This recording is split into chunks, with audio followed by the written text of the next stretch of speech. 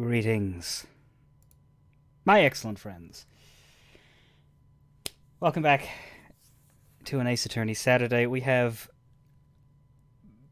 did like 2% of Rise from the Ashes. Like I thought, I'll start the first investigation section and just having a couple of conversations with a couple of NPCs ate my time, and so we had a good streak of like always finishing on to be continued spots. But I had no choice.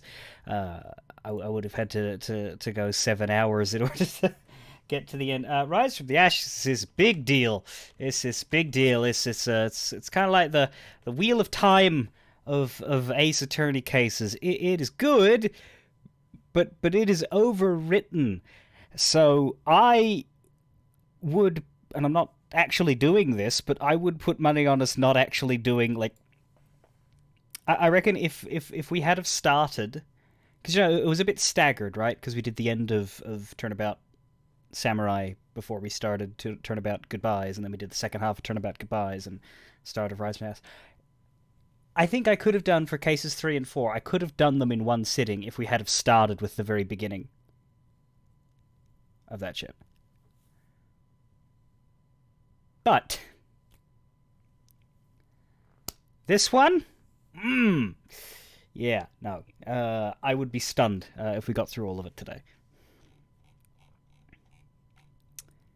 How far did we get? Where were we? I believe.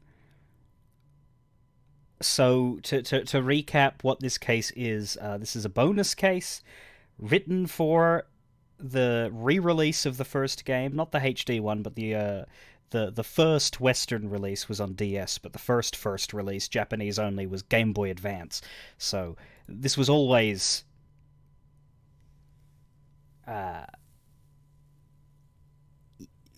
this was never a bonus case or a new case for English speakers, but it technically is.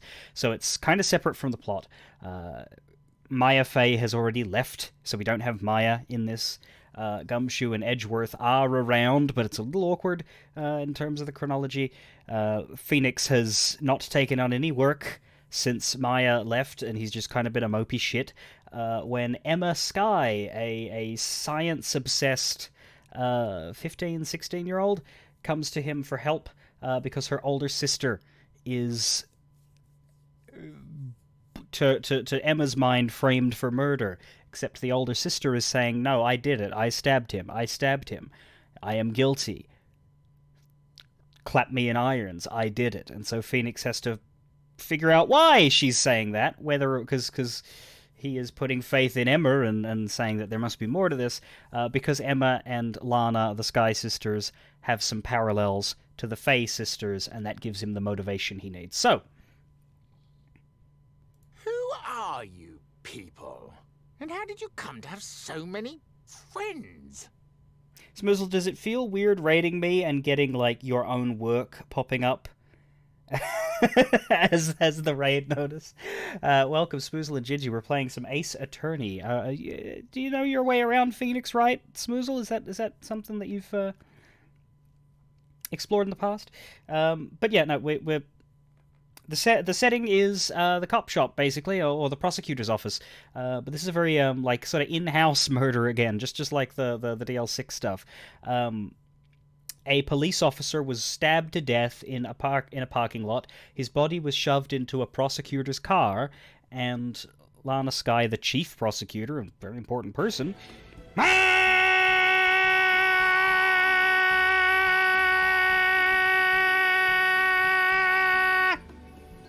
I think my favorite part of that is that the fucking Final Fantasy XIV background music was inextricably linked to that. Because I never thought about that, because that's a stream clip. You can see the little exit lag shit.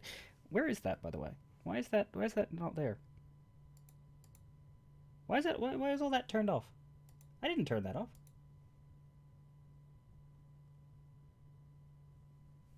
Where's the rest of it? Here. I had no idea why all that vanished. Anyway, all this stuff. So, like, the music cuts in because The game was running when I did that little so there is no way to not have the music. But it's I kind of like it because it's this sort of breezy little da da da da da da da da while you're getting this the mass destruction. I like the feel. Anyway, I was going over the start of Rise from the Ashes. So yeah, stabbed to death in a prosecutor's parking lot, police officer shoved in someone's car. We have just arrived on the scene and started to investigate, and we got shooed away by another officer, Jake Marshall, who wears a poncho and a cowboy hat and talks like a Western movie star. And we also met Angel Star, who is this weird lunch lady who was the witness. She was delivering lunches in the area and happened to be in the parking lot when the stabbing happens. And so everybody says Lana was there, Lana was with the guy who got stabbed, Lana stabbed him. Somehow we need to prove that to be bullshit. And again, like, full disclosure, I've played this before. I've played most of the Ace Attorney series before, and I know what happens. Or at least I have a recollection of the major beats. This is the first case where I'm a little hazier, because Rise from the Ashes is deeply fucking complicated. You could play that, like, twice in a row, a year apart, and forget half the shit that happens in this one. So it's not a blind run. I won't be doing the whole shocked reactions to everything that happens, but we're putting the voice acting and the performance work in, which is why I still think it's worth my presenting. But thank you, Baza, for the 5 gift subs. Did I thank you? I wanted to finish my spiel and then get back to the housekeeping. Thank you, Smoozle, for raid, and Baza for gift subs there to Fantasy 55, TCG, Ray Rain, Baka Shinobi, and 2 folks who I can't... They might be chatters or they might be lurkers, so I'm not going to say their names. But they both look sort of familiar. I'm too unsure. What I'm saying is that Rise from the Ashes isn't very memorable. No. That's not what I'm saying at all. I'm saying that Rise from the Ashes is very long. Rise from the Ashes has NPCs that I dearly love. Angel Star is excellent, and so is another NPC who's coming up later. I like this case, I just think it needed a lot of work. Details in Ace Attorney tend to slip by me because there's so very many of them. That's not what I'm saying at all, but that's not news for you, I suppose. So I think we've just finished with Angel. Yes. Also, my other favourite bit of trivia about Angel, she has the most unique sprites in the game. This HD version still uses the framework of the original game, which is 2D with a whole bunch of little animated sprites to show every facial expression and action that they do. So they're always in these static poses. She has the absolute most out of anyone in the game, and the reason why is because she hands out lunchboxes, and they made, like, every time she hands someone a lunchbox, it's a different fucking lunchbox. Well, I've played this game 3 times before. I've played this and the sequel, the first sequel, Justice for All, 3 times. Because as a kid, I played Ace Attorney, which I borrowed from my cousin. Then I bought Justice for All, and I played it. And then I stopped because Ace Attorney 3 never got physically released in Australia. Something went wrong. Or either that or it came out after Apollo Justice. I can't remember, but there was... You couldn't find it. You could never find it, at least not where I'm from. So I stopped with the series there because I didn't want to skip one. Later on in my life, I remember playing the 2 of them again once, and then it wasn't until 2016 or so that I played through pretty much the whole series that was released up to that point in one big marathon of a few months of lawyerly gameplay. So every other game in the series has only been played once for me, except for the very newest ones.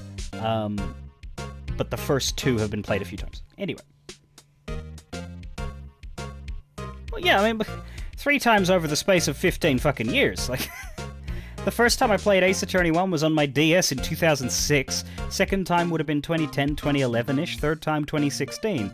Now, 2021. Like, that's not a lot, really. How many times you watch a movie that you like?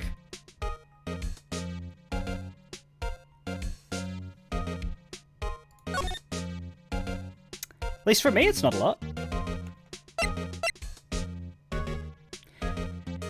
I'd be due for my next Ace Attorney run in 2020. Pretty much, yeah. It's like roughly every 5 years I go back to this series. Because I'm a completionist, I play all of them.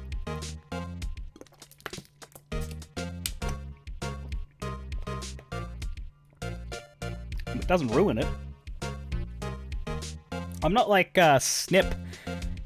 I don't know if Snip's here, but I don't know if Snip's always said he hates replaying things, and I respect that. I'm glad I'm not like that because I get more value in the end out of the games that I own if I'm willing to go back to them, right? Anyway, I think we've explored everything we can here, and I stopped here because I was about to move to the High Prosecutor's office. So this is the prosecutor's parking lot, where the murder happened. It is a two-section area, but the second section has been denied to us. We explored this half in full, but beyond this barrier is the car that the body was shoved into and the scene of the murder. And we got to look at it, and the first time we tried to click on something to examine it, the policeman pulled us aside and said, "You can't be in here." So we need to find a way to get back to actually examine the rest of that area, but we can't do it yet. So, High Prosecutor's office. Fuck me dead. This is,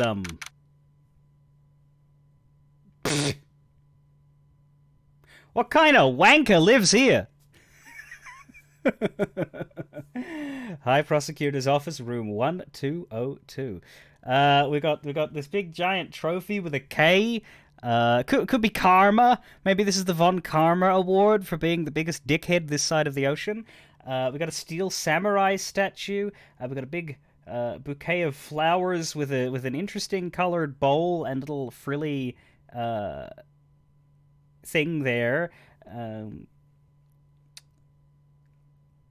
The desk itself is gaudy, but it's not. The stuff that's on it looks fairly modest. Like, that is a cheap ass chair. That is an old ass phone. Quill pen is a bit ostentatious, but you got that regular pen there, just paper. If that's a computer, it doesn't look that special. There's a weird mix of overindulgent rich dick stuff and also ridiculousness. Teapot. The bookshelf has a fucking ladder. Got a little chess table, which looks, or maybe a checkers table. That's got to be decorative, because I mean, how the fuck do you play that? There's no chairs. That's wankery. And that is a loud couch. Man, that is a loud couch. That looks more comfortable than his desk chair, though. Maybe he uses that for a nap. And then there's this, which, Is that an outfit, like flattened and pressed, or is that a picture of an outfit? I don't know, because this is a 2D plane.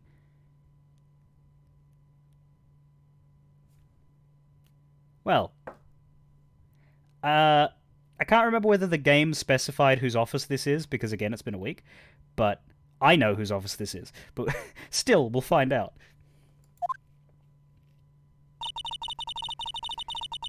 This is the kind of room that just screams, "I can do the job." Are we looking at the same room?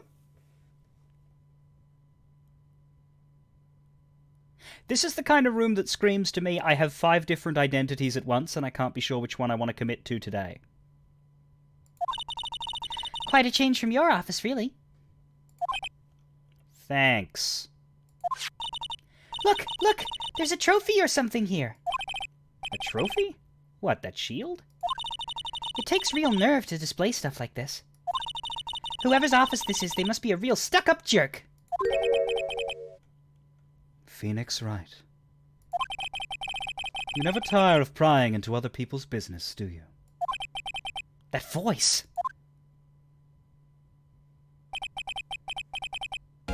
Long time no see, Edgeworth. Huh? Ah! Mr. Edgeworth! You know him from somewhere? Of course! I'm his biggest fan! My sister introduced us once, and... Right. Her sister is the chief prosecutor, after all. So this is the High Prosecutor's office, and I'm not fully down with what the difference between those titles are, because this is very evidently not Lana's office. I mean, like, this is fucking Edgeworth's outfit, but with a bit more fanciness in the shirt and the collar. This flower pot is literally cosplaying him. And the couch is the same color as his jacket, so it is obvious. And the curtains. It's got that. What's this color? It's not quite pink. It's not quite red, but it's not quite purple. Is this what is this called? Is this burgundy? Burgundy? Maroon?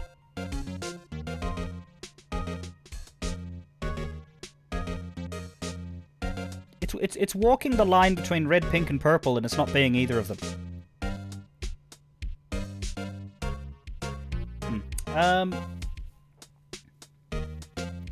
Well, what brings you here? I'll warn you, I've been known to be a real stuck-up jerk. No, did I? No? It was just Mr. Wright here. Hey! Don't blame me. We're just here to investigate a murder case.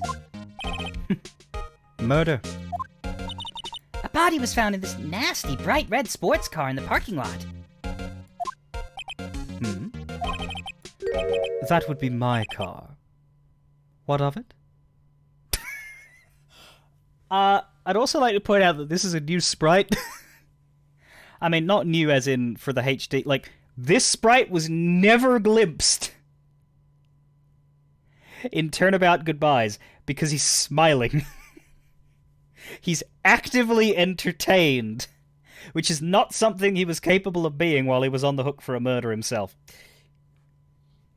Look at that little face. Look at that little edgy face. You just want to tussle his hair, don't you? That would be my car. What of it? What? Your car? I'll say one thing, she certainly can't scream. Let's just examine his office first. A work desk. It's quite tidy, as one might expect. What a nice desk. Easy to use and easy on the eyes. It's polished so well I can see my own reflection.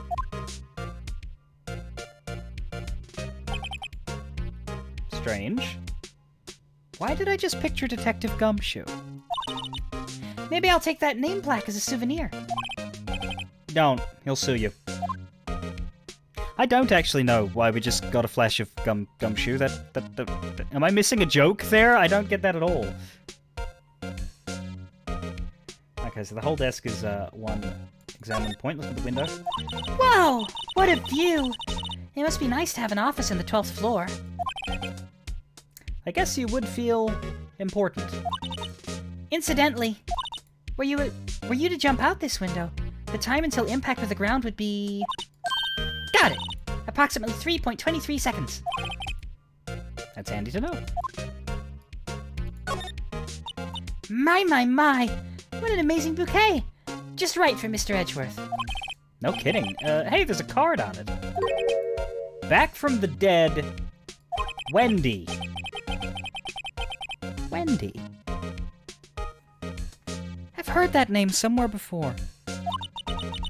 And beside it, a giant steel samurai!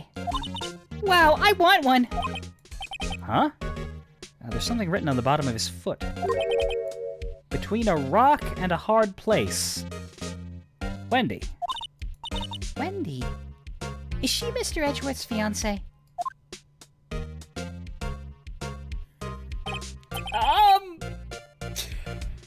I don't think so.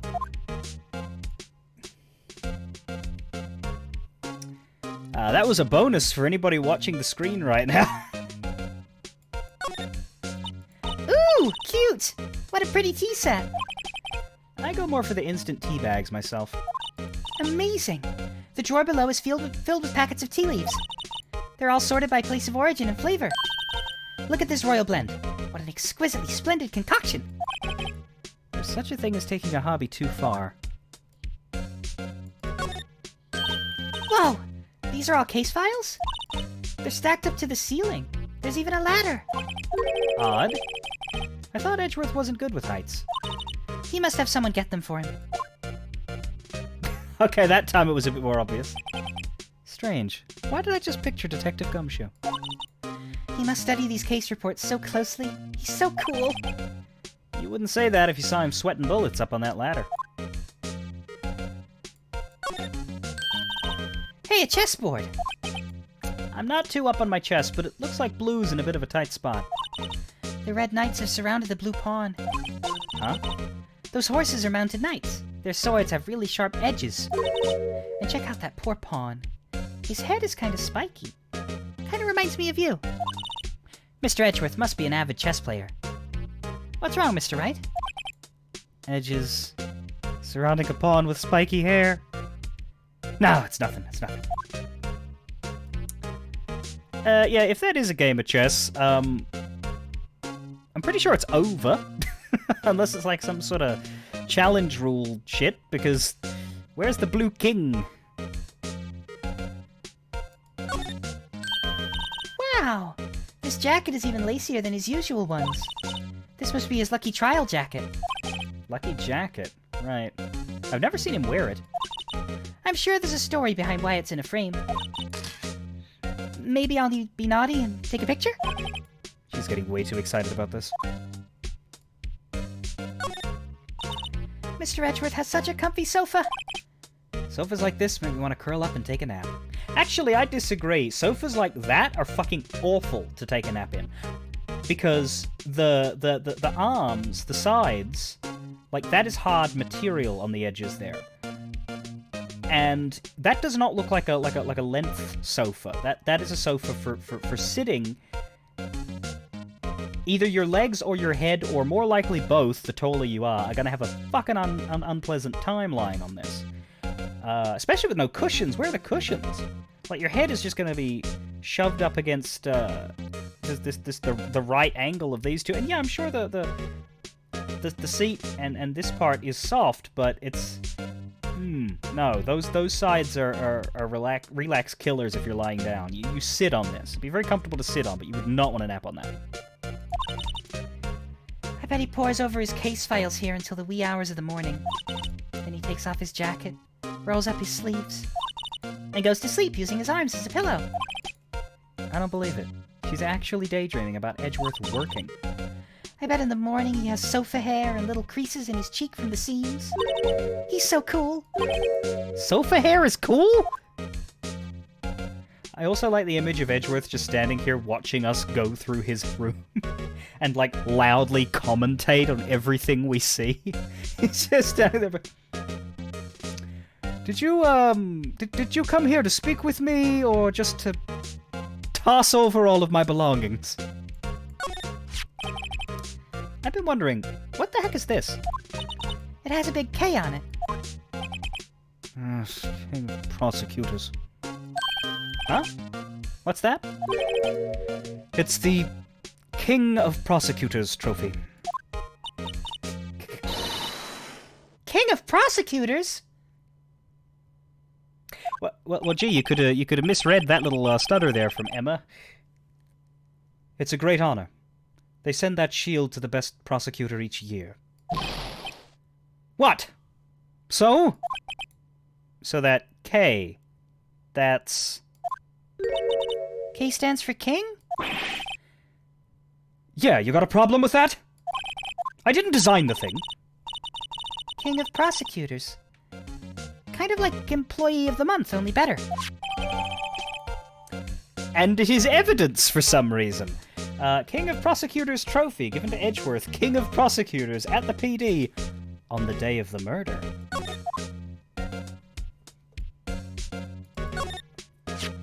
So that's the King of Prosecutors shield, huh? Well done, Edgeworth. You must be proud to be the King of Prosecutors. Congratulations, King of Prosecutors! Please stop saying that. That still doesn't explain one thing. Why is the tip of this shield broken off? That is either because the trophy sustained damage, or because it's designed that way. Ooh, we got our new shit. We can. No, that's not the button. Present. Yeah, the thing you have to remember to do in this particular case, and only in this case, because they take that shit away in 2 and 3. or rather, it wasn't invented for them yet. You zoom in on every piece of evidence. And then try and find... Hang on, what was the controls? Right, yeah, use arrow keys. Okay. Enchilada? Is that how you say that? Is that like enchilada, but with some letters missing from the... Welcome, in any case. So we got label here. Can I see it? Okay, we're not going to be able to read that, but perhaps we can with this. Hey, check it out! There's a metal plate here. Looks like the names of all the previous recipients are engraved on it. Wow. One guy's listed a bunch of times. Von Karma. I guess he must be a foreigner? Yeah. That's probably it. Well, wherever he's from, he must have been an amazing prosecutor. I'd like to meet this Von Karma sometime. When she says it, his name does have kind of a ring to it. Sadly, the only way you'll be meeting him is if you give him a ring. From prison. God, I hate this. Yeah, the whole interface for this is really bad. Like, there should be some mouse way to oh, fuck. There should be some mouse way to control this magnifying glass. You have two options. If you just want to use the mouse, then you have to, like, rotate it all in on the center. Or you can arrow key.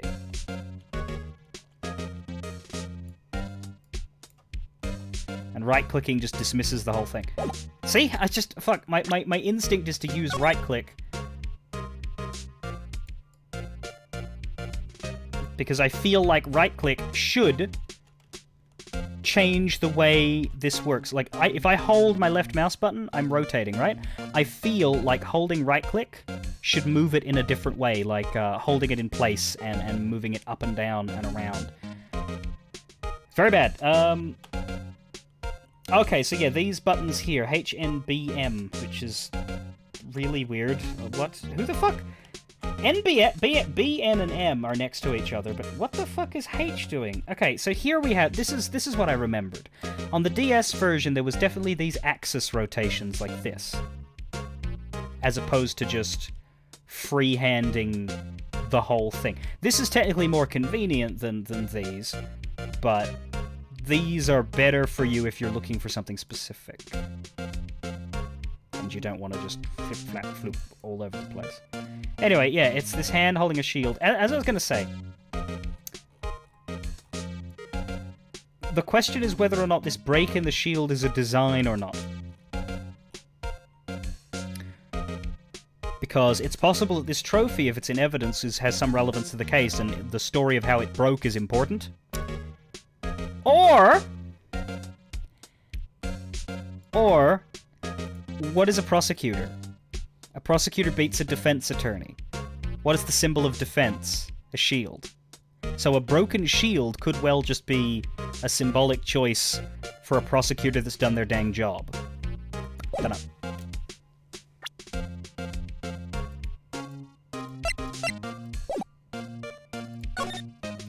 Alright, Miles, let's speak. So, the body was found in your car. Go ahead, say it right. You think I did it, don't you? After you went through all that trouble to help me last year, no less.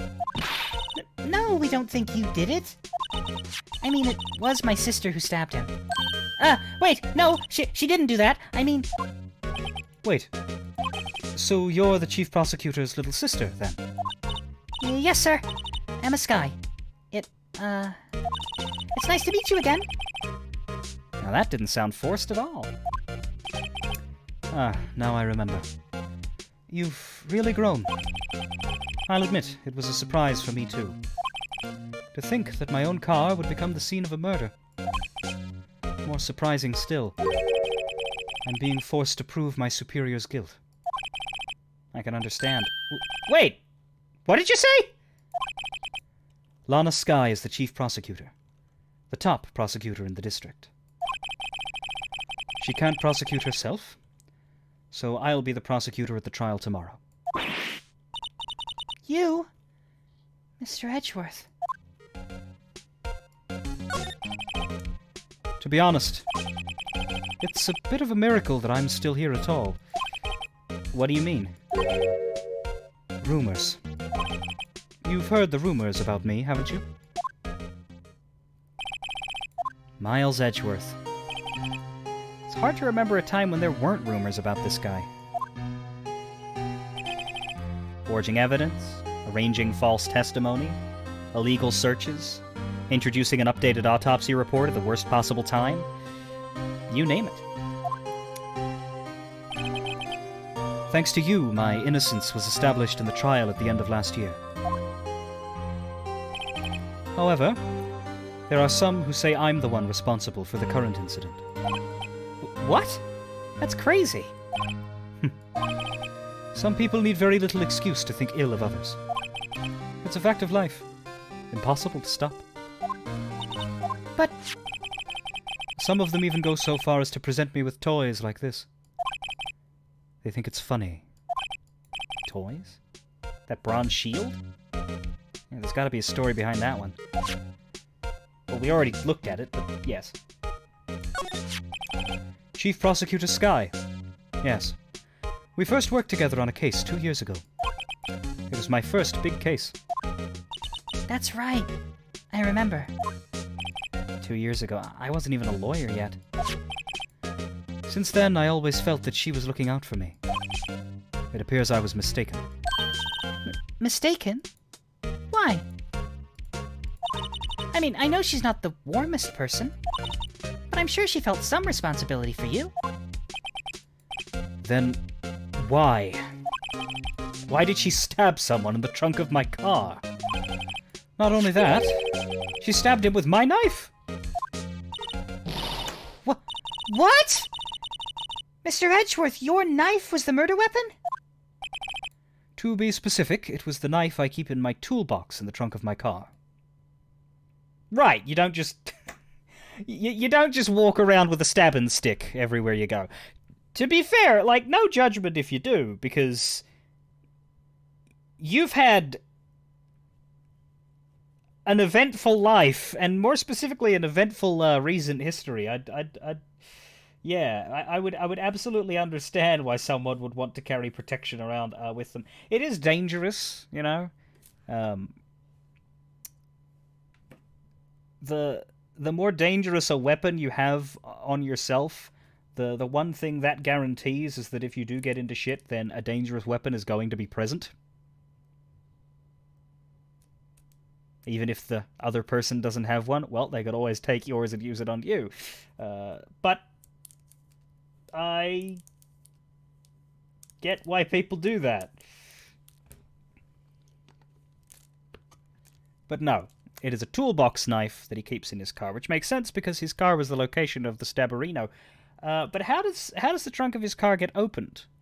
If Edgeworth was not present for this event, why was a police detective and a chief prosecutor hanging around outside Edgeworth's car, opening it up and burgling the toolbox?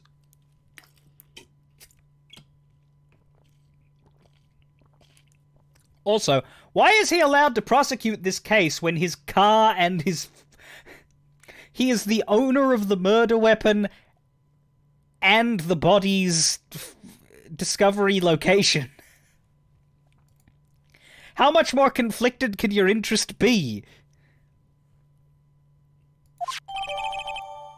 Edgeworth's knife, the murder weapon, usually in Edgeworth's toolbox. Traces of victim's blood, no prints. And yes, of course, the handle is color-coded to Edgeworth's theme. Edgeworth? What? Are you sure you didn't do it? Come on, can you take a joke? You have a strange sense of humor, Mr. Wright. Sorry. Right, time to present evidence to him. Here, have my badge. I once dreamed of being a defense attorney. A long time ago. What? You wanted to be a defense attorney, Mr. Edgeworth. Yet my path is laid out clearly before me. I have no time to reflect on what might have been.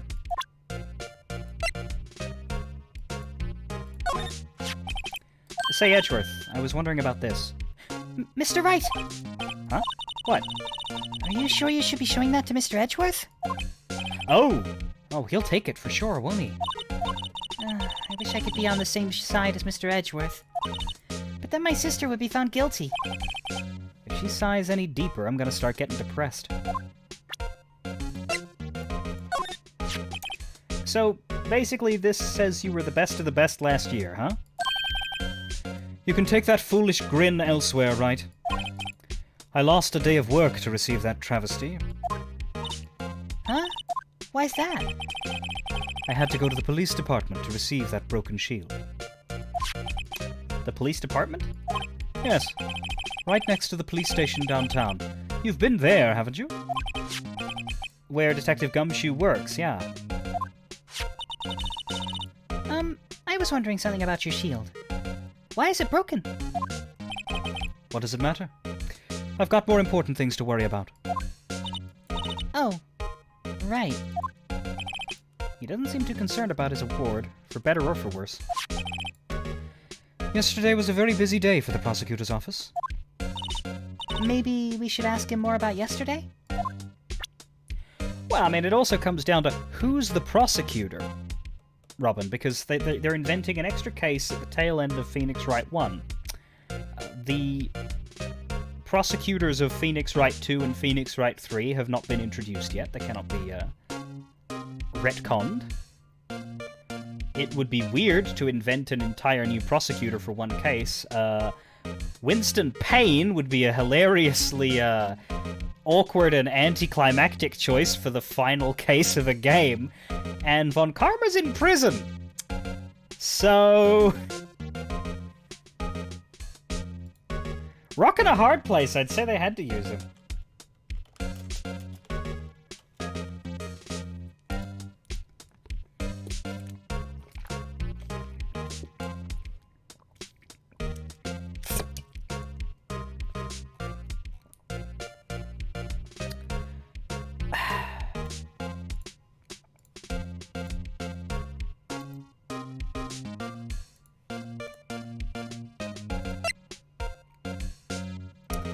Let's ask about the knife.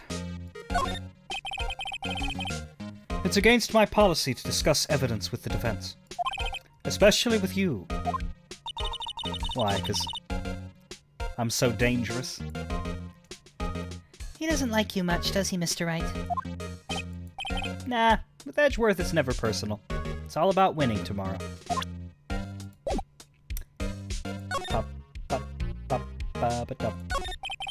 Could you tell me more about yesterday, the day of the murder?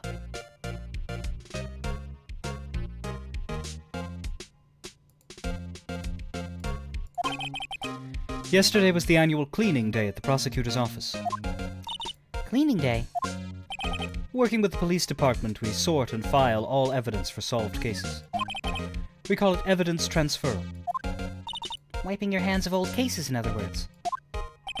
Oh, and another thing, a ceremony was held at the police department. There's an annual review and awards for outstanding police officers and prosecutors. And that's when you got the shield. I was at the police department yesterday afternoon. I got back here at 5:12.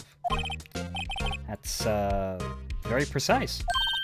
People like myself and Mr. Edgeworth pride ourselves on our precision, Mr. Wright. No, I place little faith in my memory. The only thing I trust is solid evidence. Edgeworth's parking stub added to the court record. Oh yeah, you smug little wanker. No, don't take my word for it. I keep every piece of paperwork I've ever... You know, he would fucking love the COVID era of mandatory check-ins, which... Not to suggest that I have any issues with that. Do you guys have that in, like, America? Everywhere you go, here, you go on your phone and you check in to say that you've been there. And that way, if it is an exposure site, you get a text message saying, hey bud, you need to spend the next 2 weeks locked up and you need to get tests because someone visited the place you visited at the same time you visited it and that person was sick. And a lot of people don't like that because they don't like a running record of everywhere they visit. But, you know, there's a big disease and we gotta keep ourselves safe. So yeah, no, Edgeworth would love that era, that kind of era. He'd be able to, like, prove every step he ever took, and everyone else.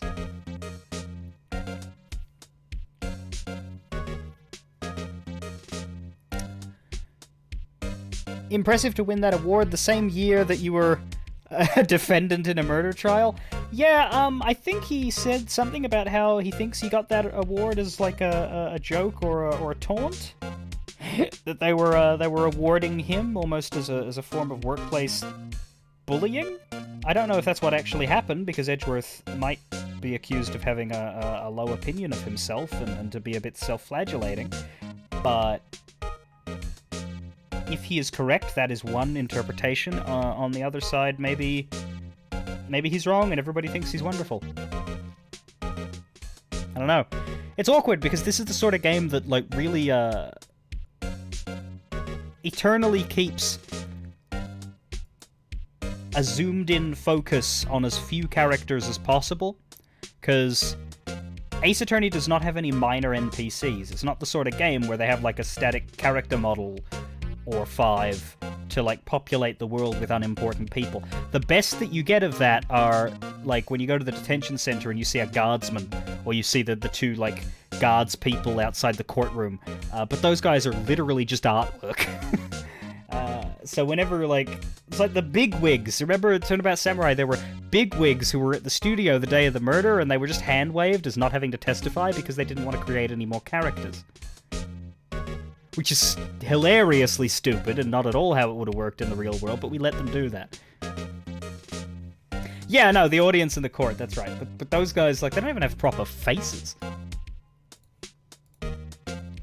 Anyway, record of parking at the prosecutor's office lot entered the lot at 5:12 p.m. or 17:12 on the 21st of the 2nd. This is the parking stub from the underground lot. The murder took place around 5:15. So the murder happened right after you got back. What? Right. I'd appreciate it if you direct that suspicious glare elsewhere. I don't know who this is.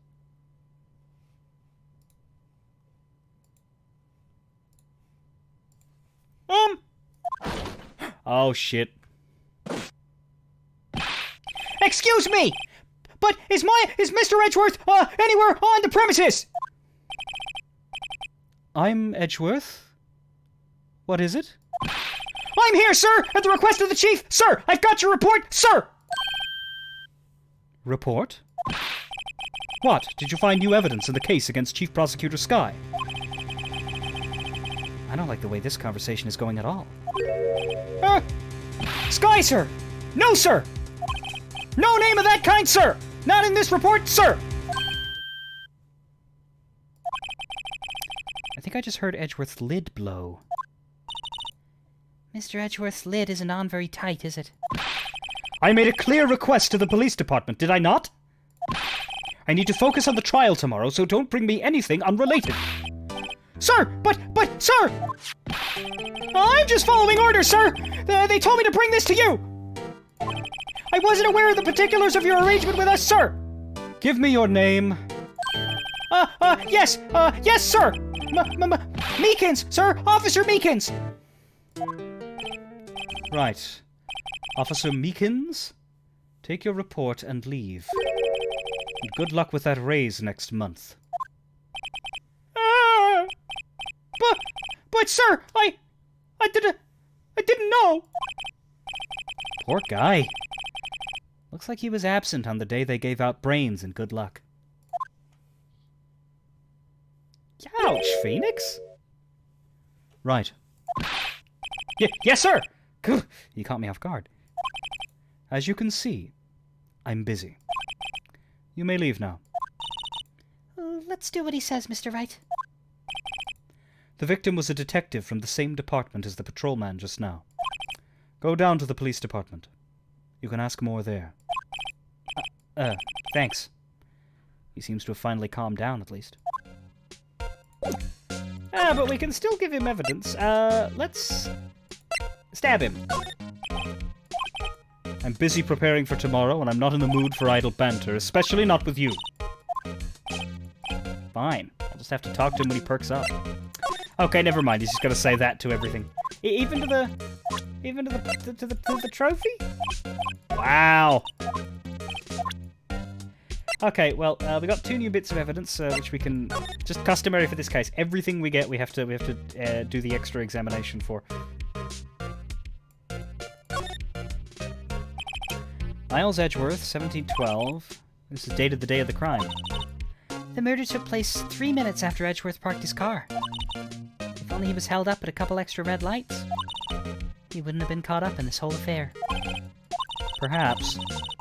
It just goes to show you never know what'll happen when you run a yellow light. That's a stretch, but okay. This isn't really something to examine. It's just this sheet of paper with one talk point. The one that we should examine, though...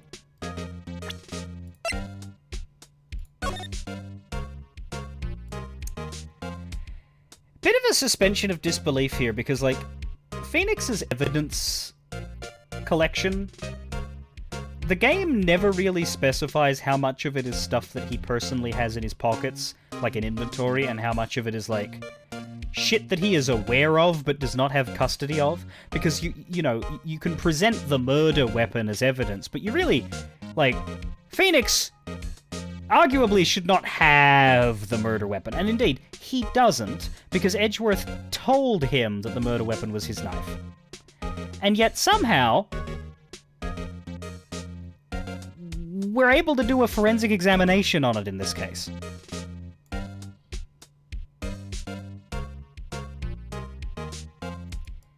Tis a stretch, frankly. This must be the victim's blood, right? Either that, or Edgeworth cut himself peeling an apple. What's Edgeworth doing with a knife like this anyway? Hey! Maybe he spends his weekends roughing it out in the wild. Edgeworth? In the wild? I think my fruit peeling theory is more likely. Are you kidding? I always pictured him as an outdoorsman. Now there's a scary thought. Okay, so we're not actually doing forensic stuff on this. We do, though. I thought we would because there's blood. Like, you do forensic shit in this interface eventually. We don't have Lana's well, we have Lana's problem dumped in our lap. Emma is the Sky that is traveling with us.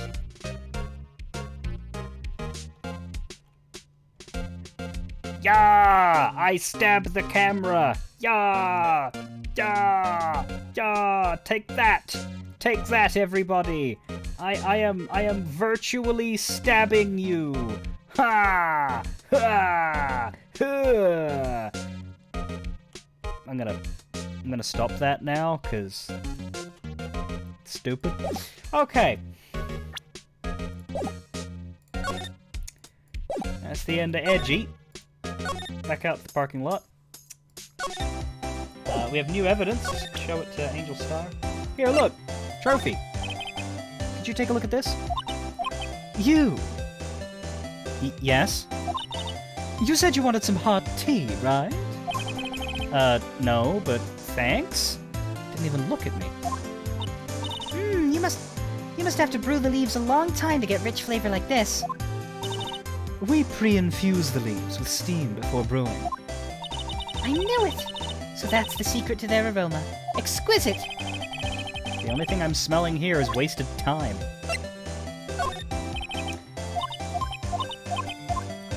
Nope! Doesn't have anything to say about the murder weapon. That's weird. She should have witnessed it happen, right? Do you recognize this knife?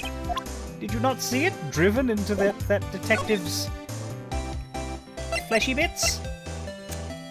Alright, new place, police department entrance, February 22. And oh dear God, what is that monstrosity in the front?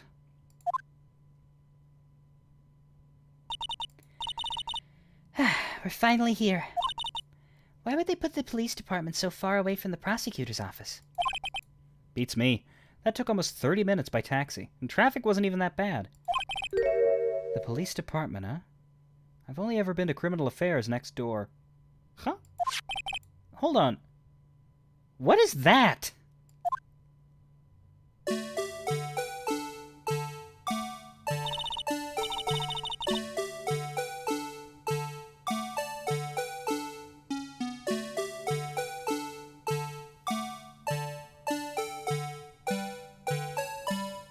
Oh, God.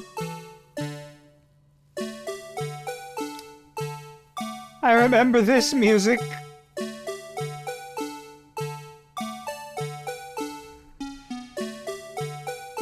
Oh, no.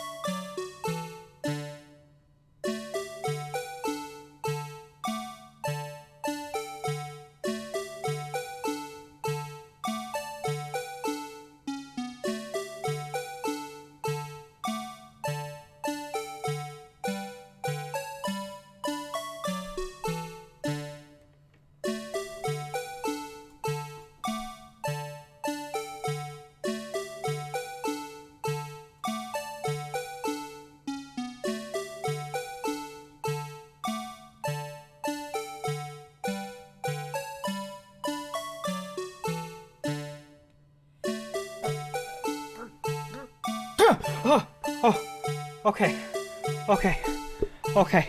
I'm sorry. It got into my mind. It got its hold over me. I couldn't think. I couldn't breathe. Oh, it was horrible.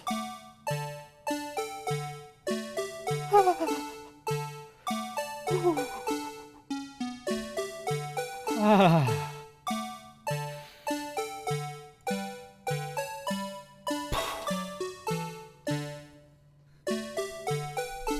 Disturbing. Why does it undulate like that? Oh, wait, I know. This is the Blue Badger. They're trying to make him the police mascot. Wow, Mr. Wright. You sure know a lot about the police. Still, he does seem familiar somehow. Forget the Blue Badger. Who's that next to him? Someone appears to be dancing with the Blue Badger. Uh-oh, he noticed me. He sure is running over here fast. Hey, pal! What are you doing here? That's my line, Detective Gumshoe. Specifically, why were you dancing over there? What? Well, at least he doesn't seem to be busy. This is our chance to get information. Hey! I'll have you know I'm a very busy man, pal. So busy, in fact, I just read your mind.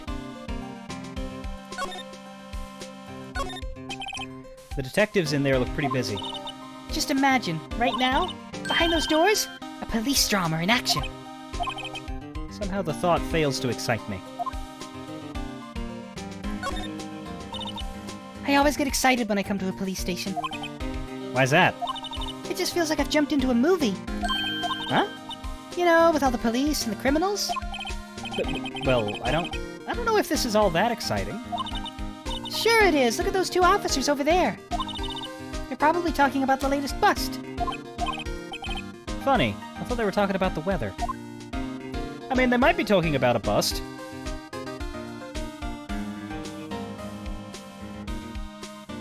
Police say all sorts of insensitive things about women. The banner here is announcing the crime-fighting campaign. Nice slogan. I wonder if they'll be selling fingerprinting sets. I don't think it's that kind of campaign. What family wouldn't want a set at home? It's good for finding out who snuck into the cookie jar. I think most families can figure that out without the extra help. Mr. Wright, did you know why patrol cars are painted black and white? No idea. Why? Well, I think they're designed after a panda. A panda? Not that I have scientific proof, it's just a theory. A game theory! No. Do you mind asking me how you came up with that theory? It was when I was on a school trip. I saw a patrol car and it came to me. We just been at the zoo, see? What about zebras? Or did they not have those at your zoo? She does not reply. I find it very funny that this This officer here just looks like a palette-swapped gumshoe, but with better hair. Look, that patrolman is saluting the other guy. He must be a detective. And then I said, "Hey, you do that, your soup will get cold, buddy." That's hilarious, sir. I laughed so hard I cried. I guess he wasn't saluting. He was wiping tears from his eyes. They make a good pair. I ship it. I was wondering about that. What? The Dancing Blue Badger? Oh, it's my masterpiece. No, don't.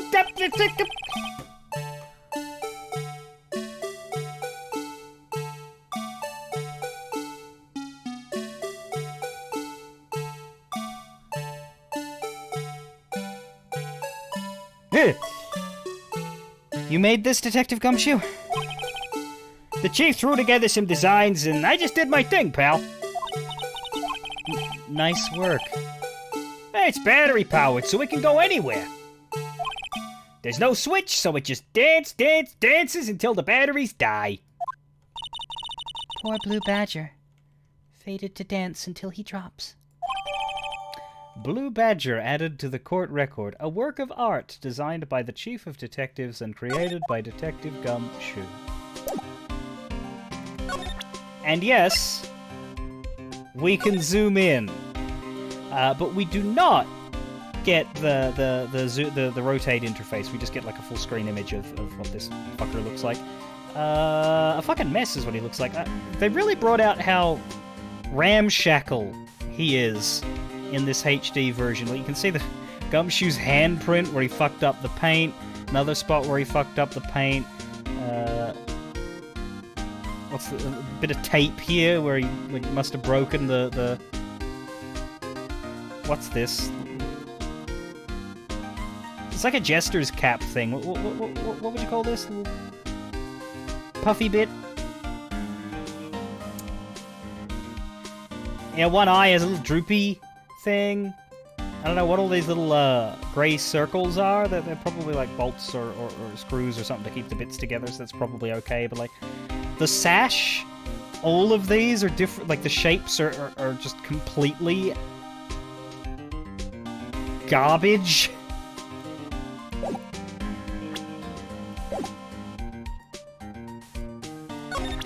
It looks like that Hitch bot after it got beaten up by Americans.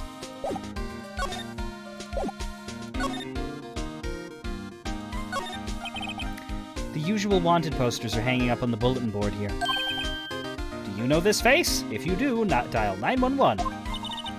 You know, Mr. Wright, I've always thought it was kind of funny. I've never seen anyone who looked like the people in these posters. They hardly even look human. She has a point. Maybe it's the most wanted reptile squadron. This is where the lines of reality and supernatural intersect. Alright, that's everything to be looked at. We will talk to Gumshoe. I'll give you one word of advice, pal.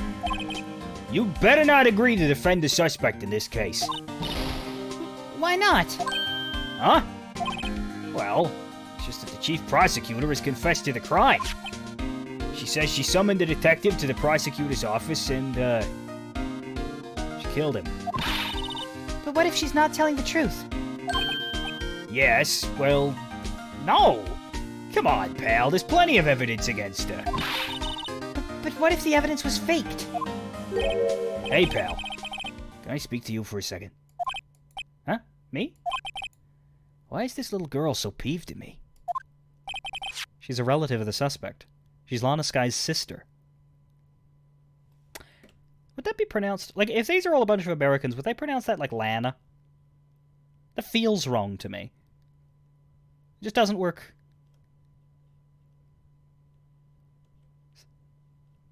I don't know.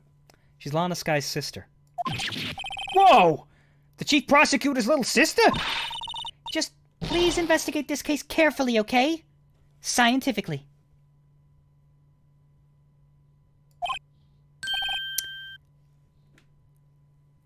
Yes, sir. Oh, by the way, you might want to keep your voices down. You don't want to be overheard using words like faked. Huh? It's just, it's a sensitive issue with us these days. So, what are you doing here, Detective Gumshoe? Me? Well, nothing really. They kicked me out of criminal affairs. Detective Gumshoe, what did you do this time? What do you mean this time? Then what happened? I know things are busy right now. I mean, with my sister's case and all. It's true, we've never had a chief prosecutor murder anyone before. Only the highest ranked people are being led into criminal affairs now. The lowest ranking guy in there is our chief of detectives. Ah, okay, you didn't get fired. You did that was badly said. He made it sound like he lost his job. No. They're literally restricting the department because of the seriousness and the internal nature of the case. They're creating a bit of a bubble and a you must be this authoritative to enter kind of blockade. Yeah, the lowest ranking guy in there is our chief of detectives. They're not letting any of us rank and file detectives in at all. None of you? I know this is an important trial, but isn't that a little odd? So anyway, I thought I'd spend the day getting the badger dance down pat. Isn't there anything else you could be doing? Hey, the chief of police himself is directing this investigation, pal. And Officer Marshall was assigned to the underground parking lot. Officer Marshall. Now that I think about it, Emma did seem to know that Marshall guy. A patrolman in charge of the crime scene. It's unheard of, pal. That is interesting. Because Marshall is sort of a bit visually deceiving, in my opinion. Oh, he's not here yet, fuck. But because he wears that big poncho, you can sort of just not... You can just, like, file him away as, like, an eccentric police officer detective, right? No. He's a beat cop. So what the fuck? That's not his job.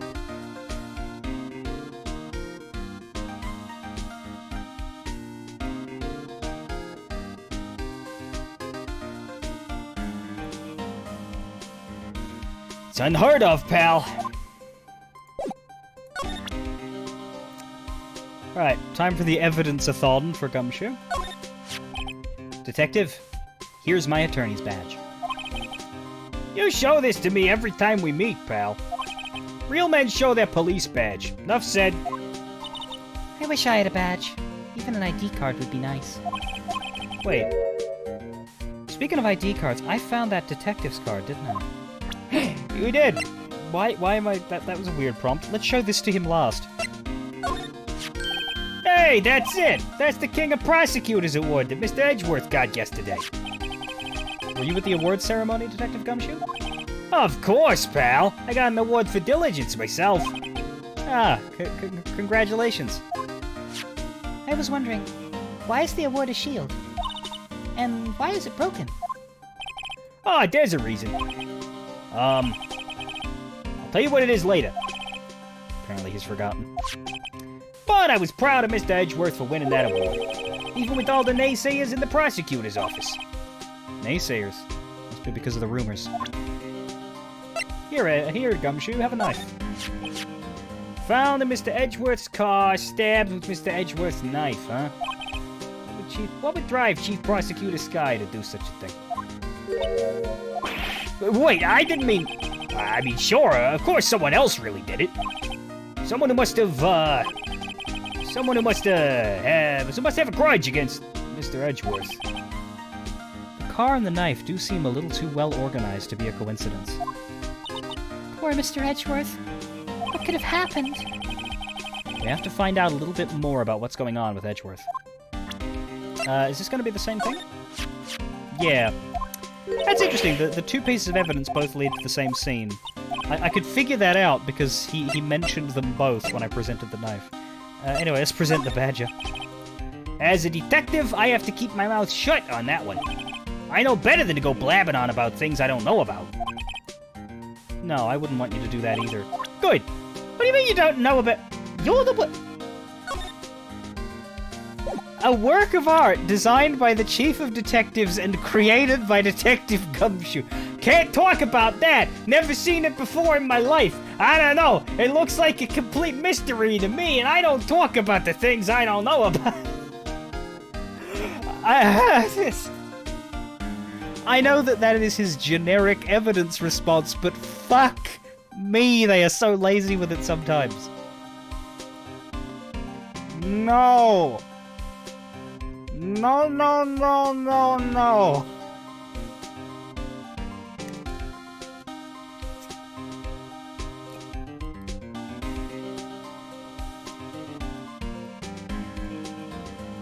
Okay. Card. Detective Gumshoe? What can you tell me about this? Huh? Hey, pal, this is a detective's ID card. You can't just keep that. You have to turn it in to the police. It's people like you that get me into so much trouble all the time. Meaning Detective Gumshoe must drop his card a lot. Let's see. Bruce Goodman. Goodman. Sounds familiar. Nah, my mistake. I'm just thinking of a TV show that I watch all the time. Oh, that Bob Odenkirk. Fucking hell. But didn't you work together with him in criminal affairs? Whoa! Now I remember. Bruce Goodman, he's the victim. That's what I thought. Can you tell us more, Detective Gumshoe? Is that in talk? Bruce Goodman. So, this ID card belonged to the victim. He was a detective, like myself. Detective Bruce Goodman.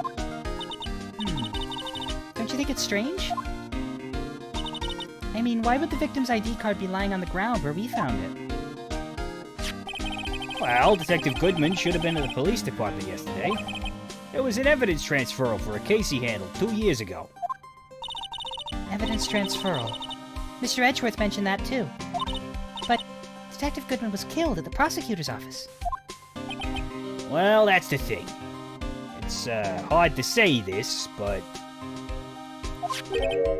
Word is that, Chief Prosecutor Sky called him out there. To the parking lot. Oh, yes? 1 second.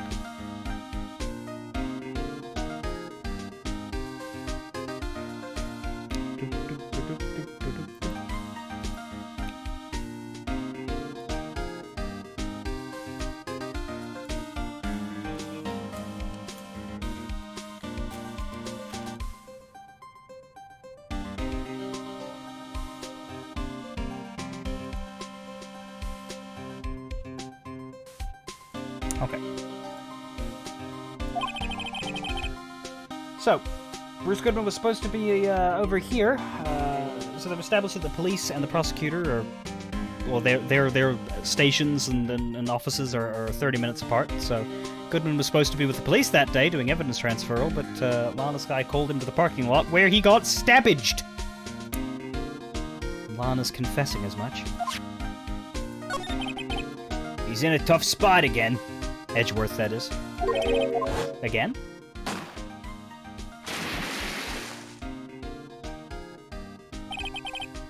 Well, it all started with the murder of that defense attorney, Hammond.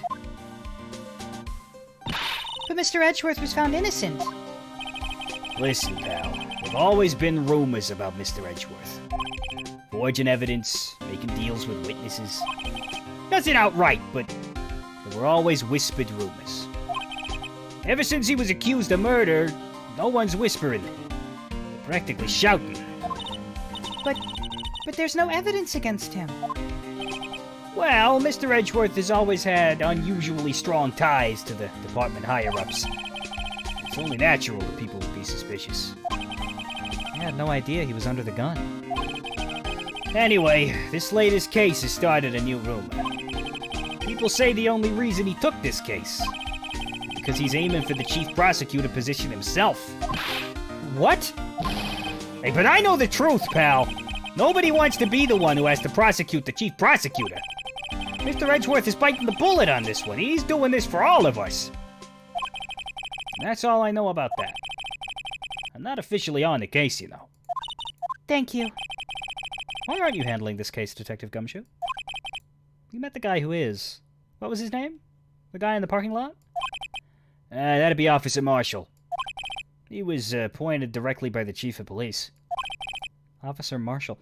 Is he some kind of Wild West sheriff or something? Nah, Jake Marshall's just a regular officer. From West L.A. For a moment there, I wasn't sure. Look, pal, let me try to make things a little easier for you. Show him this, and they'll let you examine the crime scene. Maybe. Letter of introduction from Detective Gumshoe. Okay. I'll be surprised if this gets us anywhere. Just act like you're supposed to be there, and nobody will look at you twice, pal. Well, I'm curious about what this crossed out thing is. Received from Gumshoe allows bearer to investigate the crime scene.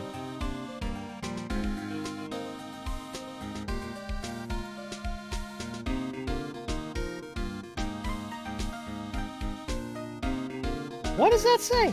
I can definitely see $20. Is that amount?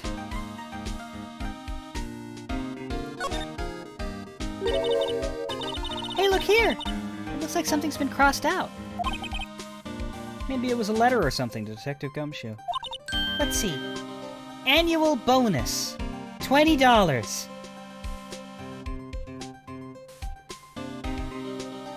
Oh! Oh, God! My guy! Jesus!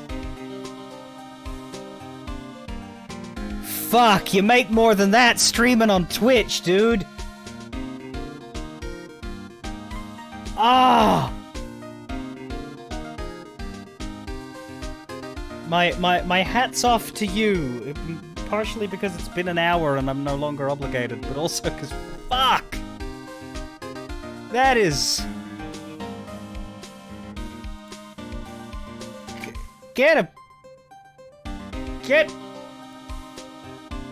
Quit that job! They do not deserve you. I think a couple zeros are missing. No, that sounds about right. At least in that detective's case. Maybe I should rethink my career as an investigator.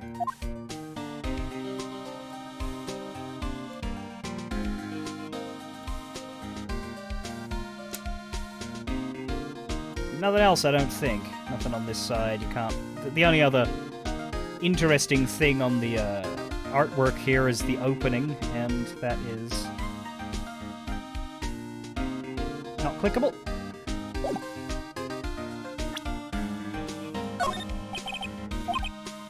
Oh my god!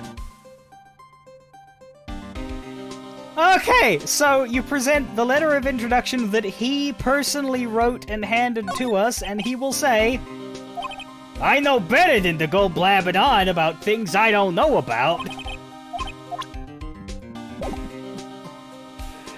Ah! All you need to do for that one is to just repeat yourself. Just have... So wait, what was I supposed to do with this again, detective? Just show it to Officer Marshall and he'll let you investigate the crime scene. Fuck no,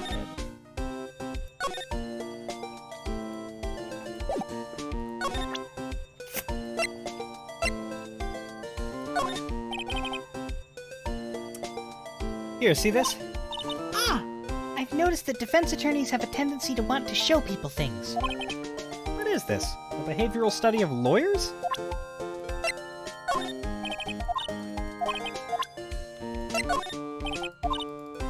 Okay, so Emma doesn't have anything to say about the evidence either.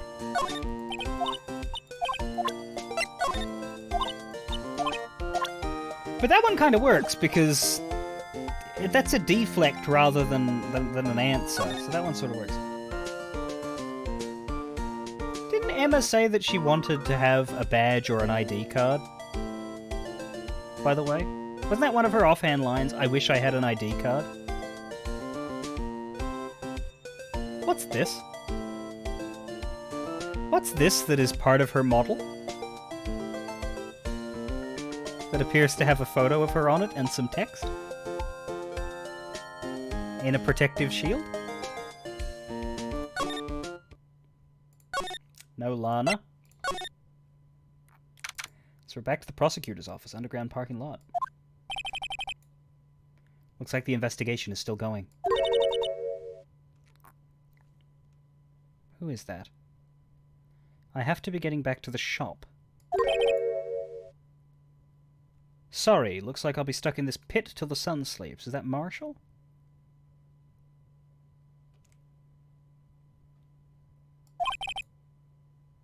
I'll see you in my dreams tonight then, baby. Ah, Angel. I'll see you in my dreams tonight then, baby. Oh. Still here. Ah, hello. Why the surprised looks? Didn't I mention? I've got a boyfriend in criminal affairs, too. What happened to the security guard? Hey, what's wrong, Bambina? You're looking like a doggy that's lost its herd. Jake Marshall. Strange guy to put in charge of a crime scene.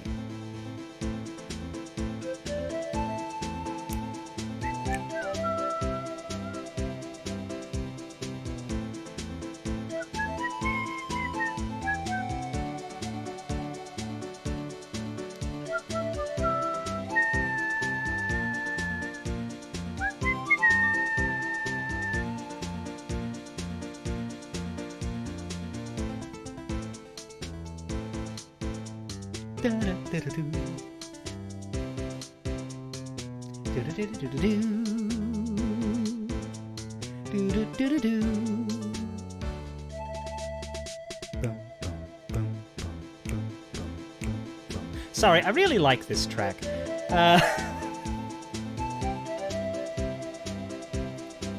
This is good. This is good. Marshall's an idiot, but this is good. Is everything here reignited? Yes, unfortunately. We'll do a quick sweep, though I doubt any of it's changed. If you want to take a closer look, you'll have to deal with me first, partner. Huh? A duel at sunset. The winner leaves the loser in the dust and takes all. The blood law of the gunman. Note to self. Jurisdiction squabbles are settled by dueling. I think one body per murder case is enough, thanks. Okay, no, we can't look at anything while he's here. There's something I wanted to ask you. The scene of the crime.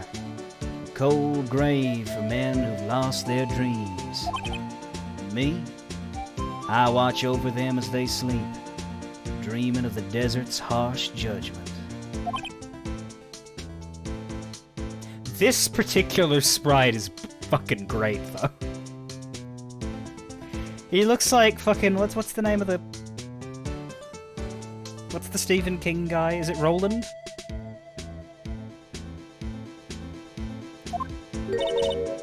He's asleep.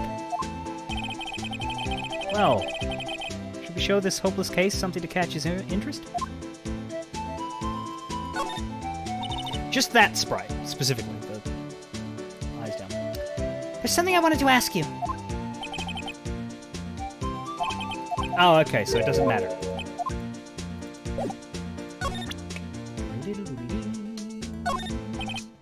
Officer Marshall, could you take a look at this? Whoa, partner. If you're fixing to draw on me, you'd best be ready for a shootout. You ready to become food for the vultures, compadre? Are you ready, Mr. Wright? Somehow I don't think he's gonna help us. Let's stab him! Alright, compadre, count to 3. What? You gotta do that if you're gonna draw evidence on someone. That's what we do in Texas. Remind me to never visit Texas.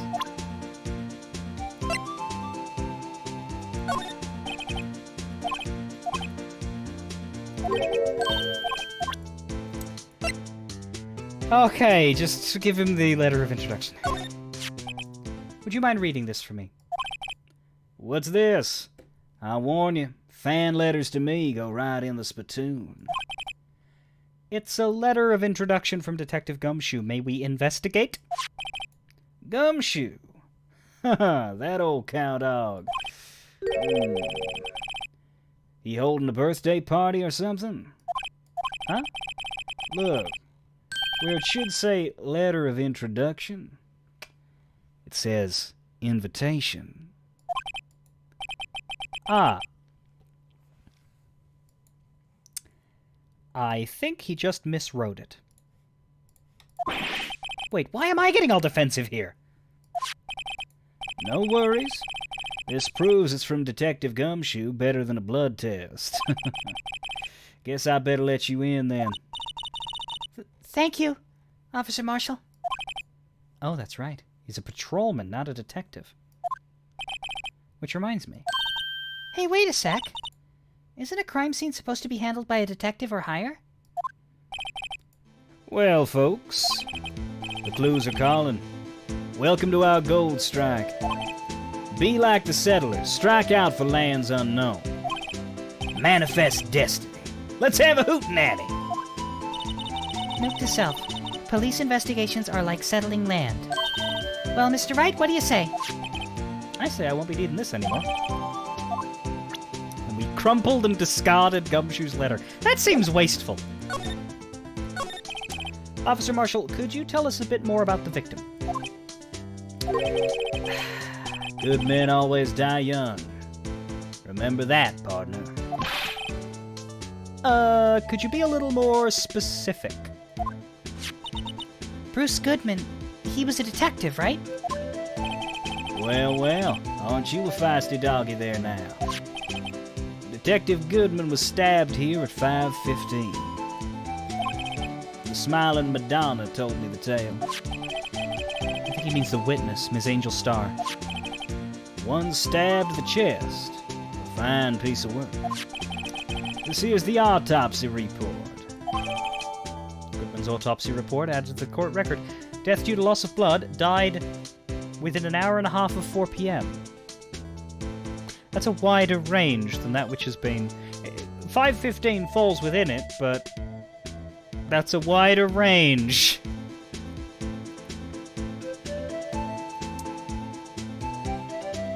Than is necessary for that. Good men always die young explains a lot about Congress. Hey-oh!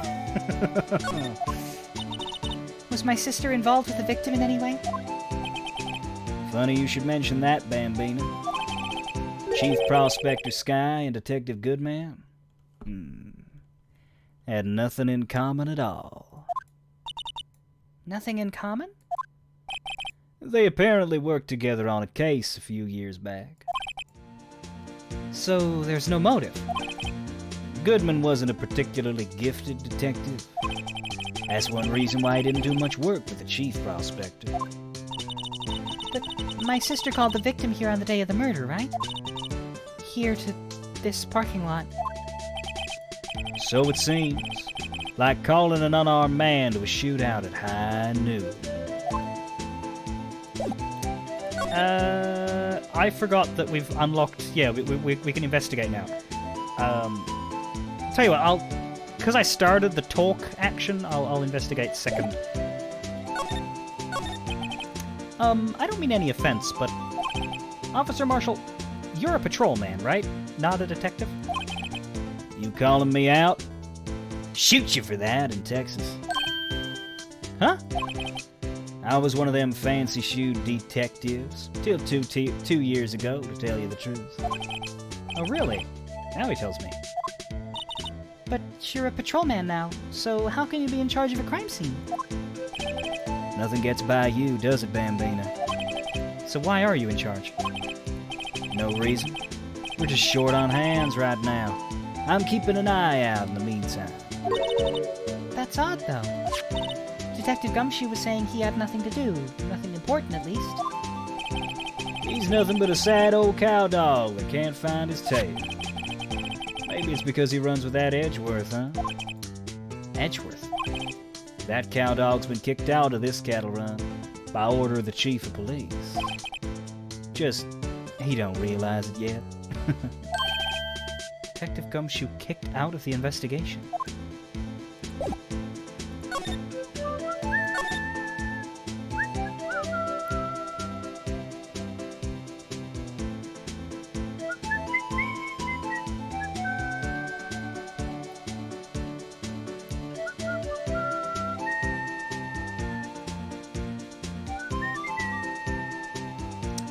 Alright, so...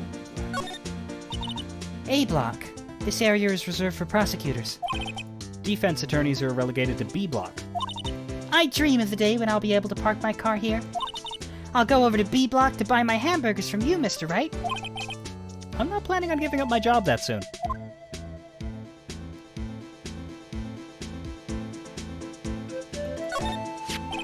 This looks like a cell phone. Scientific analysis would suggest this belonged to the victim. I can't think of anyone else it could belong to. What's so scientific about that? Should we check it out? Let's do it after we've swept the simpler stuff. On second thought, let's not. What? Why not? I mean, don't you want to know whose this is? Probably one of the detectives dropped it. Come on, no detective would be that dumb. I don't know. One detective in particular comes to mind. This rope. Is it? Yep, they laid it in the outline of the victim's body. So wait, the victim must have died when the killer closed the trunk on him. You've got to be the only person I know that would come to that conclusion. But yeah, he was hanging out of the fucking thing, look.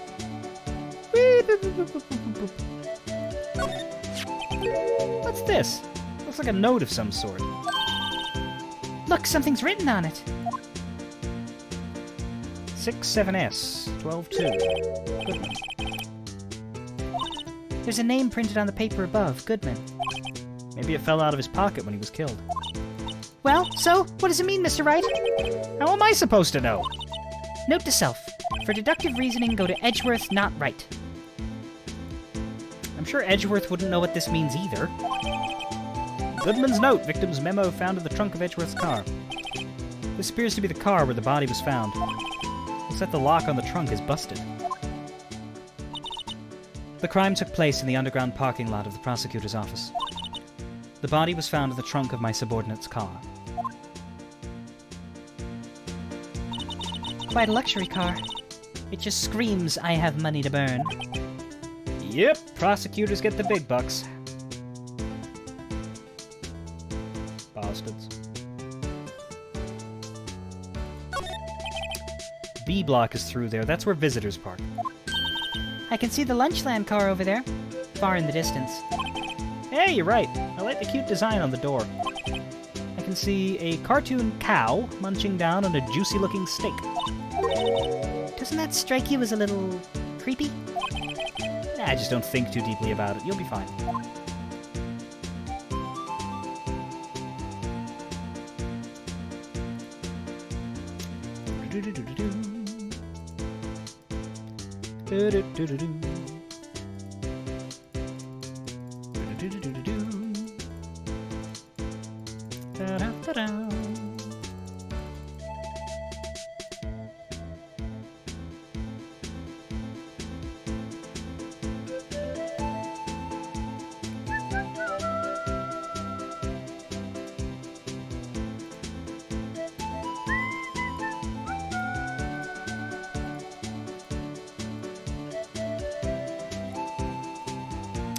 And I think that's everything, so back to the phone.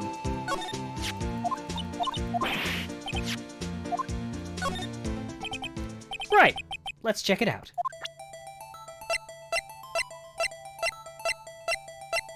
Ah, tutorializing. Wonderwank. Man, what a boring strap. What's wrong with it? Everyone has different tastes, you know. Here, check out mine. It's a pink princess strap. These are hard to come by, you know. I see the series is as popular as ever with the kids.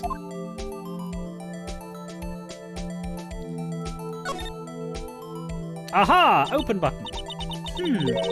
This phone's still on the redial screen. Redial.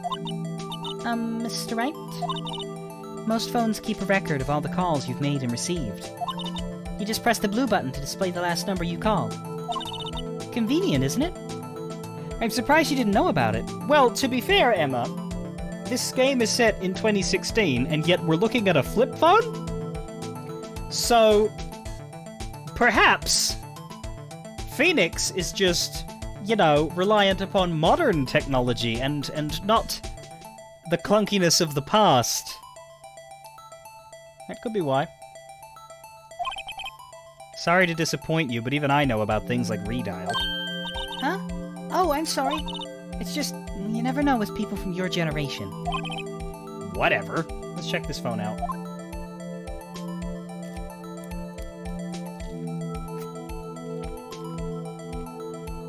Pretty sure Phoenix is like, at most 10 years older than Emma.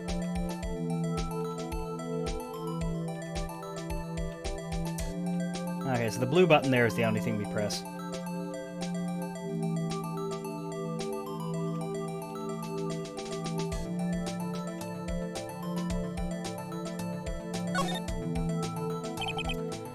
Now to see who the owner of this phone called last. Note to self. A defense attorney doesn't think first. He just pushes the button.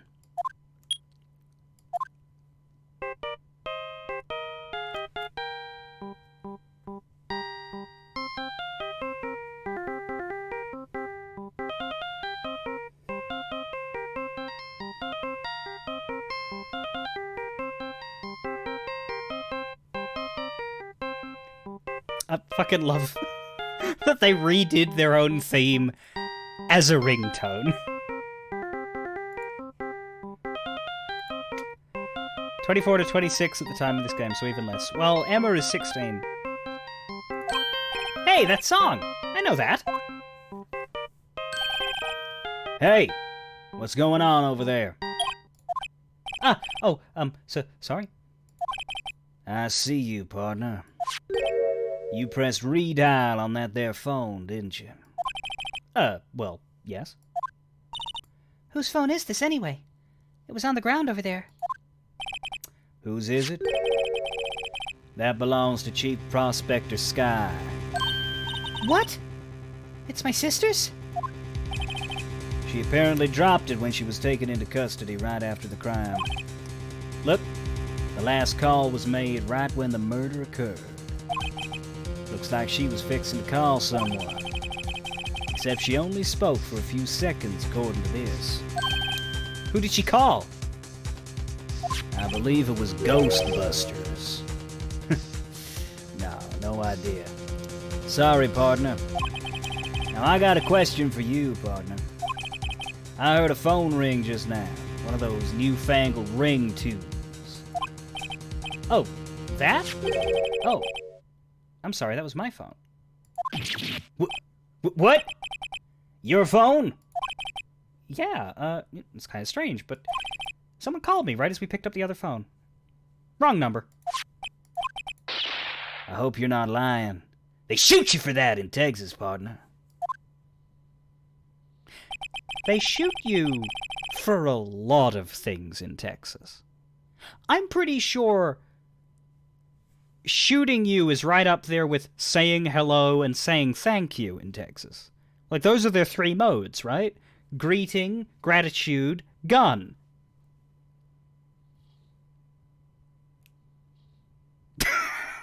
Thanks, Bluebird. Ruthie, how you doing? We're back to Ace Attorney today. We're investigating a murder most foul. I've incited the wrath of the Lone Star policeman. Cell phone added to the court record. Property of Lana Sky. Last call made at 5:18 on the day of the murder.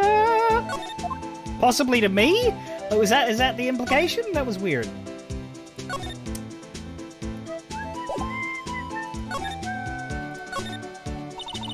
So there's no connection between Detective Goodman and my sister.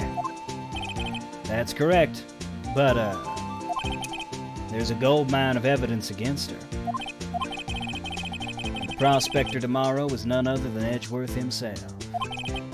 I'm afraid your sister's fate is decided, Bambina. Many condolences. Officer Marshall. Yeah, Bambina? How can you say that?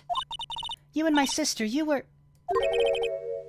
Is there something between this cop and her sister that I don't know about? I apologize, Bambina. Something must have gotten to me. Maybe it's that dry wind that's a-blowing through the prospector's office. Dry wind or ill will. Someone's up to something here, but who? Suspicions about Mr. Edgeworth have been flying around for nearly 2 years now. Forged evidence and arranging testimonies, you mean? He was unbeatable because he did whatever it took to win. Unbeatable, that is, until he met you. But rumors are just rumors, aren't they? Big thing being, if someone forces their way into your house, you can shoot. Yeah, no, that's what do they call that? Stand your ground. That's like one of Texas's big legal rights. Is if someone comes, it's basically the trespassers will be shot sign, but legal, and a point of pride. Am I right? Is Matcha here? I think she isn't, because if she was, she would be talking a lot right now. No, she's not. She hasn't said a word today.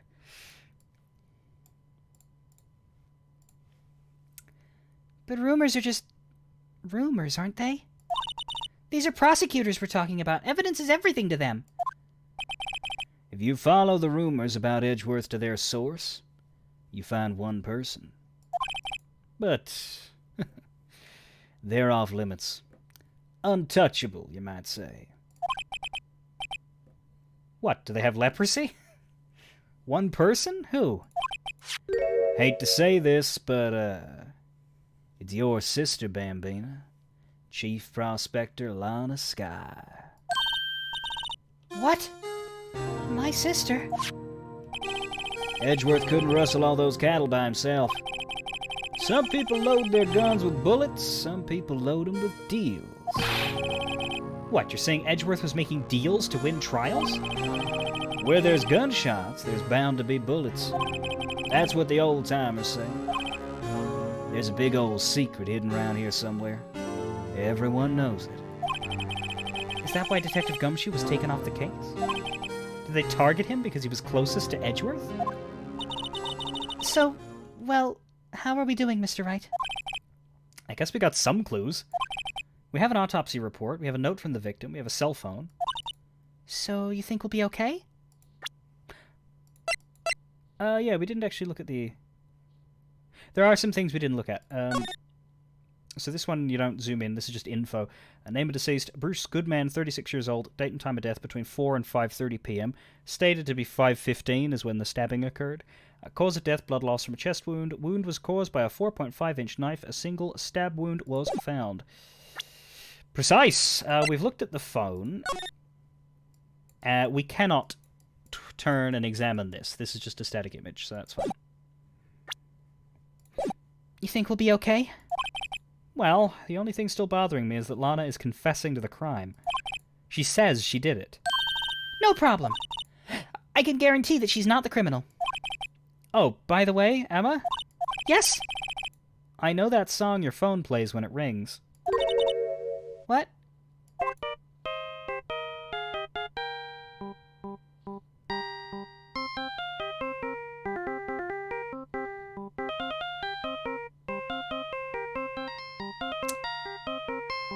Smooth, Phoenix. It's the Steel Samurai theme song, isn't it? That popular TV show for kids? The phone that rang earlier wasn't mine. It was yours. At 5:18, just after the murder took place, your sister called you, didn't she, Emma? I'm sorry. Can you tell me what you talked about? She hung up right away. I see. A detective is murdered and the suspect is the top prosecutor in the district. I've got a bad Star Wars quote about this. Like, maybe I still don't know everything that went on here.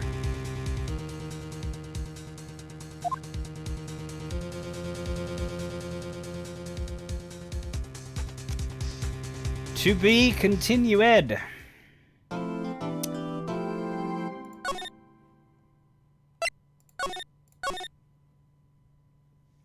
We go back to the courtroom for the first trial of Rise from the Ashes. We once again get to face against Miles Edgeworth, which is quite nice. It's one of the things I do appreciate about having this 5th case is that you do get 3 Edgeworth cases and you get to finish the game with Edgeworth as the prosecutor, rather than only getting Edgeworth for like Turnabout Sisters and then the stupid samurai case, and then having bloody Von Karma. It's good. It's good for Edgeworth to sort of take back his space there. I appreciate that.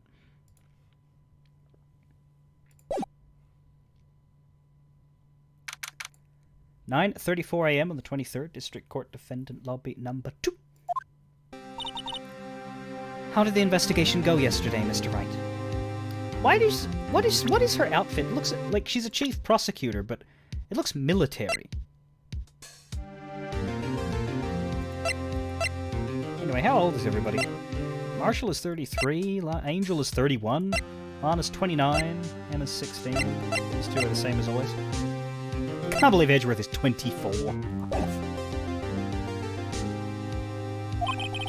Frankly, there are still a lot of grey areas. Or rather, the whole thing is one big gray area. Don't worry about me, no matter what the outcome. I'm ready to accept my fate. I believe in you, sis. Mr. Wright, let me offer you a word of advice. Yes? A defense attorney should never believe their client. Huh?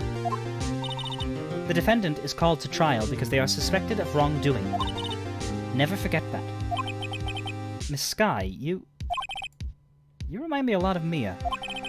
But there is one decisive difference between you and her. And that is? You're not a defense attorney. I believe it's almost time for the trial. Good luck, Mr. Wright.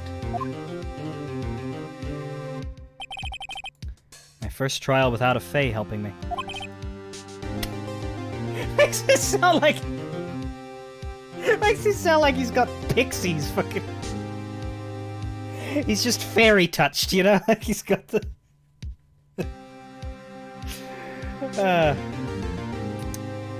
No, it's just their last name. No one's gonna bail me out this time. I'll be alone in there. So I have to discover the truth all by myself. All by myself. I'm lawyering all by myself.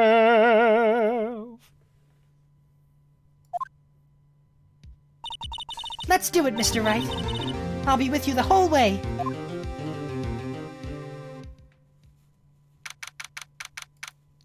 (10 a.m. courtroom number 9.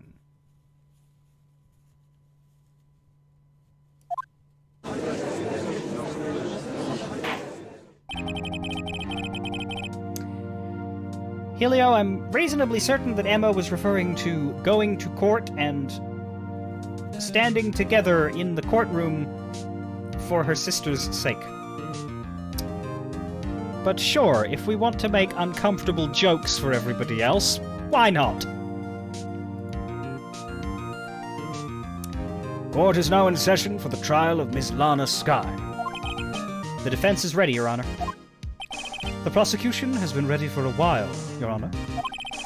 Edgeworth. It's been 2 months, but I haven't been in a courtroom since his trial. I hope that personal feelings will not be a part of the proceedings today, Mr. Wright. I will choose the path I think is right, regardless of what those around me might say.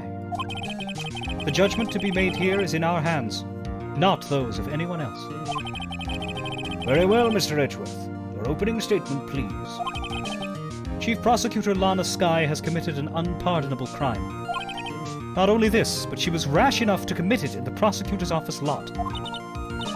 Wow. He's much more forceful in person. I suddenly feel like confessing to everything. However, she will now pay for her rashness with her life.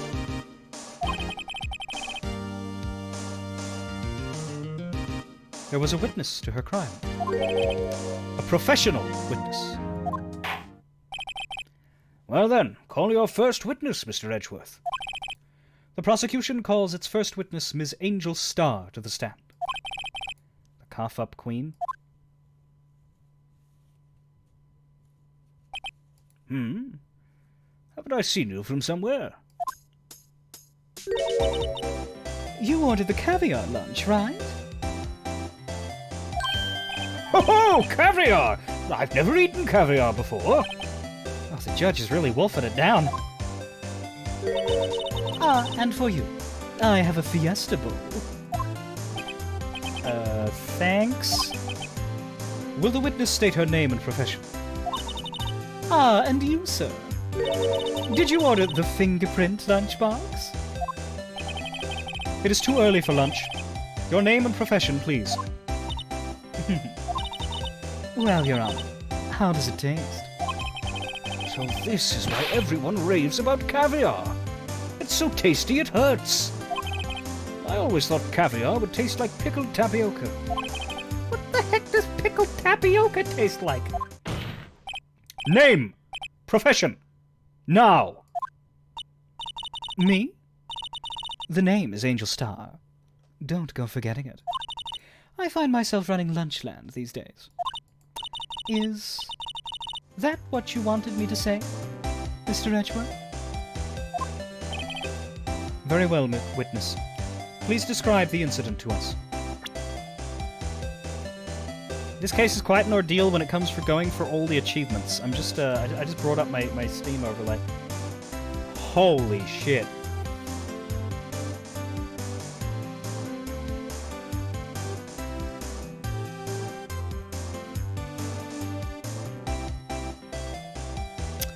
There is an achievement called Lunchbox Specialist. Check out every lunchbox Angel Starr has to offer. Now, I assume that is not automatically unlocked by playing the game. You have to, make sure you click, you have to make sure you, press all her statements and do all of the possible things that can be done. Jesus, Jesus, Jesus.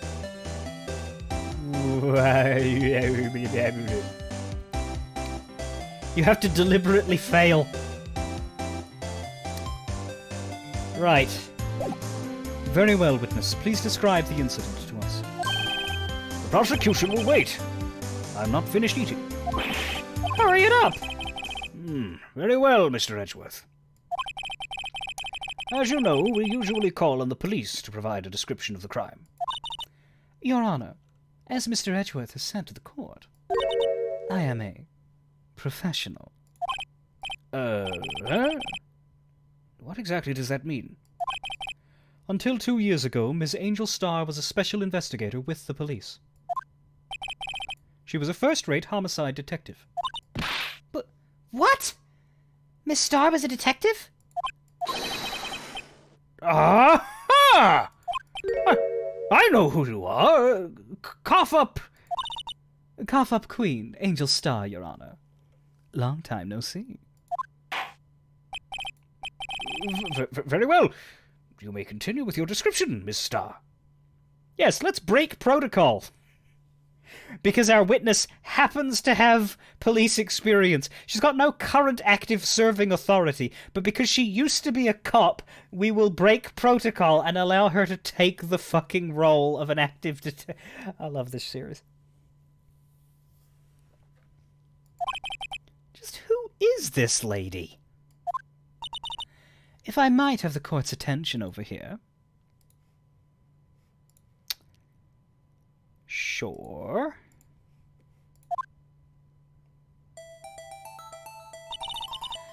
The parking lot at the prosecutor's office is divided into 2 blocks. A block is for the prosecutor's office personnel. B block is for visitors and clients. A chain divider separates the 2 blocks.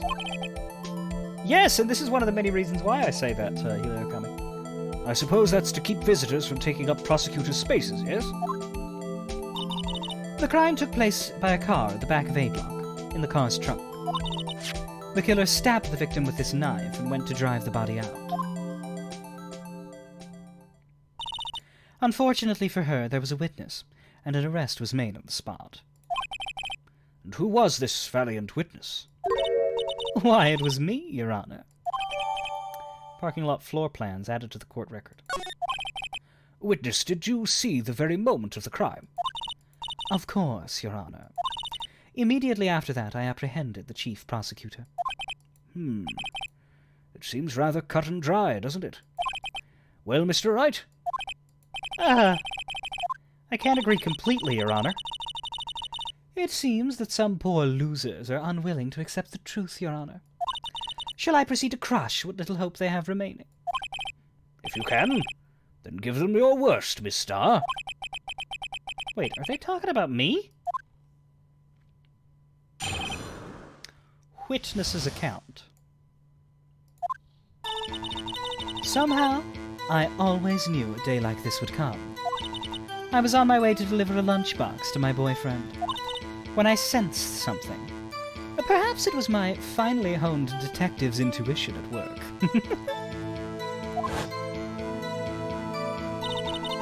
Through the wire fence, I saw the chief prosecutor standing next to a garish car.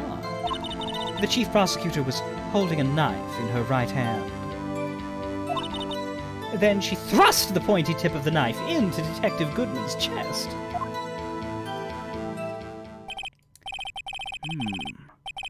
Bringing a lunchbox to your boyfriend. How touching. As you can see, there is no room for doubt. The key point of your testimony seems to be nothing other than the point of the knife, which you saw being stabbed into Detective Goodman. So, how does it feel to be so utterly crushed? I'm still thinking about that. It's merely a flesh wound, Mr. Wright. Very well, Mr. Wright. You may cross-examine the witness.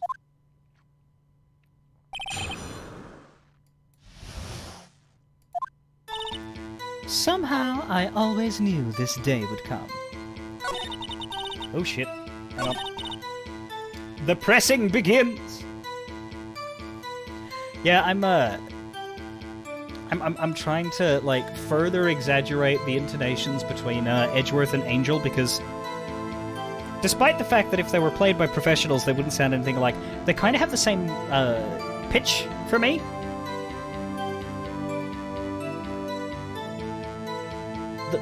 The voices I'm doing for them are both on the same level, and because they're both in the same space, I have to really exaggerate the way they sound. But let us press upon Miss Angel Starr.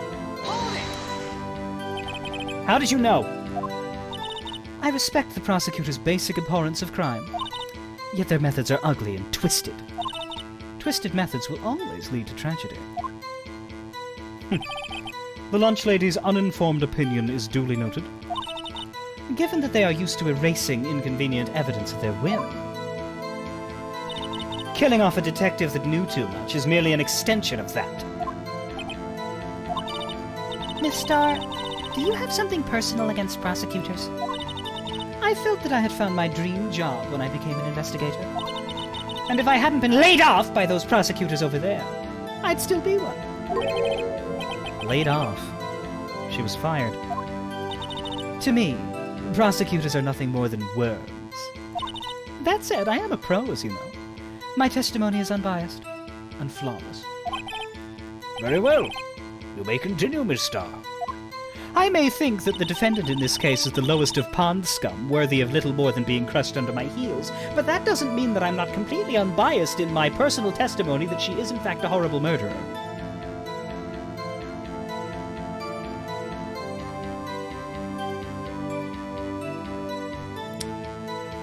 I was on my way to deliver a lunchbox to my boyfriend. This boyfriend, he's the detective?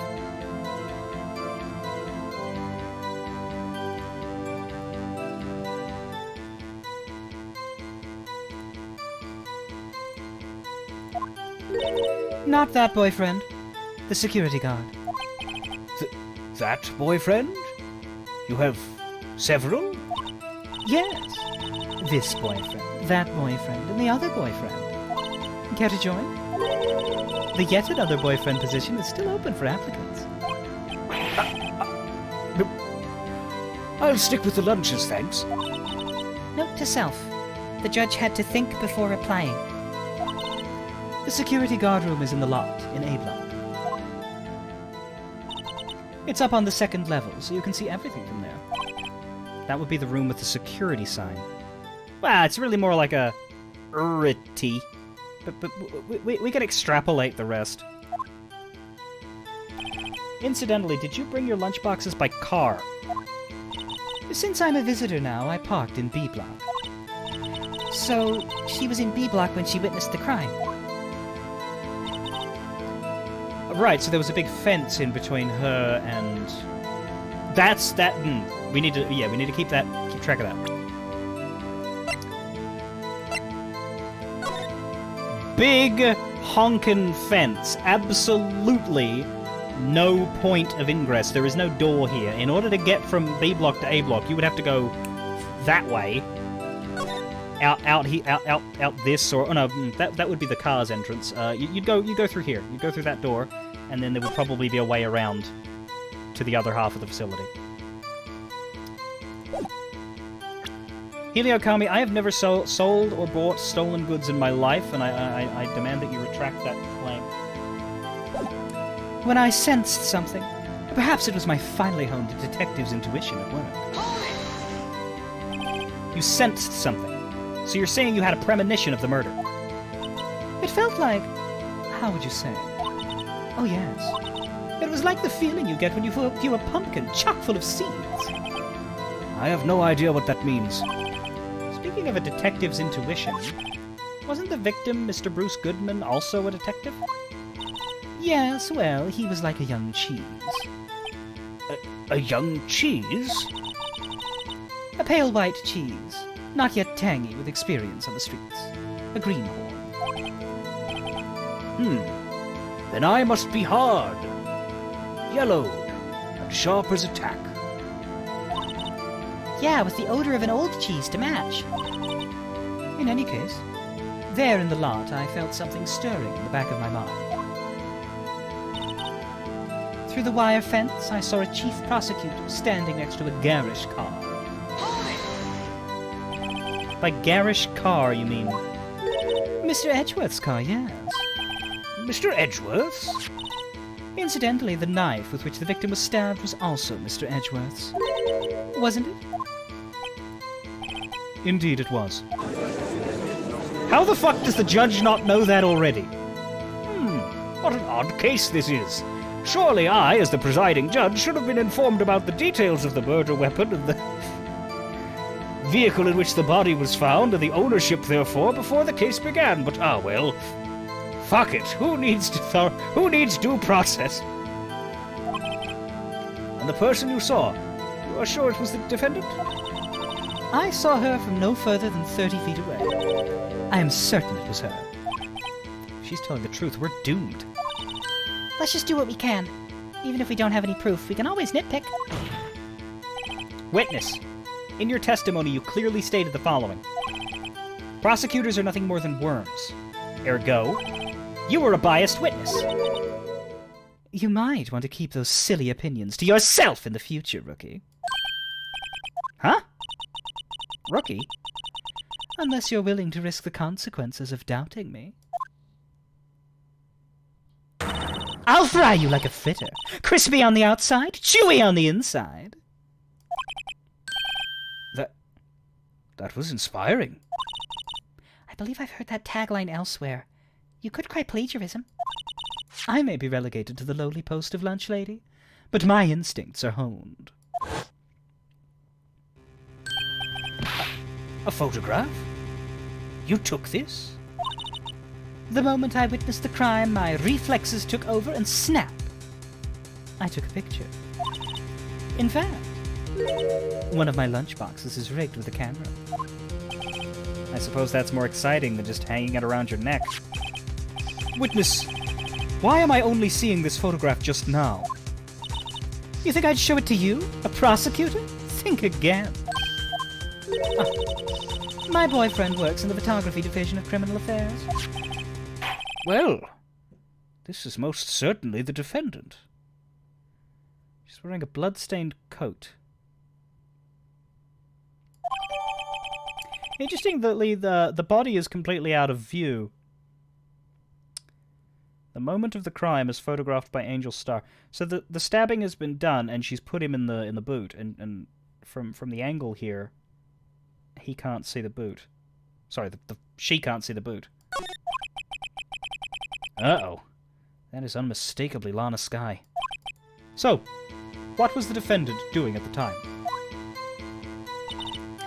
The chief prosecutor was holding a knife in her right hand. Was she?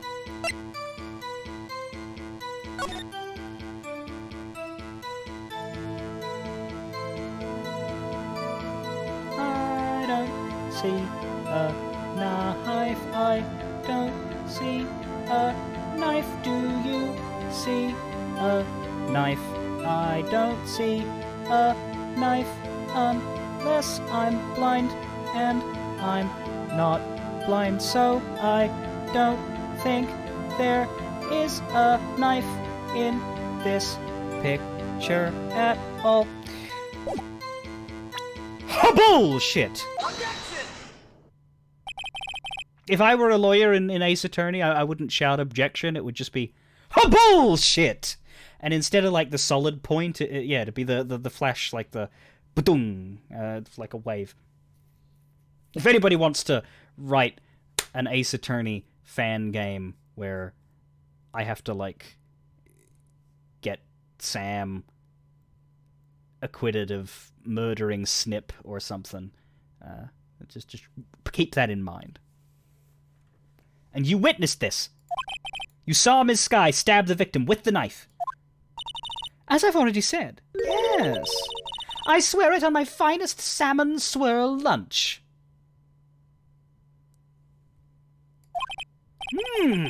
I'm sure that is a fine lunch. But isn't that odd? Look at this photograph. Sorry, hang on, I've got to do that right. Look at this photograph! Every time it just makes me not see a knife. This is the photograph you took at the very moment of the crime, is it not? Then why is Miss Skye not holding a knife?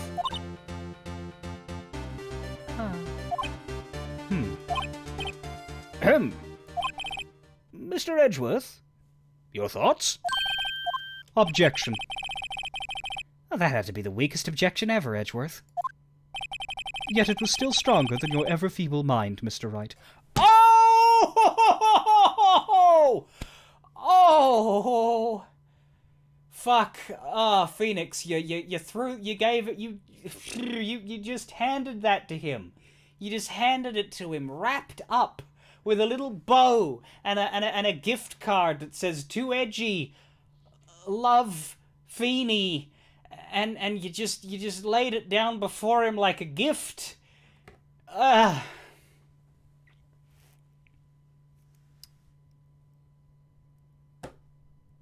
keep your guard up, buddy.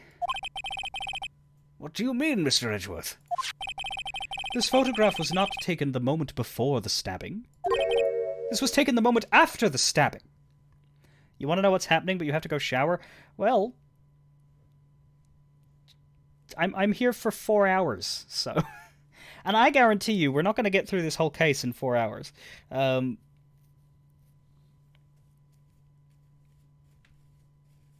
These are long. You should play if you want to play this game. You should play it and stream it and have a good time. But this is like day 1 of 3 of this overall investigation. It takes a very long time to go through this game. This was taken the moment after the stabbing. Objection! And how can you tell that? Blood splatter. Huh? See the dark crimson stains on the chief prosecutor's coat? But it's a black and white photograph. Ah, yes, it's hard to tell, but this could be blood. Well, Mr. Wright, I see no problem here. No problem. Except you. Mr. Wright, are you going to just sit there and take this kind of abuse? You got a better idea? Wait! That contradicts what the witness said in her testimony. Namely, that she took the picture the moment she witnessed the crime. Well, it seems that I was slightly unclear. My apologies. That's it? If you run out of lunch, you order seconds. Problem solved. If you don't like it, try ordering the jumbo-sized lunch from the get-go. Good advice. I'm not sure I understood it, but good advice. I didn't have time to stop her. Prosecutor Skye was cold, calculating, like a robot. She killed without pain or remorse. It was a premeditated murder. Objection! Premeditated? How do you know? Look at the chief prosecutor's hands in that photograph. Well, are those gloves? Surgical gloves made of thin rubber, most likely. Why would she have those on? If it was not premeditated, she would not be wearing those gloves.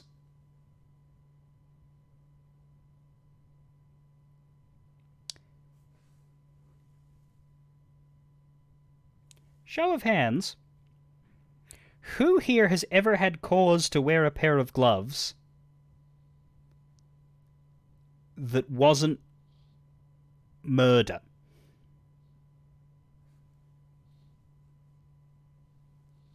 Ever in your life, have you ever worn a pair of gloves and the reason why you put those gloves on wasn't because you wanted to kill people?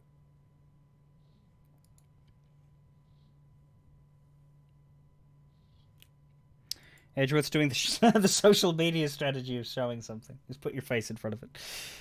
You know, it's a well-crafted image. Wah! These gloves do seem to tell a tale of premeditation. Premeditated murder. A serious offense. Witness, add this to your testimony. The murder was planned. The rubber gloves prove it. Ooh, sorry. What if she was just in the habit of wearing gloves, like driving gloves? Objection! The gloves were admitted as evidence when the defendant was arrested. They were rubber gloves of the kind used for autopsy. In other words, when the chief prosecutor came to the crime scene, she came to do murder. It's the only possible conclusion one can make. Everything was planned. It was a premeditated crime. Ah! Impressive. I'm sorry they took you off the force, Miss Starr. This is bad. She's got them all thinking this was all planned. If she can prove this claim, the trial's already over. I've got to think of a way to show that this wasn't premeditated. It's only a flesh wound, Mr. Wright. We can make it. You said that before. Anything else? Scientifically speaking, Miss Starr's testimony is flawless. Sounds pretty fatal to me. What do we do? Is this it? Is my sister guilty? Let's just keep our heads cool and press the witness a bit, shall we? For some reason, having her panicking next to me makes me calmer. Don't smile like that. So, as he said, we need to prove that the murder couldn't have been premeditated. So what do we have? We have a badge. That doesn't help. We have an ID card that was found a little ways away from where he was stabbed. That doesn't really help. This doesn't help. The murder weapon usually in Edgeworth's toolbox.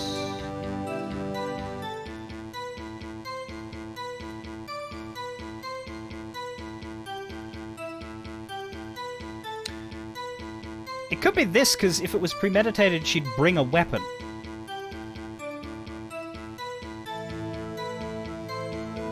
I'm not 100% sure on this. Because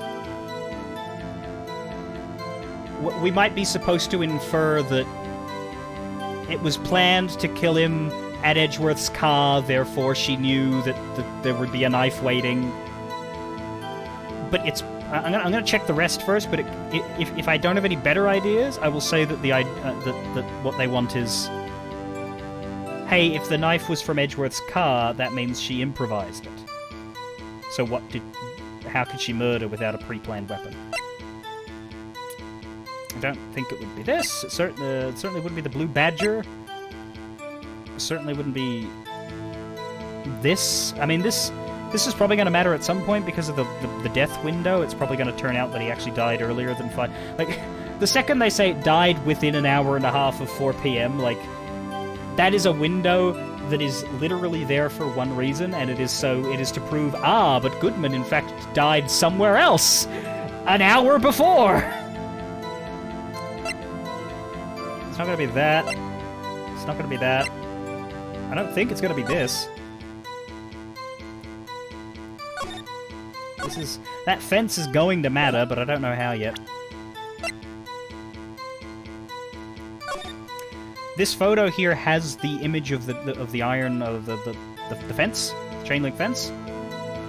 So it proves Angel Star saying that she was on the other side of that fence when she took the photo. So that part is clear. Let's go with the knife. It's the best idea. Good. Witness, do you know what this is? Are you trying to test me? I sell lunchboxes for a living, you know.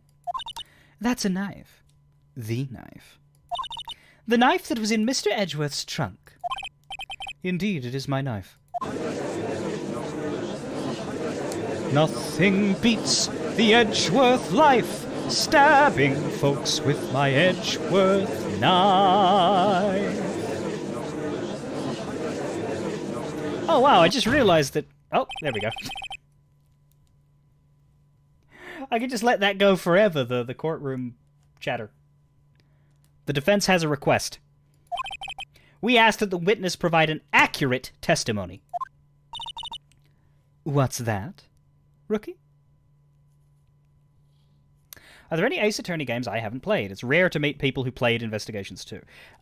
Yes, because of the hoops you have to jump through to play it. Though, again, it is the crowning jewel of the series. I will stream it, and I will show you all why.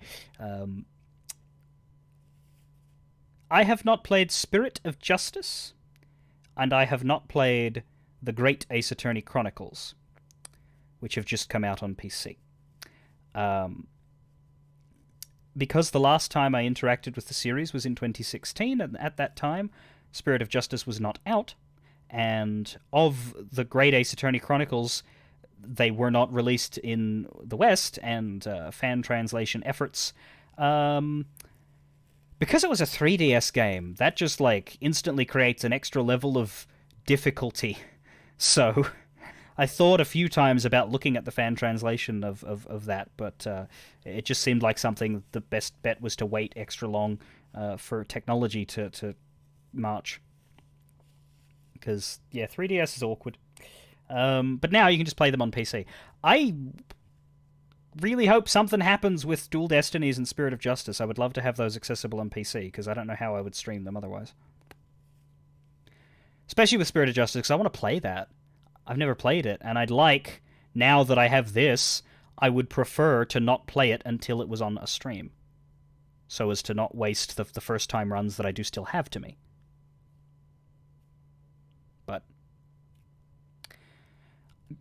my plan right now is to stream this trilogy, and then when that's over, I will decide whether or not I want to break, or whether I want to stream more Ace Attorney games. My next port of call would probably be the 2 Edgeworth games, skipping over Apollo Justice. If I streamed Apollo Justice, it would either be with the 3DS games, or with the understanding that I wasn't gonna stream the 3DS games. And then Great Ace Attorney could slot in at any time, really, but I don't currently own that on Steam, and it's, still recently out, so I usually wait for things to get cheaper. Anyway. What's that, Rookie? In your testimony, you stated that Lana Skye planned this murder. And that's why she was wearing those special gloves. Seems like a natural conclusion to me. The gloves do indicate planning. However, why would she not also prepare the most important thing? The murder weapon. Oh. This knife just happened to be in the trunk of that car. Ladies and gentlemen, if you're going to plan a murder, you don't forget the weapon.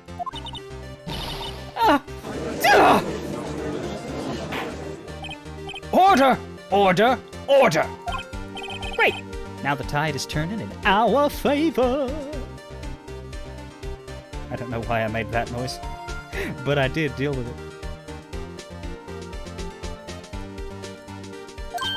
Great show, Mr. Wright. My sister's as good as free. Uh-oh, Edgeworth's got his smug face on. Right. I believe the next lunch you'll be eating is... humble pie.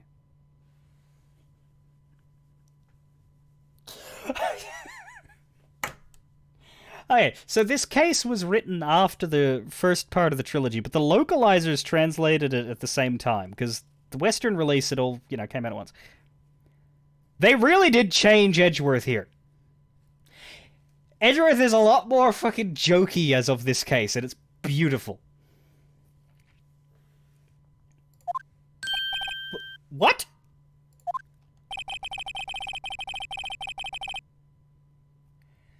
What could be half-planned, South Robin? What are you referring to there? I hope you weren't deluding yourself into thinking that the tide has turned. Not over such a trifling detail. But this shoots a hole in the whole premeditated theory. The prosecution could care less if it was premeditated or not. The only one who seems to care is that lunch lady over there. The defendant, Lana Skye, murdered a detective with a knife. That is the only thing the prosecution need prove. Nothing else. Very good, Mr. Prosecutor. I suppose you think you're clever now.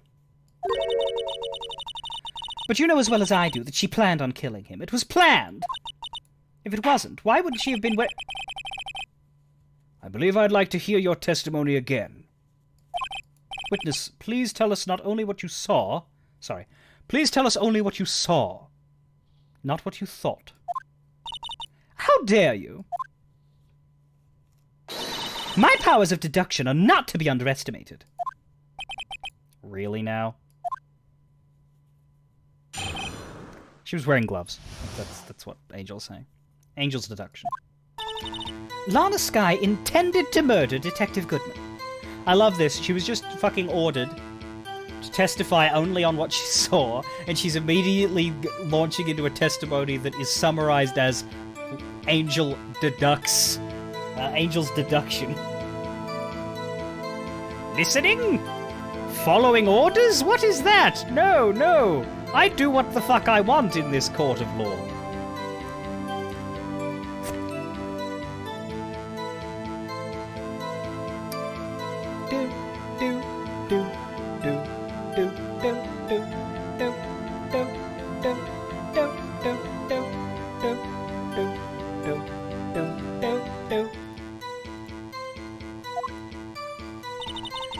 Lana Skye intended to murder Detective Goodman. That's why she called the victim all the way to the prosecutor's office.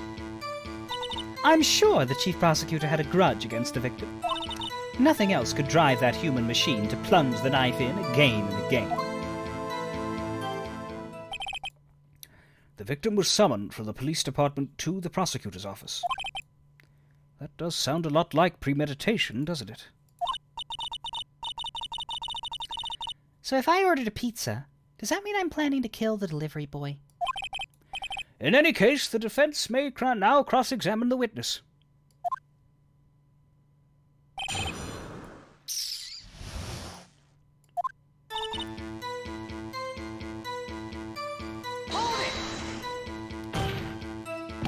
You've said that, but you haven't told us how you know. That's what I'm about to tell you, rookie. I believe what she just said was a mere prelude to the story she is about to tell. Try not to interrupt her again. Rookie. Never interrupt a storyteller. It's like pulling a bun out of the oven, half-baked. Something's half-baked here, all right? That's you. Try not to confuse the detective witness. They're not very quick on their feet. Now, why did you believe the suspect had intentions to murder the victim? Her actions speak for themselves. That's why she called the victim all the way to the prosecutor's office. You have no proof that Miss Sky called him there. You have no proof that she didn't. Mr. Edgeworth, thoughts? There is no record of a call made on the defendant Ms. Lana Sky's phone. She might have written him a letter. Come on! You could have tried public phone first, at least. In any case, the victim came to the prosecutor's office where he was murdered. I'm sure he had a reason to be there. Witness, why do you think it was the suspect who summoned the victim that day? I'm sure the chief prosecutor had a grudge against the victim. What kind of grudge? Well, I wouldn't know that. Of course you don't. That's because she didn't have a grudge. Rookie. I have a lunchbox here. Now, what's inside? How am I supposed to know? See? We agree there is a lunchbox here, but we don't know of what's inside. A person's life is like a lunchbox with pretzels, don't you agree? I get it. That's why my lunch was so salty. This judge isn't very good with metaphors. The suspect had a grudge against Detective Goodman. Will you tell us your basis for thinking this? It's simple. Nothing else could drive that human machine to plunge the knife in again and again.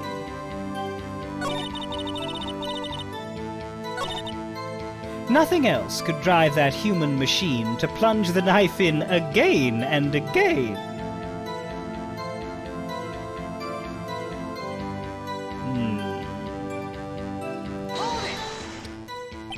A human machine? That's a contradiction! Oh, Phoenix, fuck off.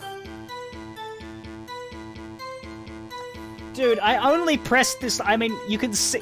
The contradiction in that one is really clear. I only pressed this for fun, but... Dude, you make me regret it. My guy graspeth not at the straws. Please. Can't you find fault with something of substance, Mr. Wright? Note to self, Mr. Edgeworth's sighs smell like citrus fruit. What? You say again and again. How many times did she stab him exactly? We often say chop into 1,000 pieces, but we don't actually mean 1,000 pieces. What difference does it make if the deed is done? How come she's getting mad at me? Let's just say she stabbed him several times and leave it at that. Leave it at that? This is a murder case, people! Mr. Wright, you should speak up if you have an objection, you know. Miss Starr has turned out to be as short-tempered as she looked when we met her. Challenging her abilities as a detective really set her off. The short wick burns out the fastest. It's a scientific fact. I wonder, wouldn't it depend on the size of the candle? I mean, add more wax, and even a really short wick will burn longer. Obviously, more scientific testing is required.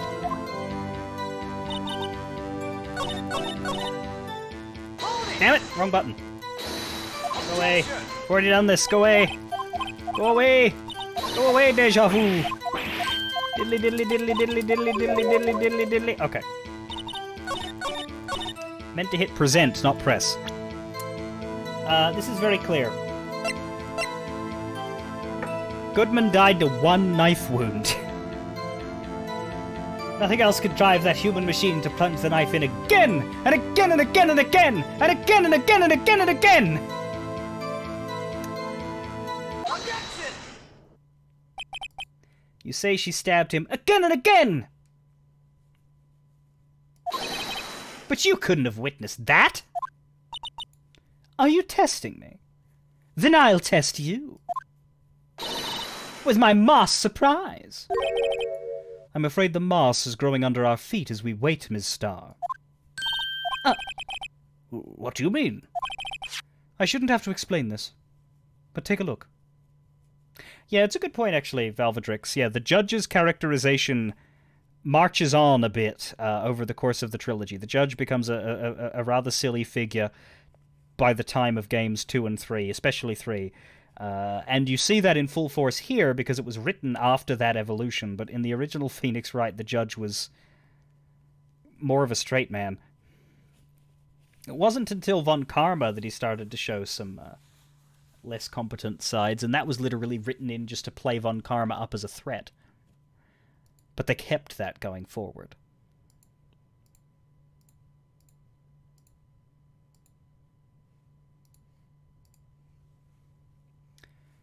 I shouldn't have to explain this, but take a look. The autopsy report states that death was due to a loss of blood from one stab wound. Uno stab woundo.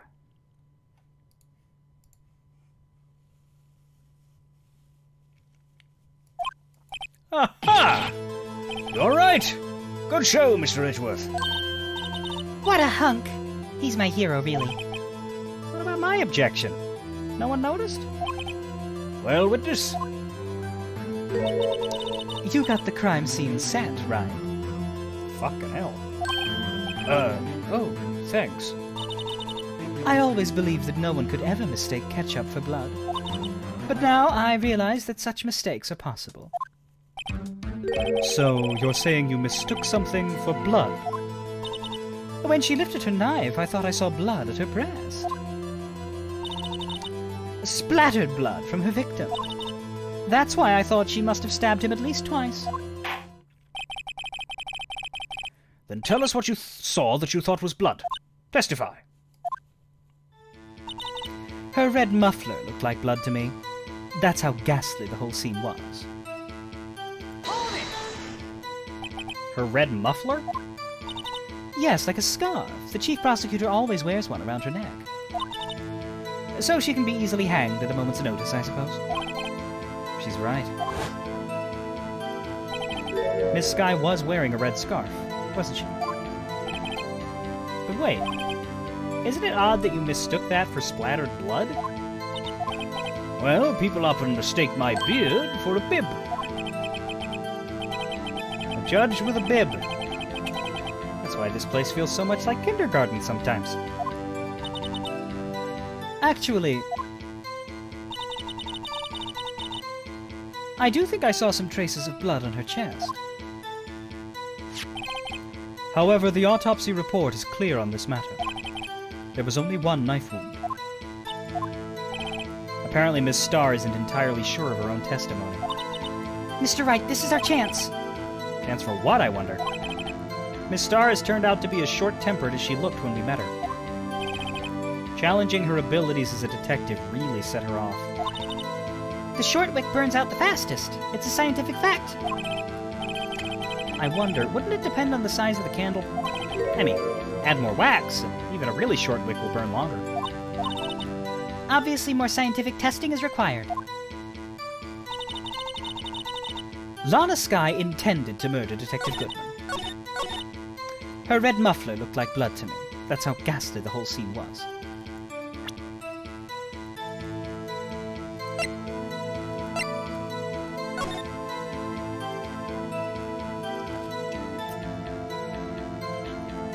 Ah, yes.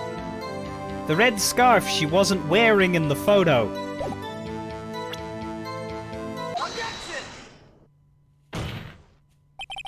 Ms. Starr, I demand an explanation. The witness is clearly not suited for detective work. What? The suspect was not wearing a scarf or muffler of any kind when she stabbed the victim. And you've proved it yourself with this photograph. Huh? I like how Edgeworth is basically just kill-stealing on us at this point. Only a professional lunch lady could be so utterly clueless. Congratulations. Perhaps you finally found your true calling in life. Harsh words, but good. In the end, Mr. Edgeworth prevails. What was my objection? Chopped liver?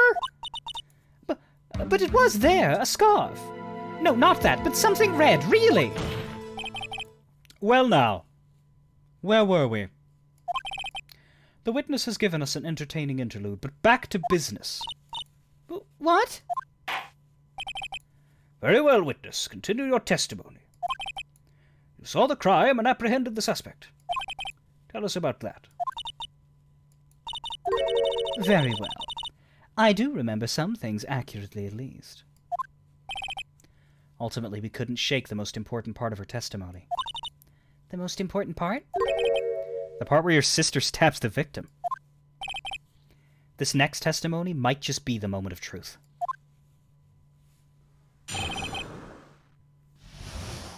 Apprehending the suspect. After the murder, the suspect attempted to run behind a partition off to her side.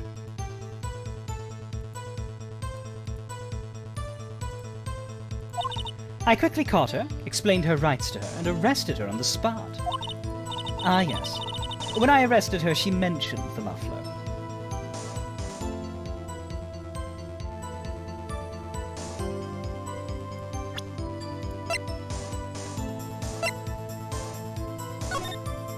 There's a giant fence between you and Lana. Well, how the fuck did you get across? How the fuck did you get across? I think you might be telling us some bullshit. 'Cause there's a giant honking fence there. So what the fuck?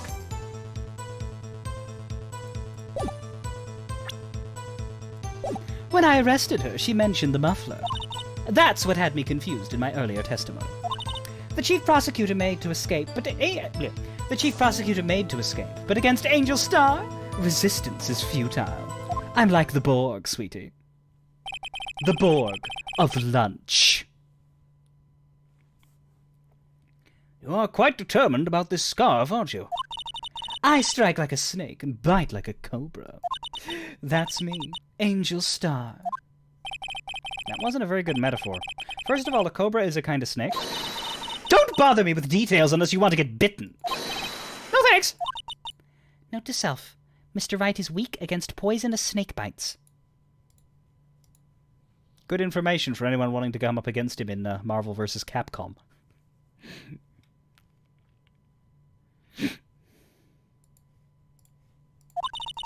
The chief prosecutor tried to resist, but her efforts were in vain.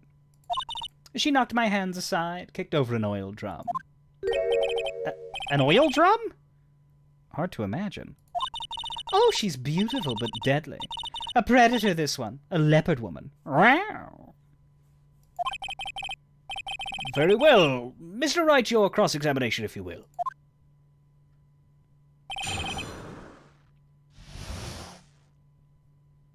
Venomous, Emma. The scientific term is venomous. Yes. Venom, it bites you. Poison, you bite it. Apprehending the suspect. That said, a poisonous snake would be a snake that you eat and then get sick and die. I think that can exist. After the murder, the suspect attempted to run behind a partition off to her side. So where is this partition on the floor plans? I'm sure she means this wall next to the car. That's right. There was a wall there, about 6 feet high. She was obviously trying to hide herself. Quite a natural thing for a criminal to do. And what did you do then? I quickly caught her, explained her rights to her, and arrested her on the spot. How the fuck? You say quickly, were you close to the suspect? As I just said, I was only 30 feet away from her the whole time. Maybe I should press her for more details? Yes, what about the big honkin' fence? I'd like to see this on the floor plans, just to be safe. The Lunchland car was... She was a visitor, thus she was parked in B block. So you witnessed the murder from here. That would make it about 30 feet from the car, yes. Is that correct, Miss Starr? Yes, that's right. But there was a chain link fence in front of you. I went over it, of course. Amazing! Cough-up queen, lunch lady, athlete indeed. It would have taken her a little time to climb over the fence. So she couldn't have gotten to my sister that fast. Yeah, that fence was about 9 feet high, too. There is space at the top. It could be done. But that would be a severe obstacle. So how did Miss Sky not get away? Ah, yes. When I arrested her, she mentioned the muffler. She mentioned the muffler. What exactly did she say? If I remembered exactly, I would have told you in my testimony. Cheeky. Anyway, all I heard her say was the word muffler. Just that one word? So what you heard wasn't the suspect talking to you, but to someone else? Yes, the chief prosecutor was talking on her phone. Her phone. She can't mean. By phone, do you mean this cell phone discovered at the crime scene? Yes, ultimately. Ultimately? My memory. It's like a salmon heading upstream, you see. No, the court doesn't see, Miss Starr. The chief prosecutor first attempted to use the phone hanging on the wall. On the wall? That's right. Near the car, there was an emergency phone on the wall. Apparently, it was out of order. So she used her cell phone. Indeed, the emergency phone was out of order that day. Good witnessing, witness. Good witnessing? Whatever happened to good testifying? You should, of course, add this to your testimony. The things I do to please this rookie defense attorney.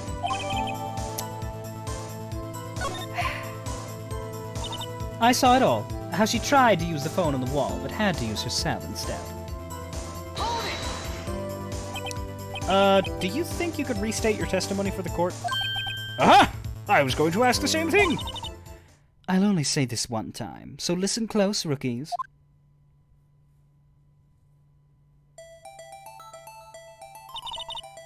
The chief prosecutor stabbed the victim and ran behind the partition. Then she picked up the emergency phone on the wall, but it was out of order. And you were climbing a fence at this time? And the telephone is hidden by this giant gaflumphin wall?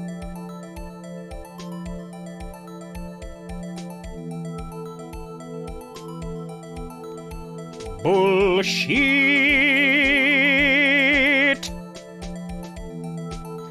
So she pulled her own cell phone out of her pocket. And during that time, you climbed over the chain link fence. Then, when I boldly grabbed her arm, the chief prosecutor hung up the phone. And you saw her doing this? What is it, Mr. Wright? The chief prosecutor made to escape, but against Angel Star, resistance is futile.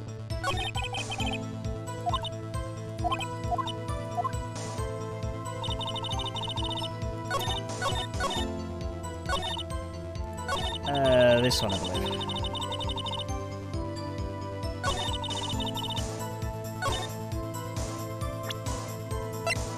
And this.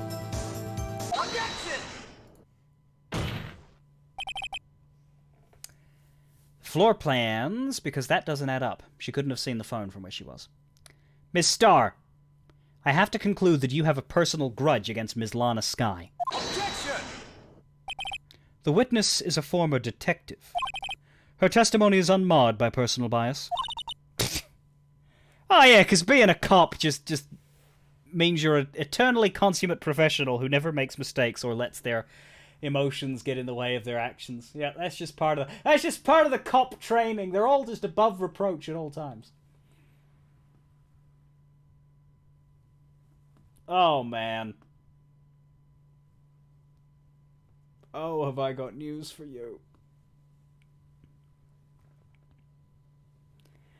Well, who would have thought you would be my knight in shining armor, prosecutor? You, who, together with the chief prosecutor, kicked me out 2 years ago. Well, Miss Starr, this is a fatal contradiction in your testimony. How do you explain this? I don't know what you're talking about. Mess with me, and I'll make you cough it all up. Let's look at the floor plans. You said you witnessed the crime from this point. However, if that's true, you couldn't possibly have seen Ms. Sky making the phone call. Wop, wop, wah.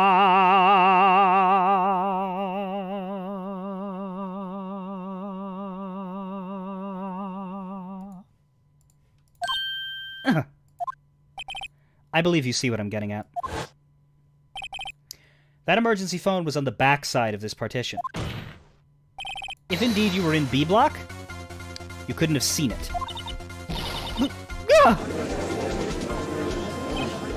Order! Order! What is the meaning of this? It's simple, Your Honor. She's not coughing up lunch. She's coughing up lies. Yeah, this case is just way longer than it needs to be, however. It's quite a claim, Mr. Wright. Perhaps you will allow me a question. Tell us exactly what lie this witness has told the court. Here's where the counterattack begins. I can't afford to get this wrong. The witness lied about where she saw it. Miss Sky tried to use the emergency phone, but it was out of order. What is significant about this fact? Nothing. Therefore, it would be pointless for Ms. Starr to lie about it. Pointless to lie. I see. But say the witness did actually see Miss Sky using the emergency phone. It would mean Miss Starr witnessed the crime from a different location. A different location. Now that's a pointless lie if I ever heard one. Before you call my lie pointless, at least let me tell it. Let me ask a question to our clever wordsmith, Mr. Wright. Just where was the witness when she saw the crime? All the testimony we've heard until now points in one direction. The place where Miss Starr was watching the crime. Well, it was clearly here. She definitely wasn't on this side, because she would have been too close to it happening. She would have been tucked away probably where her boyfriend is in this room. That makes sense, doesn't it? Possibly she was, like, out here, but she doesn't have a reason to go here. She has a reason to go to the security room. That's about it. This is the only place where she could have been. The security guard room? Indeed. The security room in the underground parking lot is well positioned. We're left with a question, though.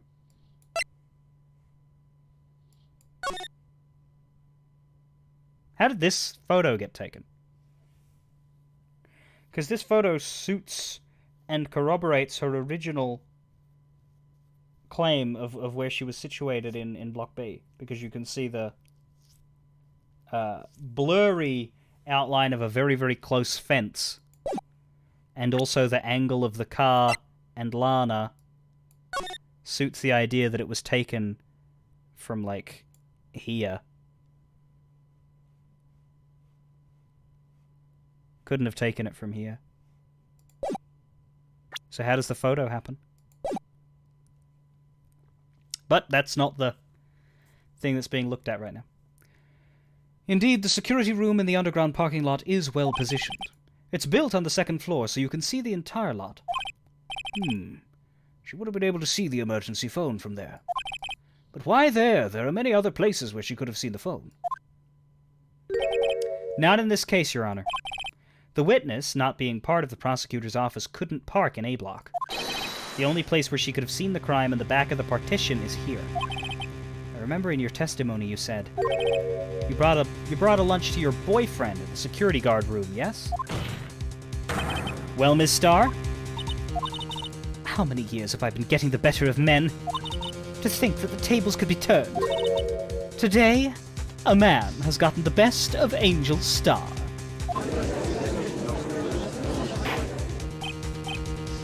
Order! Order! Witness! What have you done? You used to be a detective. You should know better. I'm not turning back. The guilty will be punished. And I'll do what I must to make sure justice prevails. The guilty. Is she talking about Miss Sky? Mr. Wright, doesn't this strike you as odd? Why did Ms. Starr lie? It doesn't make sense. Huh? She could have just said she saw the crime from the security guard station. It wouldn't change anything. Exactly. This photograph tells all. It was the defendant who stabbed the victim. That truth still stands. It still stands? I disagree, Mr. Edgeworth. What? If a witness is found to be lying, they're guilty of perjury. Oh my god. I think that's the first time this word has ever been used in Ace Attorney. I didn't think they'd ever go there.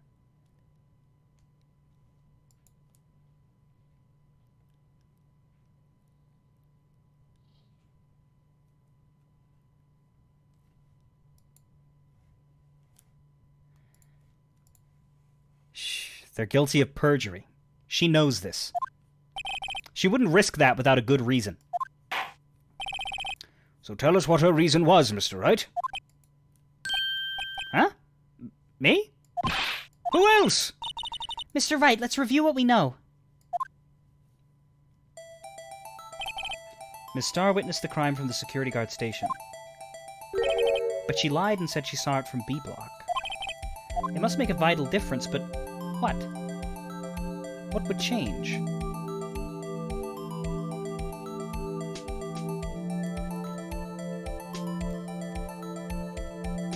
Well, I don't understand the photograph.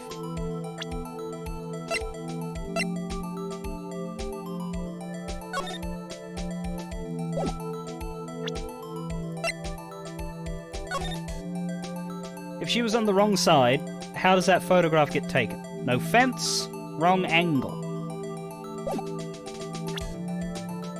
So what changes is the angle of view to the crime. Why, the angle at which she saw the crime occur would change. The angle? What do you mean? Well... The security guard station is on the second floor, and, she would have sort of a more 3D view of the crime. Okay, this feels like a failure state. And this is important. Why? Perhaps you'd like to reconsider, Mr. Wright. Really? Okay.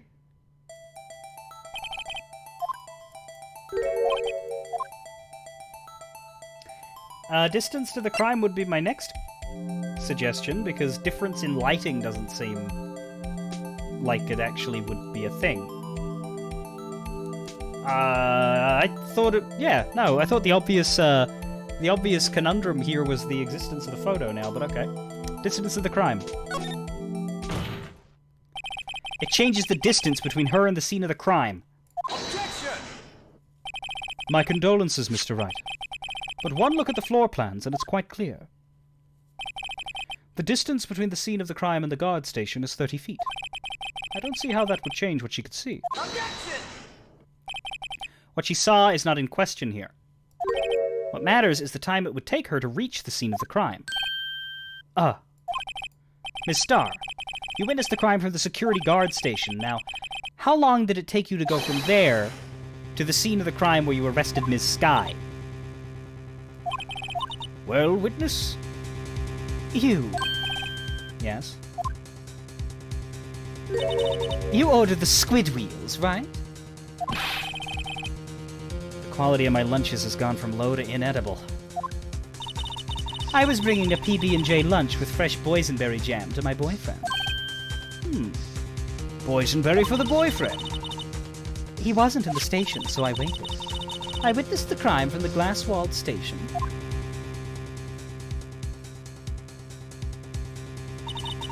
And before I knew what I was doing, I found myself running towards the scene. But the door was locked. I couldn't open it. Oh, fuck off.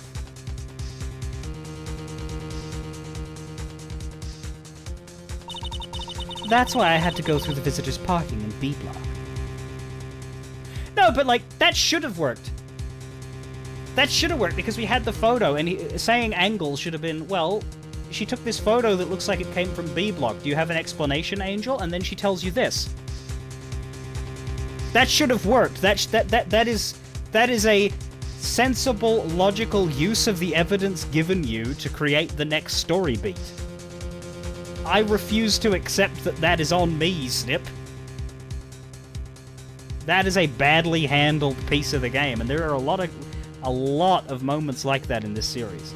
It is the greatest flaw of the Ace Attorney series, is that quite often it basically moon logics you into very awkward puzzle circumstances. That's why I had to go through the visitors' parking in B block. It's quite a detour. It probably took me at least 5 minutes to get to the scene of the crime. 5 minutes? This changes things considerably. But it was that woman over there in the defendant's chair who stabbed him. I know it. I have photographic evidence. I swear it. I swear it on my finest plastic spork. You have a point. And the spork is a wonderful invention. Would you like another caviar lunch? Absolutely. Uh-oh. Mr. Wright, you have to do something. Do I have any evidence to stop this?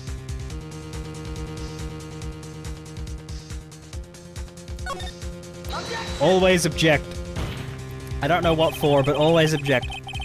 5 minutes between the witnessing of the murder and the arrest. Think about it. You could make pasta in that amount of time, if you like it al dente. I've got lunchboxes that tie pasta into knots, rookie. A 5-minute blank? Isn't that strange? Strange. If you were a criminal, what would you do with 5 minutes, Your Honor? Well, I guess I'd flee the scene. Hey! Don't get the wrong idea. I didn't kill anyone. But you have the instincts of a killer. Whoa. You would run. But this time was different. Miss Skye dawdled at the scene of the crime. She even had her picture taken. No true criminal would act this way. It's inconceivable! Yeah! Well then, it seems we've come to the end of this testimony. The witness has a grudge against the defendant and a blank in her testimony. Mr. Edgeworth, is the next witness ready to go? Unfortunately, I appear to have overestimated this witness on account of her professional history. We did it! We screwed that can shut, Mr. Wright!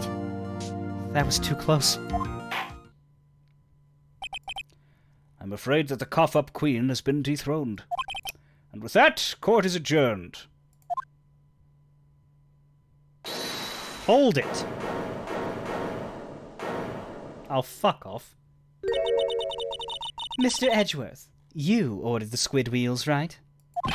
That's the one she tried to foist off on me! I prefer to not take the defense team's leftovers. Anything else to say?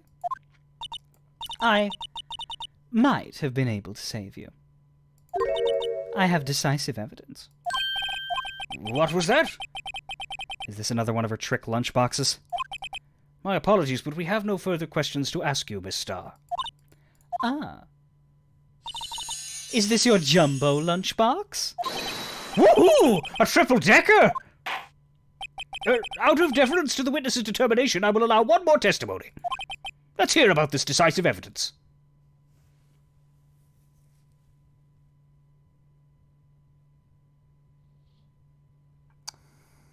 Man, when senility hits you, it hits you suddenly and like a fucking trick.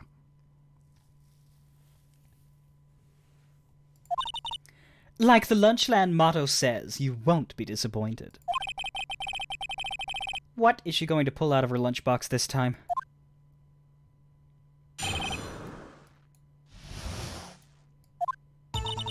I should have mentioned those 5 minutes when I wasn't looking at the crime scene. And now, to the matter of the victim's shoe. Oh, did I not bring this up? 2 types of blood were found on the shoe.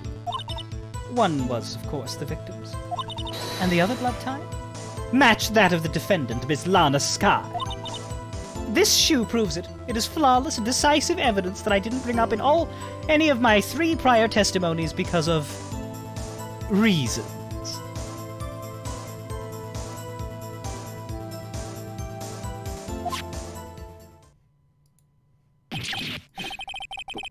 What? There was blood found on that shoe?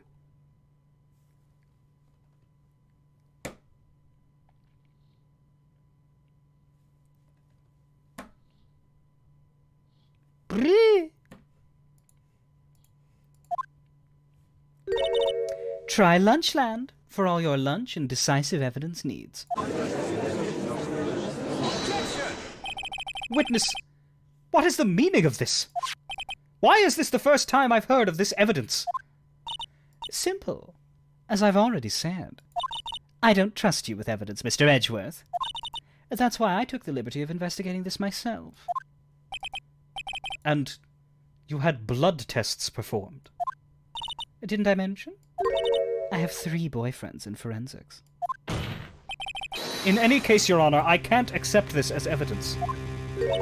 What? You must know the 2 rules of evidence law. Here it is! Here it is! The almighty arse pull! The greatest barrel of bullshit ever thrown into the Ace Attorney series' face! Behold! Friends, subscribers, regular viewers, welcome to the biggest dumb thing in Ace Attorney history. Okay, I remind you that this case was created and written after everything else in the trilogy. As a gimmick for this case, they talk about evidence law, and there are 2 rules for evidence law, and it comes up a few times in this case to basically just create reason for more complexity. And it is asserted that a piece of evidence must obey those 2 rules in order to be admissible in court. The problem is, outside of Rise from the Ashes, this is never mentioned. Not in the cases that were written before this, and not in the cases that were written after this. It is this giant, awkward, anachronistic, contradictory bugbear sitting in the middle of the canon. Never before or since hath a greater arse pull been witnessed within the entire Ace Attorney journey. And I hate it.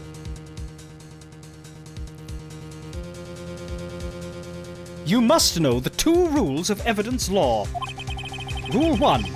No evidence shall be shown without the approval of the police department. In other words, this shoe is illegal evidence, at least for the time being. Is that right, Mr. Wright? It seems so. Edgeworth sure is celebrating. Even Phoenix is like, what the fuck? I am a trained lawyer. I passed the bar, and I've never heard of this before. Not so fast, Mr. Edgeworth. Huh? Don't forget, I used to be a detective. As I mentioned previously, this shoe has already been tested by a member of the forensics department. As you can see, it was approved by the police department as of today. Even the general public can produce official evidence, Mr. Edgeworth. Oh. Isn't that right, Mr. Wright? It seems so. Edgeworth is looking pretty sullen. You could at least study some evidence law, really. The prosecution's complaints notwithstanding. Yeah, no, it's evidence obtained through illegal methods cannot be used in court. There is an awkwardness to that, because if the evidence decisively and incontrovertibly proves that someone is guilty, like, someone can then, get acquitted because the investigators fucked up in how they chose to go about proving it.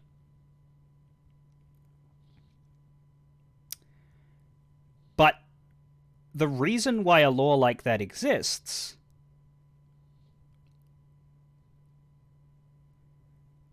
is because that situation is deemed a better compromise than the reverse situation in which the police and investigators become completely unbeholden to laws and rules and requirements and can do whatever the fuck they want to get proof. That's tyranny. If that law doesn't exist, bad things will be done far more often than they already are.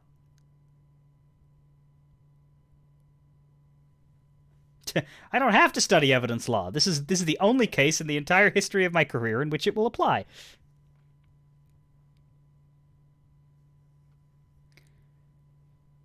It appears that this evidence satisfies the first rule of evidence law. However, it seems you have yet another court against, and it seems that you have yet another count against you, witness. Anything to ensure that the guilty are properly judged. Victim's shoe added to the court record. White enamel shoe, traces of blood from Goodman and Lana. Very well, Mr. Wright. Cross-examine the witness. But this is what I mean when I say this case is so much longer than all the others. We're at testimony 4. We sat here a while. We're at the halfway mark of the stream, and we haven't finished trial 1. Any other case, that last testimony would have been the end of the day.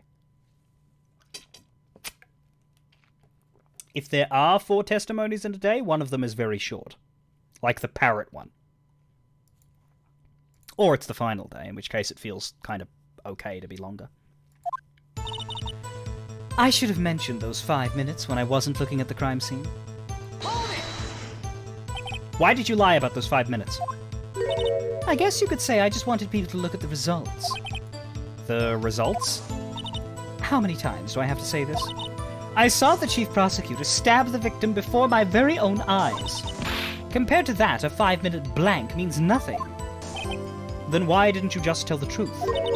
Don't make me laugh.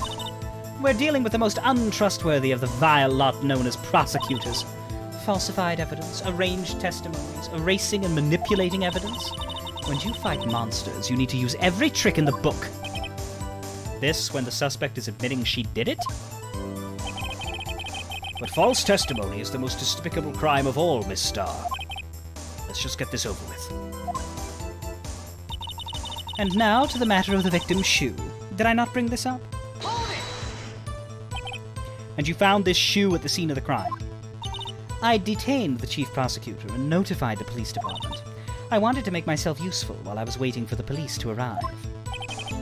So, like an ill-trained pooch, you snuck off with a shoe? I was afraid someone would erase the chief prosecutor's crime. This shoe was my secret weapon if that should happen. See this fashionable basket that I have here? It carries more than lunchboxes, gentlemen. I'm happy for you and your lunchbox bag, really. In any case, you removed valuable evidence from the scene of the crime. Now tell us what you did next. 2 types of blood were found in this shoe. One was, of course, the victim's. So you brought it to the forensics department? If you're going to submit something as evidence in court, you need it approved. To do that, evidence must be analyzed by a forensics expert.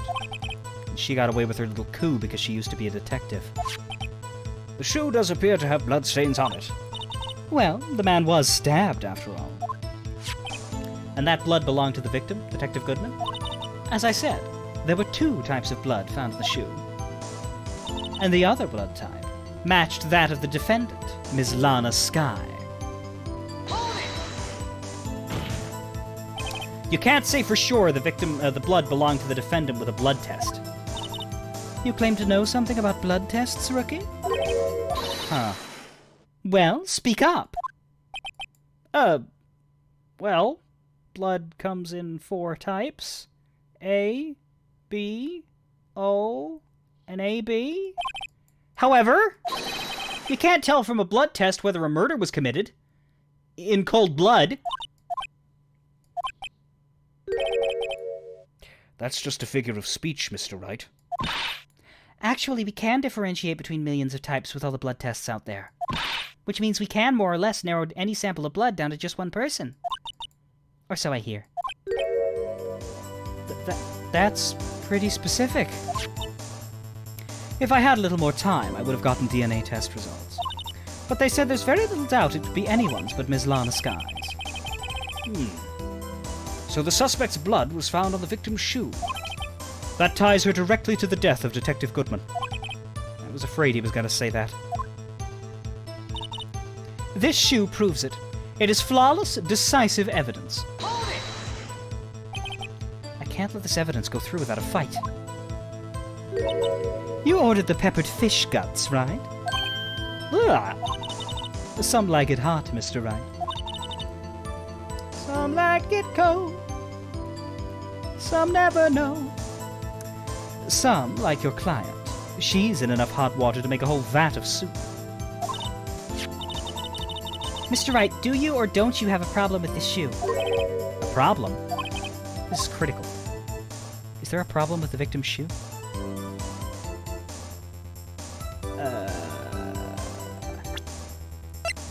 Can we look at it? White enamel shoe bears traces of blood from Goodman and Lana Sky. Oh, we can.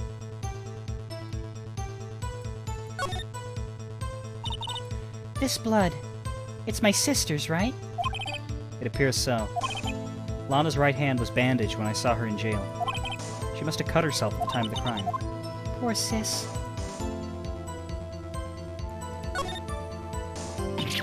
Ah! There's blood here, too! On the sole of the shoe? It's gotta be the victim's. He must have stepped in a puddle of his own blood. All this blood, it's horrible. This blood might be an important clue.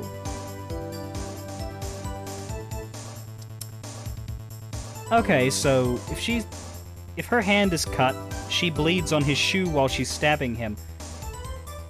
When does he walk on his blood? After he's dead?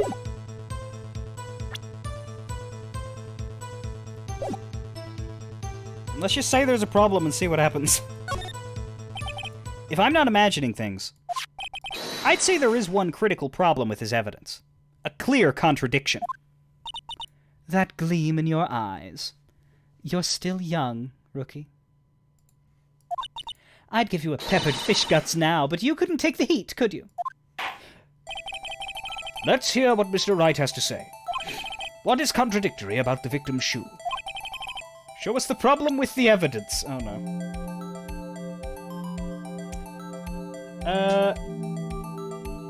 Yeah, I'd still say it's probably the bottom.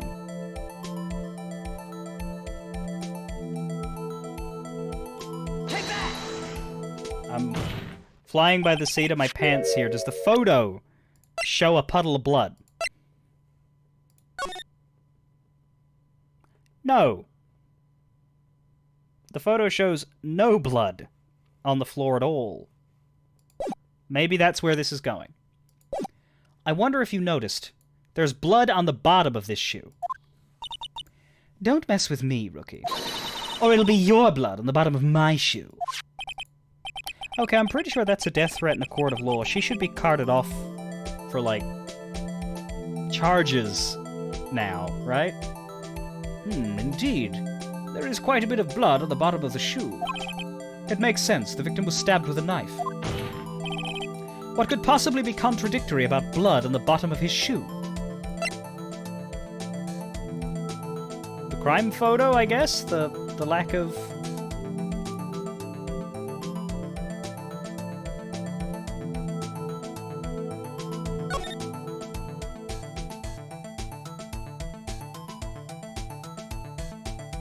The lack of anything here?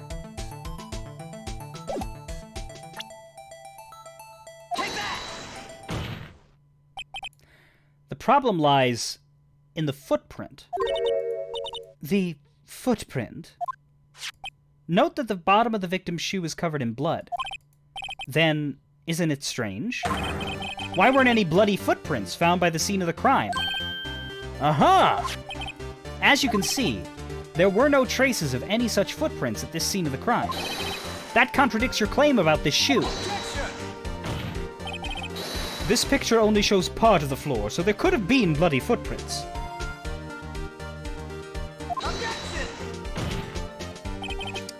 Then where are they, Mr. Edgeworth? Because we checked the scene and found nothing of the sort.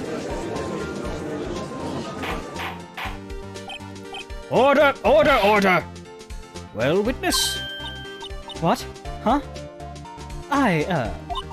Great going, Mr. Wright. But it's true that the lack of a footprint is a contradiction. But then we have to ask why there wasn't a footprint. Oh. That's true. There has to be a reason why there wasn't a footprint. Think, Mr. Wright, think. Hey, I don't know why it's not there. I'm just good at finding contradictions. What? Hold it! I see. Now I get it. Get what? Our witness is more devious than I gave her credit for. We were hoodwinked to the very end. But she slipped. There is one vital hint to the truth in her testimony. What are you talking about? Think back to when she told us about apprehending the suspect. The chief prosecutor tried to resist, but her efforts were in vain. She knocked my hands aside, kicked over an oil drum. Oh, she's beautiful but deadly. A predator, this one. A leopard woman. Rawr! I thought that was a strange thing for the normally cool-headed chief to do. No kidding. Now, witness, allow me to ask a very simple question. This oil drum, was it empty? Oh, that. I'm not sure I like your attitude, Mr. Edgeworth. Though apparently you're not the slowest conveyor belt in the lunchbox factory. Witness. Well, was the oil drum empty? The oil drum, kicked over by the chief prosecutor, was brimming with water. Water? What does that mean? Still don't get it, Mr. Wright. Do you want to know the reason she knocked it over? The real reason? Aha! You don't mean... Yes. The suspect knocked over that oil drum for one reason and one reason alone. To erase the blood stains that would become evidence against her. Ah! That ties things up quite nicely. The bloodstains left on the victim's shoes tie her quite clearly to this murder. Then, after the deed was done, she knocked over the oil drum to erase the telltale signs. Why, that's a prosecutor's specialty. Erasing evidence. That reminds me. Miss Skye's right hand was hurt. Didn't she say she'd cut herself when she stabbed him? So that's when my sister's blood got on the shoe. How did she cut herself exactly? Because Edgeworth's knife has bloodstains, but wasn't it just the victim's blood? Did she cut herself on the knife? Is that just an implication? Or why doesn't the knife have a blood mixture? Well, I see no reason to prolong this trial. Mr. Wright, do something, please. What? What can I do? Your sister has confessed to the crime and she tried to conceal it. But... Enough. There is no need for further debate. The verdict, Your Honor. Very well. But Angel Star is on the prosecution's side. She could have been lying about the water. This court finds the defendant, Ms. Lana Skye. Hold it. Angel? Little girl, what did you just say? Huh? Me? Did you say that I, Angel Star, was on the prosecution's side? Well, yeah, you are. You're saying my sister hid evidence by erasing the bloody footprints. Well, I thought you'd had your fill, but here you are demanding a second helping. Another lunchbox. A lunchbox called evidence. Wait. Witness, don't tell me you have something else. The time for deliberations has passed. Any further comments and you will be held in contempt of court. Your threats don't scare up the cough-up queen. Look at this. A photograph? I had it just in case anyone had the gall to suggest that the white shoe didn't belong to the victim. I see no room for error in this evidence. Except for the part where you literally hid it from us the whole time! Look, I like Angel Star, I do. I said that I liked her, I do. But that doesn't mean I like her as a person. I like her as a character. I think she's entertaining. But fuck it, Al.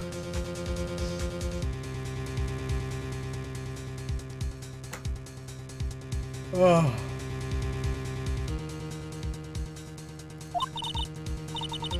Mr. Wright, wait! Look at the asphalt in this photo. Hey! It's clearly wet. Erasing the last trace of doubt from the court's mind. Immediately after the murder, the crime scene was washed with water. I'm sorry, Mr. Wright. I guess I couldn't help after all. It's not your fault. I knew I couldn't win this case from the beginning. And it seems this is what your sister wanted anyway.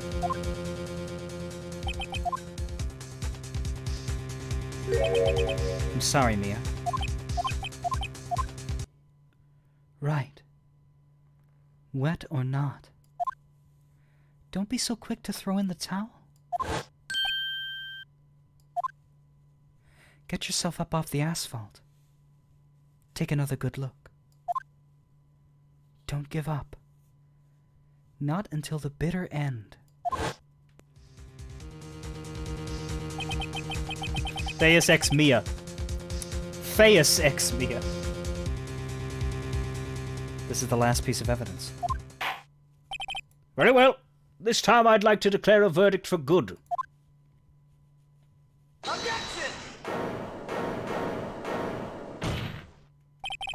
Your Honor, wait.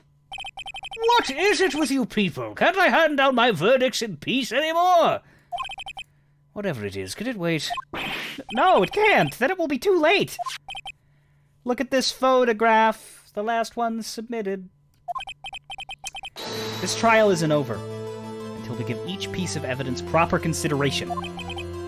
So, Wright, are you saying there's a problem with this latest piece of evidence? Yeah!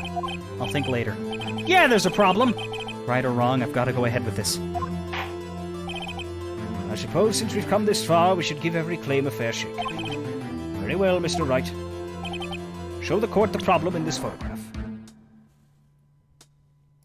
Okay.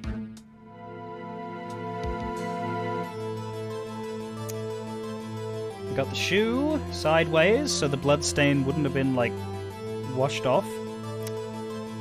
He's not wearing it. The knife is in him. Can't see his face, that's a little weird. There seems to be something stuck in the exhaust pipe. But is that a problem? Like, I'm curious about it, but what if they just... We'll give it a go. Take that! The problem in this photograph is here. What's this? There's something poking out of the car's muffler. Wait just a moment, Mr. Edgeworth. Your Honor? You just said muffler. However, I see no trace of a muffler or scarf of any kind in this photograph. A muffler is also a part of a car or motorcycle, Your Honor. Just think of it as part of the exhaust system, a pipe. I see, and... I see.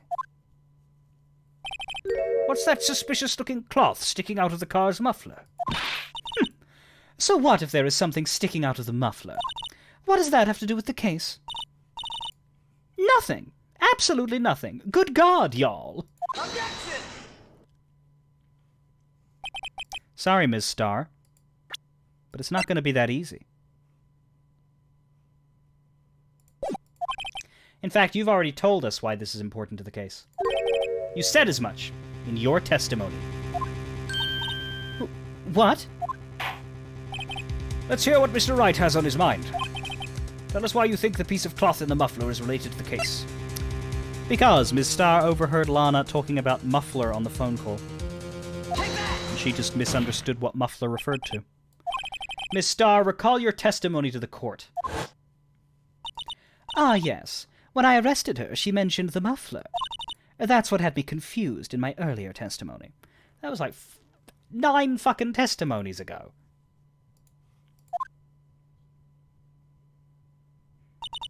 Muffler. Ah! Ah! Could it be that the muffler you heard mentioned was actually this exhaust pipe?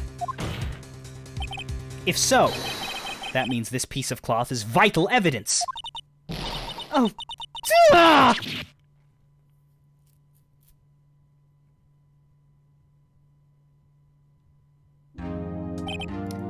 Well, it seems we will have to suspend the proceedings. Suspend? I find myself wondering about that piece of cloth. If we leave any question unanswered here, we do a disservice to the law. Have the car at the crime scene inspected at once and bring me that cloth. The verdict will wait until after we've seen all the evidence. Agreed? I suppose so. That was close. But we made it, at least for now. This court will adjourn for a 30-minute recess. It's lunchtime, after all. He's still hungry? To be continued. Not only does this case have the 3-day trial system that Ace Attorney 1 has, unlike the second and third games where they always do it in 2 investigations, 2 trials. This is the first trial to have multiple chunks of trial in a row. This case, I believe has 9 chapters. Invest, trial, trial, invest, trial, trial, invest, trial, trial. That's the way the later games do it in their longer cases. They will give you 2 chunks of trial with a save point in the middle.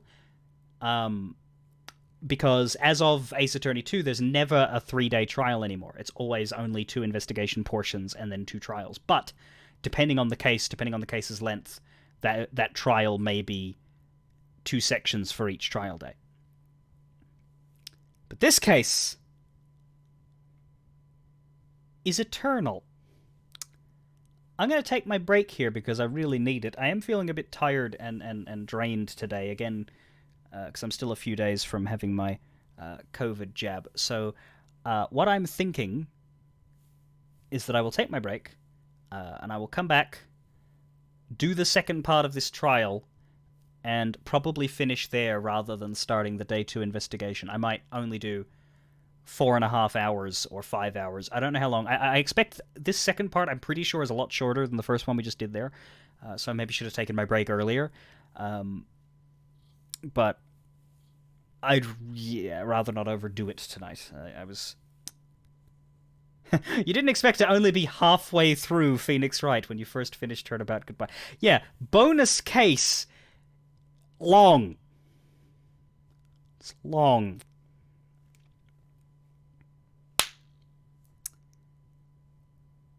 It's the Robert Jordan case. It's good, but it's overwritten.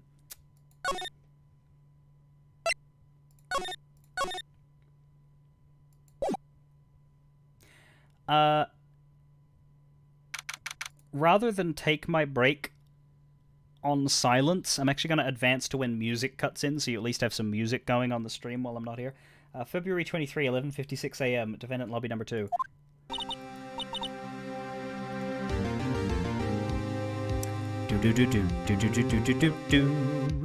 Right, so you'll get to listen to this. It's not the best track in the game, but I'm actually gonna lie down for like 10 minutes and catch, not my breath really, but just Just sort of channel energy so that I can do more today, because I'm feeling more tired than I normally would at this point. And refill my water, yeah. There's still some in here, just not a lot. I'll be back.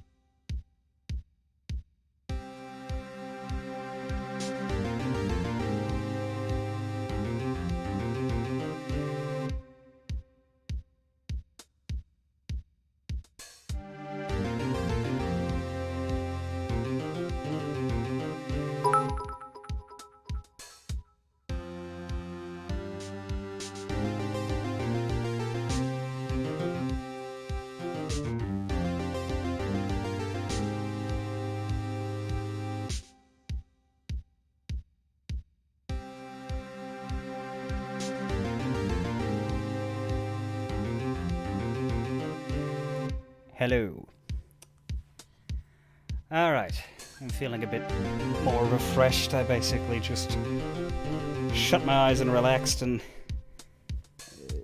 summoned what powers I could to get it going. And I have a full water bottle again. So, second half of the first day of the trial. Part 3 of probably 9 of Rise from the Ashes. Ruthie, you're back. We spent an hour or however long it took beating down Angel Star's testimony, and she was lying about... We didn't completely destroy her, that's the problem. We kept forcing her to pull out more and more bits of evidence that for some reason she didn't want to show, because that's what cops do, right? They pretend that they don't have the evidence that they actually do have until an opportune, dramatically appropriate moment. That's how the courtroom works, isn't it? And we've got her down to...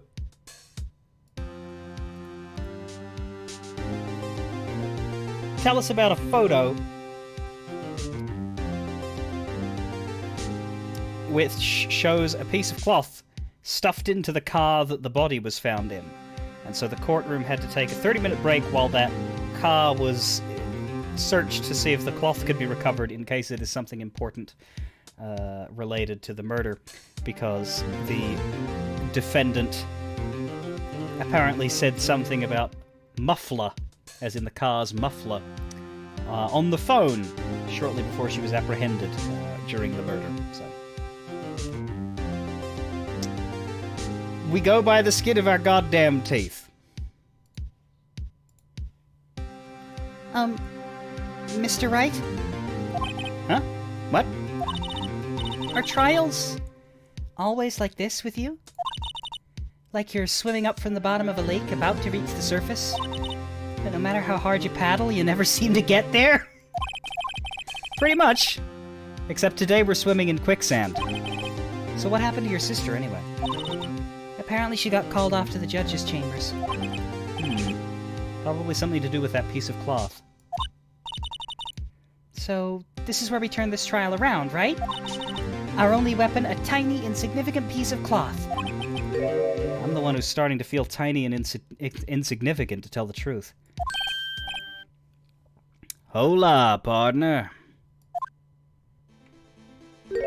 Ah. They say you show a red cloth to a bull, it'll fire up its temper. Great to see you, Officer Cassidy. I mean, Marshall. That's what they told me when I was a youngin', at least. Officer Marshall! Thought I'd come take a look-see at how the trial's going. Looks like I'm late. They've got the home ranch locked down tighter than a fort in enemy territory. That hard to slip out, huh? What is going on over there, anyway?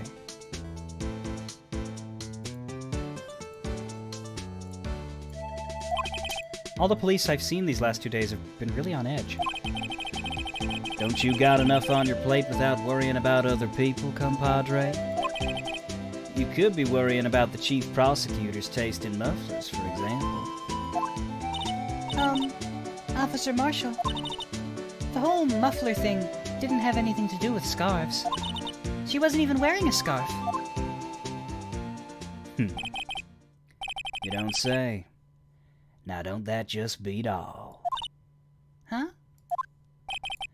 I've seen the red breeze blow at her slender neck many a time. I saw it that day, too. She was wearing a red muffler. What? At the awards ceremony that afternoon. Edgeworth seen it, too, I reckon. What does that mean? In the photograph taken at the crime scene, she wasn't wearing a scarf.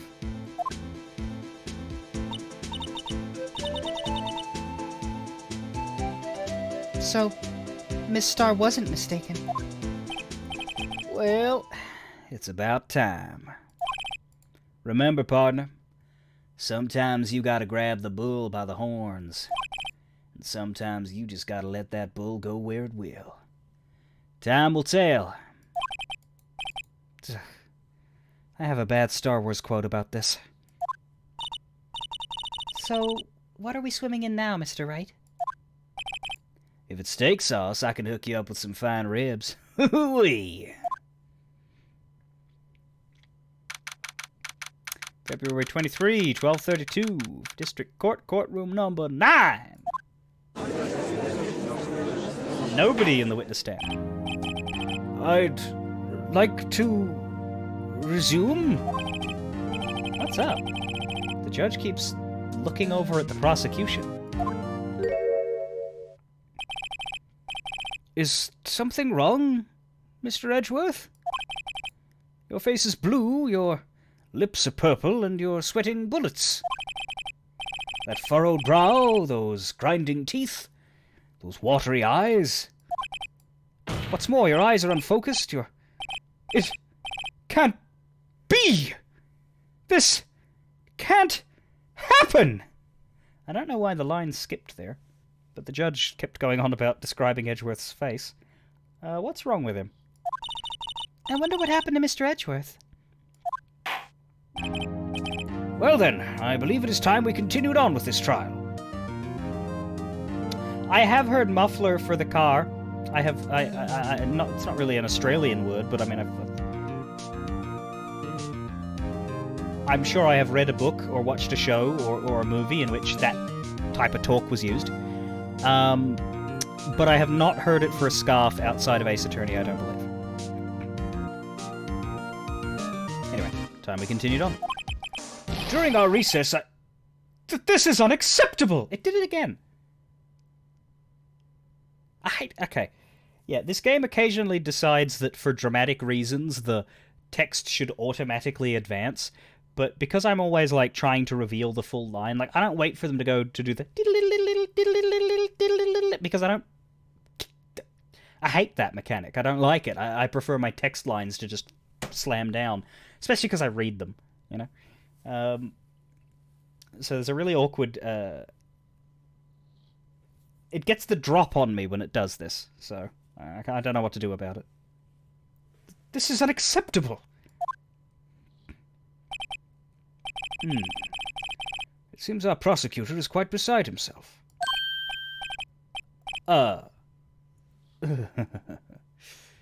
Excuse me. Knock, knock. Huh? Who's there?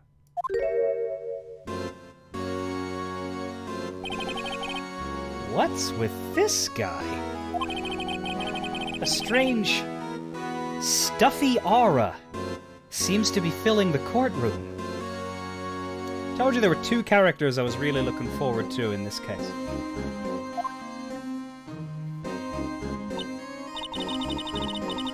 Hey, the temperature rose 5.7 degrees when that man came in.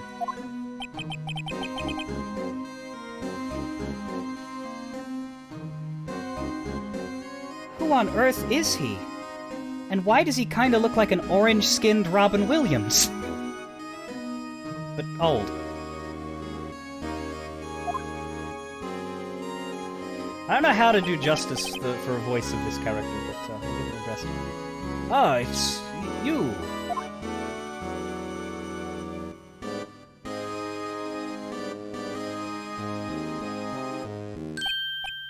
Oh.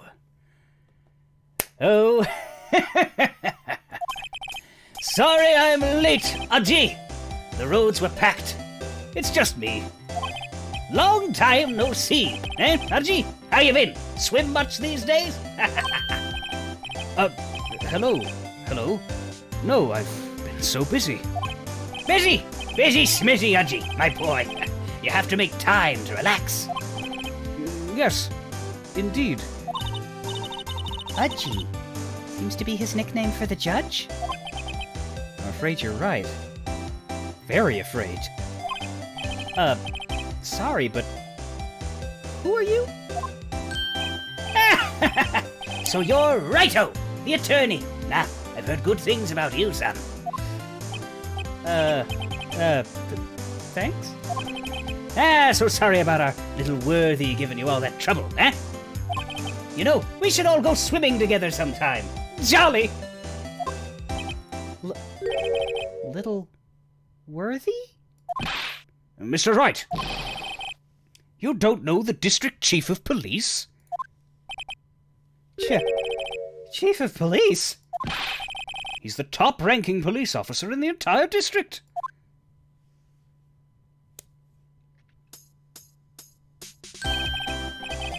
Name's Gant! Damon Gant! Pleased to meet you, everyone!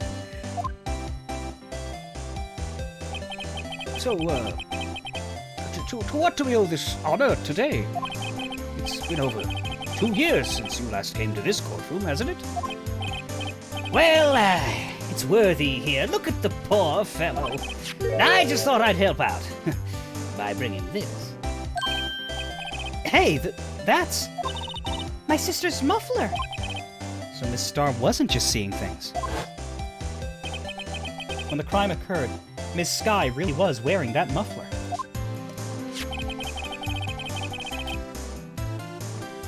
Yeah, but to think that it was stuffed into that exhaust pipe.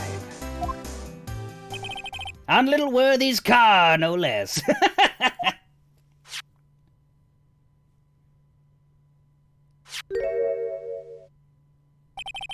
It's really quite embarrassing, even for us.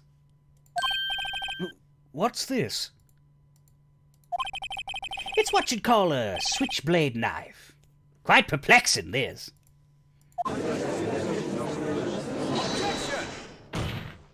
Chief, what kind of outfit are you running? Mr. Edgeworth! How could they miss such a vital piece of evidence? If your investigators are this lax, how do you expect us to do our job? Now, wait a minute, Worthy. I've no desire to hear your excuses. I'm telling you to wait. Or didn't you hear me? Have a look at this document, where it says, Person in charge of investigation.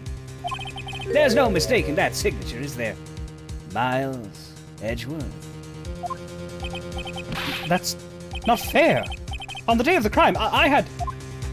Your head in the clouds because you got that award. I know how you feel. But you're the person in charge. I'll expect a written apology. What? Are you serious? Don't be too upset. We'll find a way to clean up this mess that you made.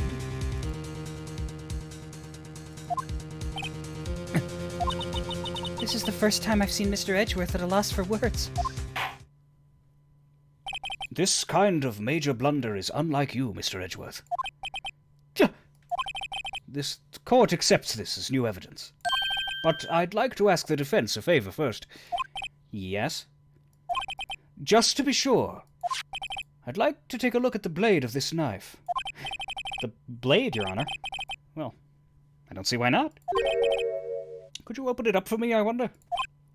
Yes. Well, I think all you have to do is push that switch and, If I cut my finger, Mr. Wright, I wouldn't be able to pound my gavel anymore.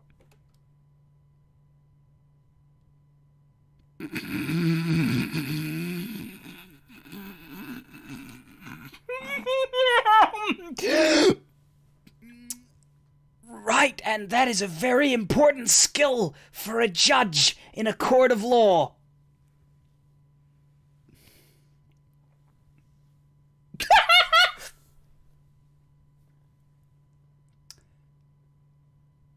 I shall carry on with professionalism.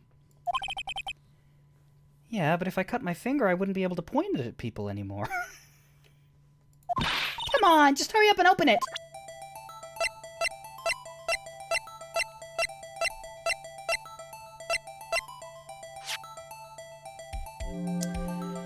Well, for the sake of the judge's gavel-pounding hobby, let's, Whatcha! Ah! Don't scare me like that! I'm the one who's scared! Look at this knife blade! The tip is broken off. Just the tip? And this dark red stain. Blood? It's also got a tag. Switchblade knife found at the crime scene or wrapped in the defendant's muffler with a small tag attached. This does not excuse the actions of the police department. You mean yourself? Well, no. He's a prosecutor. Can we look at this tag, though, before we carry on? There's a small tag on the knife. It says SL92. What's that supposed to mean? I'm not sure, but it reminds me of a similar code. DL6. Maybe it's a case number. That's weird. What? I don't remember where, but I think I've seen something like this before. Something similar to what's written on this tag. Wasn't that long ago either.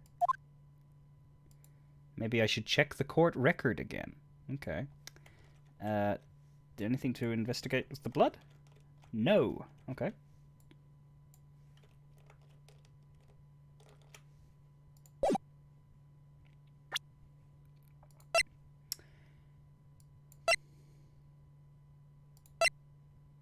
What am I looking for?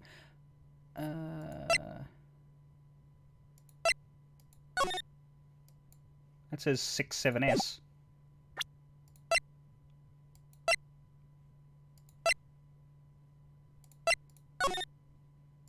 There's no text in here. Check the court record again. That's an autopsy report.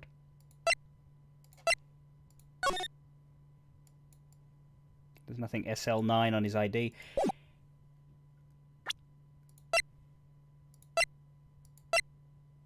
And it's not on a shoe, so... I would like to hear an explanation from the Chief of Police himself. I'm terribly sorry, but could I ask you to testify for us? About the split between the prosecutors and the police and this knife. Sure! Sure thing! Not a problem, not even a little one, really!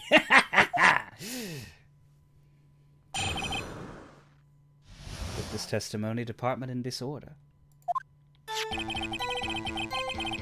This knife is special, but I can't see how here. Unless there's evidence to prove a connection between this knife and Goodman. That was a bad day for the department. We weren't in any shape to do an investigation. A detective was killed at the police department, see? What a mess. The time of the crime? 5:15. Scary coincidence, huh? It's not officially linked to this here case, so I can't talk much about it. There was a murder at the police department? A detective? That's hush-hush information, Archie. We haven't exactly announced it yet. Objection! Wait a second. You said 5:15? Also, I'm sort of edging towards giving Gant an accent here because I think it differentiates him better. That's the exact time that Detective Goodman was killed at the prosecutor's office.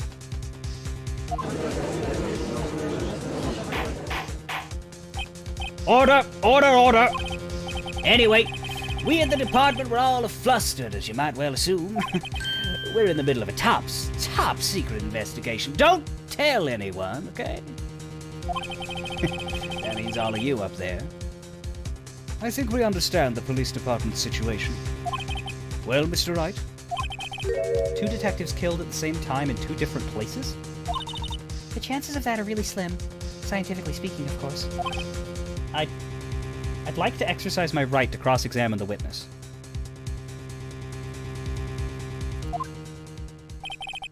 Very well. However, keep your questions focused on the case at hand. What else am I going to ask? How was your day, sir? Department in disorder. Do we have a profile for this man now as well? We don't seem to be able to look. That's annoying. It's fine. This knife is special, but I can't say how here. Okay, now I can look.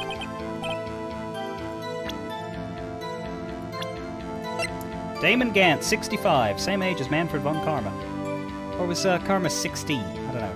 District Chief of Police. He might not seem it, but he's the big guy as far as the cops are concerned.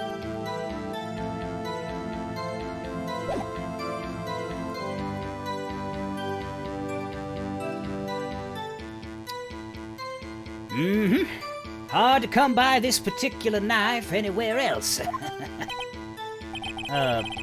Might that special thing be this little tag? Oh, sorry, Righto! But I can't say that now. Not that. We've established that the knife in Goodman's chest was this knife. Now, why was there another knife at the scene of the crime? Ah, that's quite a mystery. Oh, wrong old man. That's quite a mystery. And like a mystery, it's wrapped in something. A muffler. I bet you thought I was going to say an enigma, didn't you? Unless there's evidence to prove a connection between this knife and Goodman. This knife was found on the scene of our crime. I think that makes it connected to the case, don't you? See, there's a lot of things that go on at the department that I can't explain. It's delicate, okay? Sorry, Rido. Maybe there's something about the knife that will give us a clue. Let's examine that knife while we can, Rido. Evidence that links this knife to Detective Goodman. I think perhaps the pieces are falling into place. I should try presenting the piece of evidence that's had me stumped all this time. So how were things down at the department?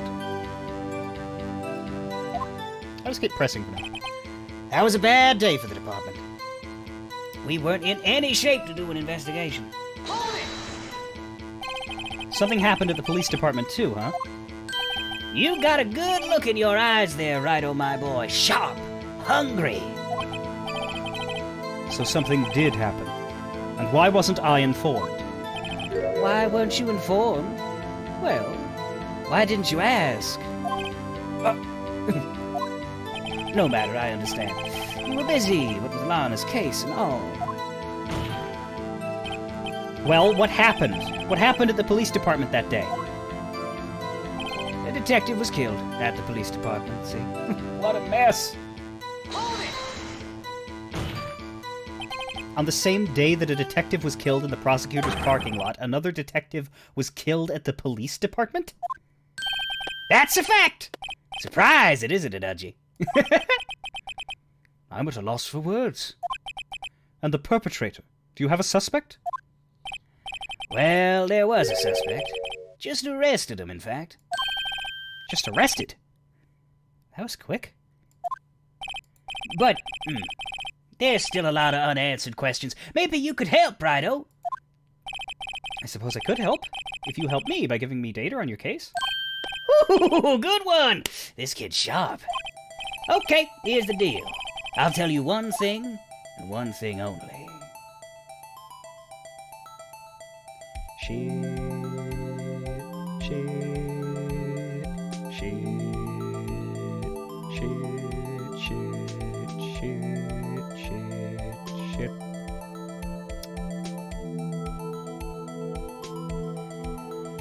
We know when the victim died.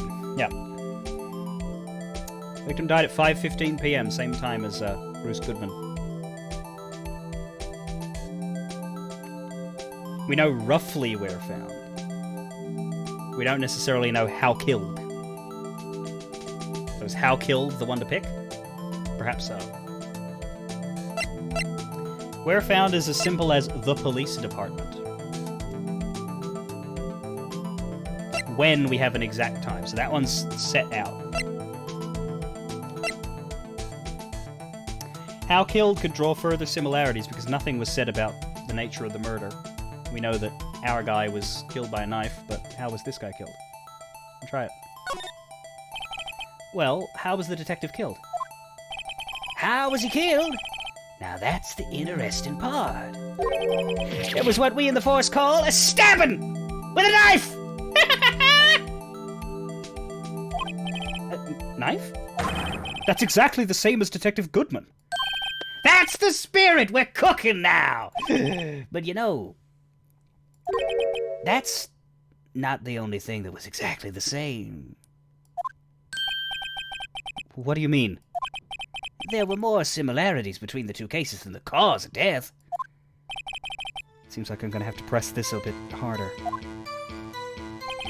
The time of the crime, 5:15. Scary coincidence, huh?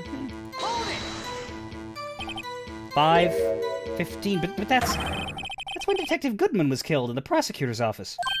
What? Funny, isn't it? A murder at the prosecutor's office and a murder at our place at the very same time. What are the chances? Coincidence. This is just my gut feeling, but I'd say that there is a 0.001% chance of that happening. Chief Gant, please, tell us more about the incident. It's not officially linked to this here case, so I can't talk much about it. How could you say there's no connection? How? Well, because I'm the chief of police. I can just say anything I please, Rhino. Oh, I can't just say anything I please, Rhino. You understand? Try to understand, Rhino.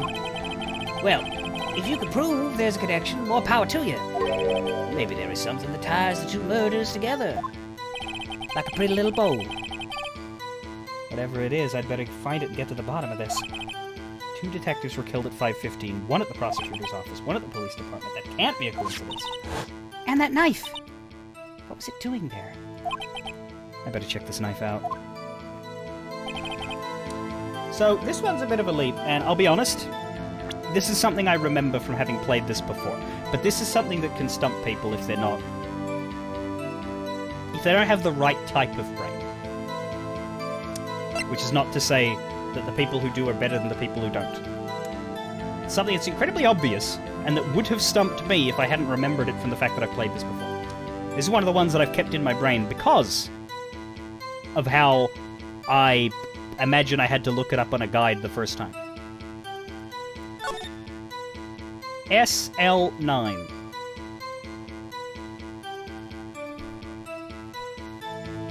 It's upside down. And the way in which I believe you are supposed to make that connection is because you can rotate this.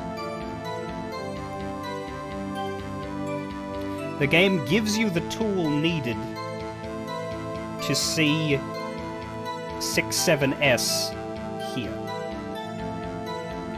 But you can't click on that and get Phoenix to make the deduction for you. You have to take that note and you present it.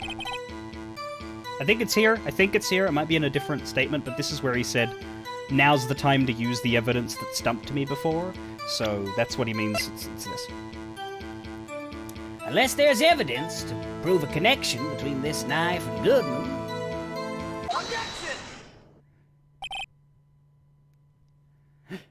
Wait a second. Ha! At last. At last, objection has come along. By all means. This knife. This has to have something to do with Detective Goodman. What do you mean? And honest to goodness, what do you mean from Udgy? This is great! Look at the tag on this knife. It reads SL92. And this is important, why? Well, over here, we also have a memo that was on the body of the victim. What's this? 6 minus 7S... 12 and a 12 over 2? Your Honor? It's upside down. Upside... The printed name on the memo makes it look like it's right side up. But turn it around. What do you get?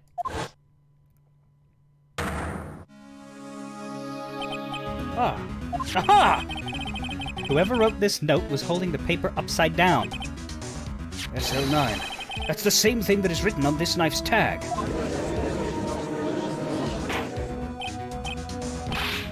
Order, order! Well, Chief. Ah, well. I guess the cat's out of the bag. You win, Righto. I win? What game is this guy playing? This knife was evidence in a case. It was stolen from the department's evidence room. So this knife was stolen? Yes, but on the day of the murder. It was evidence, you say.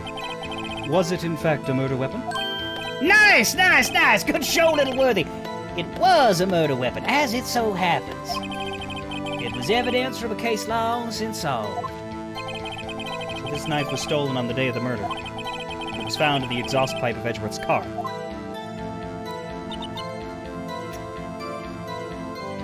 Hard to think there isn't a connection there. So there was a knife that stabbed Goodman, and there was another knife not too far away that didn't stab Goodman, but stabbed someone else long, long ago, way back in history. Right then. Now if I press this, do we get to try the one thing only again, or do we not get another choice? How much can we cheese this? Because we've gone through this, we've gone through this. Just arrested a suspect. Still a lot of unanswered questions, maybe you could help. Yeah, I'll tell you one thing, wait, yeah, so we can cheat it. We've done how the victim was killed. I know we're not going to need when the victim died, but we can try where the victim was found.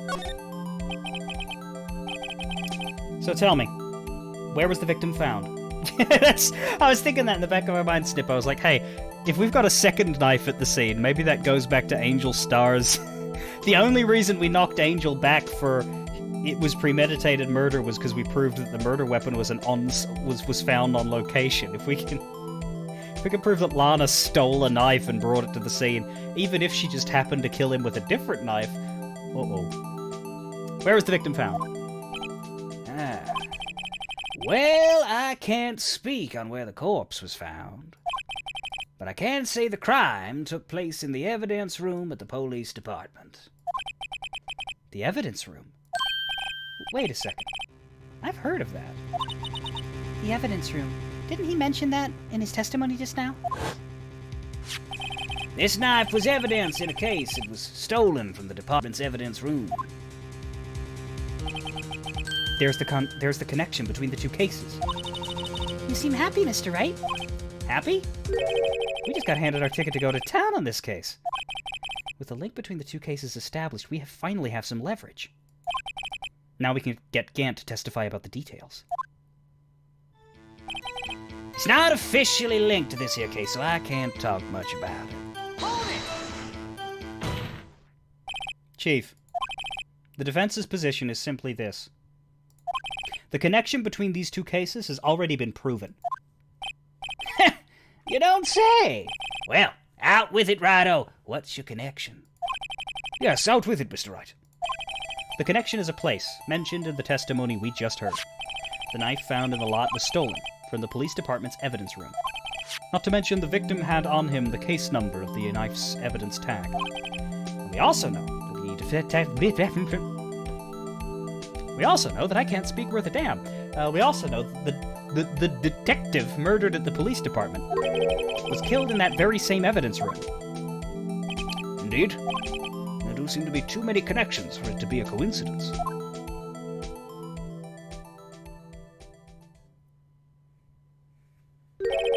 You two make a good pair. It took my men 2 days to find out what you deduced right here. Chief! I request that you release your information on the victim at the police department. See, well, that's the tricky part. It hasn't been announced yet, and all. Can we get the information unofficially? Well... Sure, why not? It is unofficial, after all. What? Really? Who would have guessed? I'll cooperate, but I can't reveal the name of the victim at the department, okay? If you're going to tell us a little, why not tell us everything? Ah, well, case information is sticky stuff. You have to do everything properly. Oh well. Guess I might as well try to get what I can out of him. I can't say it's good, one. The victim's division, the victim's ID number, the victim's gender. Ah! We have Bruce Goodman's ID, and we know exactly what his number is.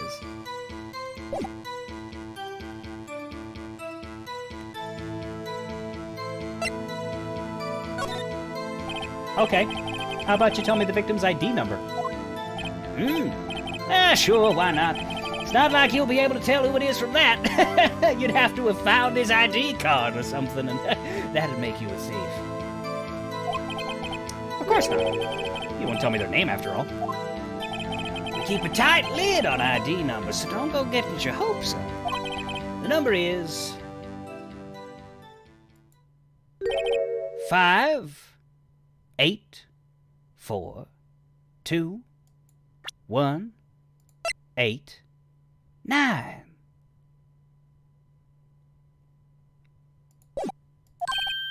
Well, that's quite long. And we have to remember these. It drives me nuts. 8, 2, I can't do it. You didn't even get the first number right.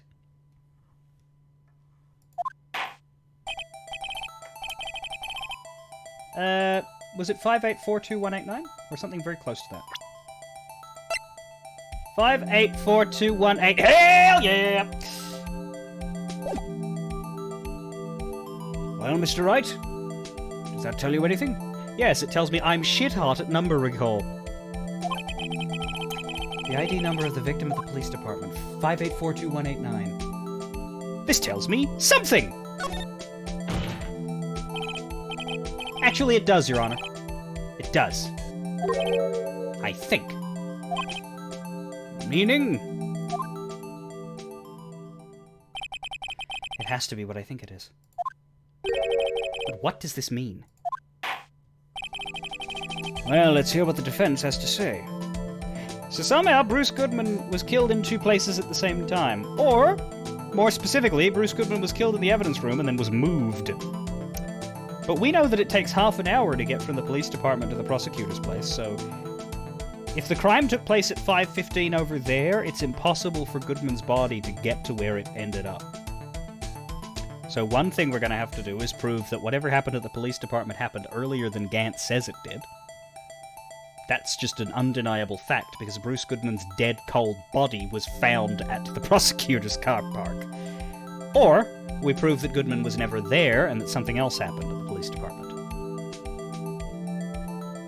That would be the worst outcome, though, because if we can prove that Goodman was murdered halfway across town with Lana Skye nowhere to be found, that helps our case a good bit. But nonetheless, let's not get ahead.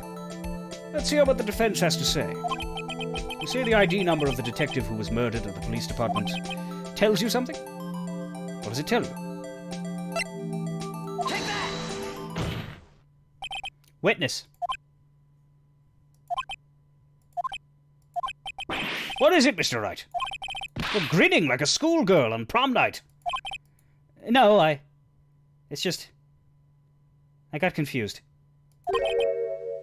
And this is news? Huh? Just come out with both guns blazing like you always do. Police department? Prosecutor's office? 2 places? 2 detectives murdered? At one time? Actually, I happen to have a police ID number here. Oh, is it yours? No, Your Honor, I'm a defense attorney. Remember? This is the ID number of our victim, Detective Goodman. Shame on you, Righto! Personnel IDs are top secret. Detective Goodman's ID number is 5842189. And? This means... what exactly? Huh? Wait. That ID number we heard from the chief earlier. That started with 82... 5842189. It's not hard. Wait, did I get it right that time? 5842? 5824. 5842. I did it. You didn't even get the first number right. Again! The number the chief of police gave us was 5842189. Wait a second, Wright. What does this mean? That's what I want to know. The two ID numbers are identical. In other words, the detective killed in the police department's evidence room was Bruce Goodman. What does our witness think about that? Oh, sharp as a tack, Righto! Sharp as a tack. But wait! Detective Goodman is our victim!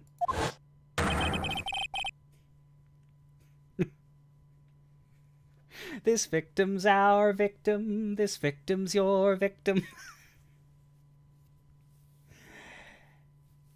He's like the Oprah of murder victims. Everybody gets a Goodman. He was killed at 5:15 in the underground parking lot. Yet, a Detective Bruce Goodman was also killed at the police department. In the evidence room. At the exact same time. That's impossible. So what we're saying is, the same person was killed at the same time? And in a completely different location? Order! Order! Order! Chief, what does this mean? No. What I want to know is, why didn't I hear about this? Yes, it's top secret, fine, but I'm the prosecutor in charge of the case. Now, just wait a second, Worthy. No need to get all flustered. Your Honor, the police department has made a grave error in this case. Wait.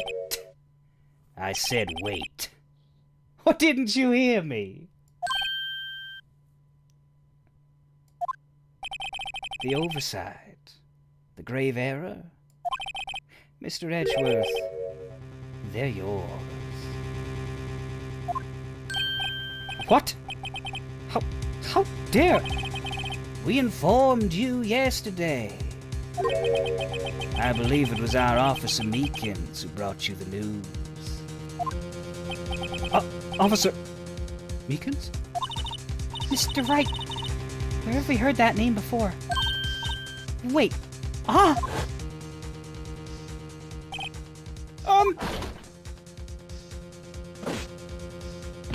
Excuse me, but is Mr. Edgeworth, anywhere on the premises? I'm here, sir, at the request of the chief. Sir, I've got your report, sir! You don't mean him?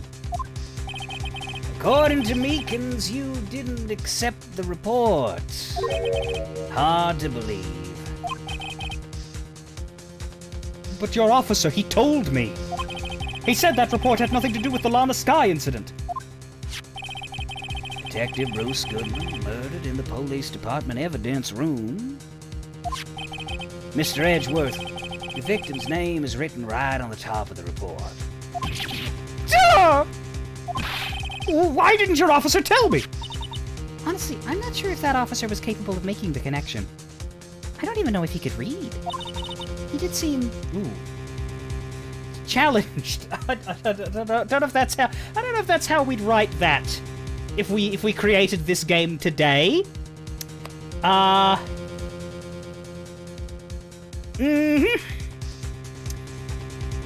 game from the 2000s, everybody. Meekins seemed flustered. Meekins seemed...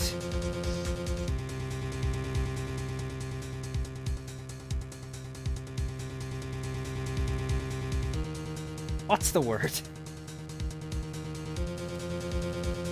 Flustered, anxious, overwhelmed, perhaps inexperienced.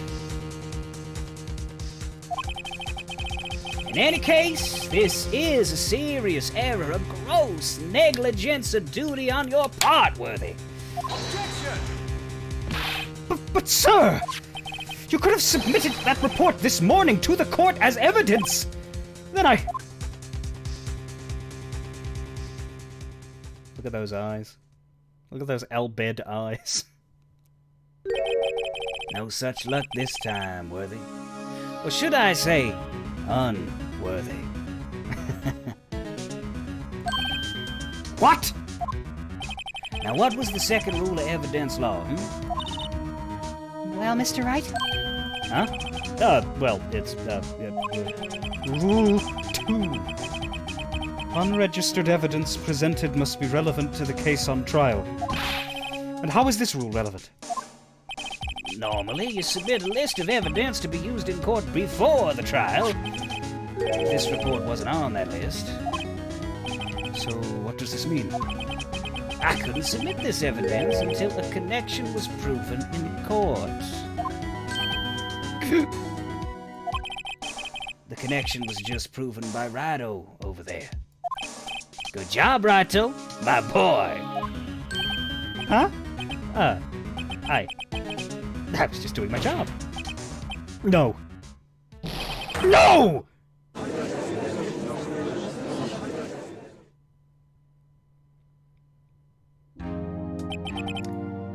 It seems we've come to the end of this trial. I know you're going through a tough time, Worthy, what with all those nasty rumors.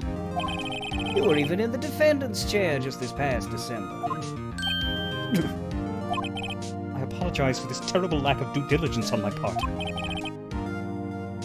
Mr. Edgeworth, please just give me one day. I'll get to the bottom of what happened if it's the last thing I do. You better get results this time. Really. You have my profound apologies, sir. Poor Mr. Edgeworth.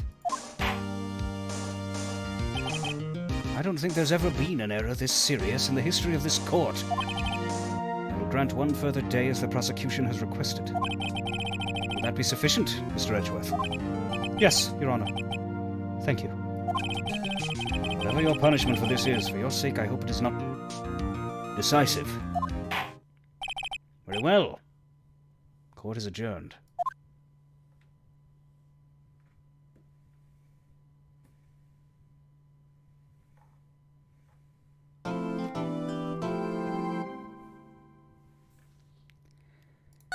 Note that was way shorter, and it only had one testimony in it.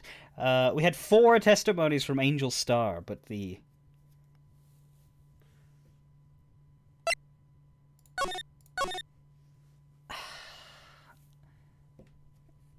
inimitable chief of police, Damon Gant, only once.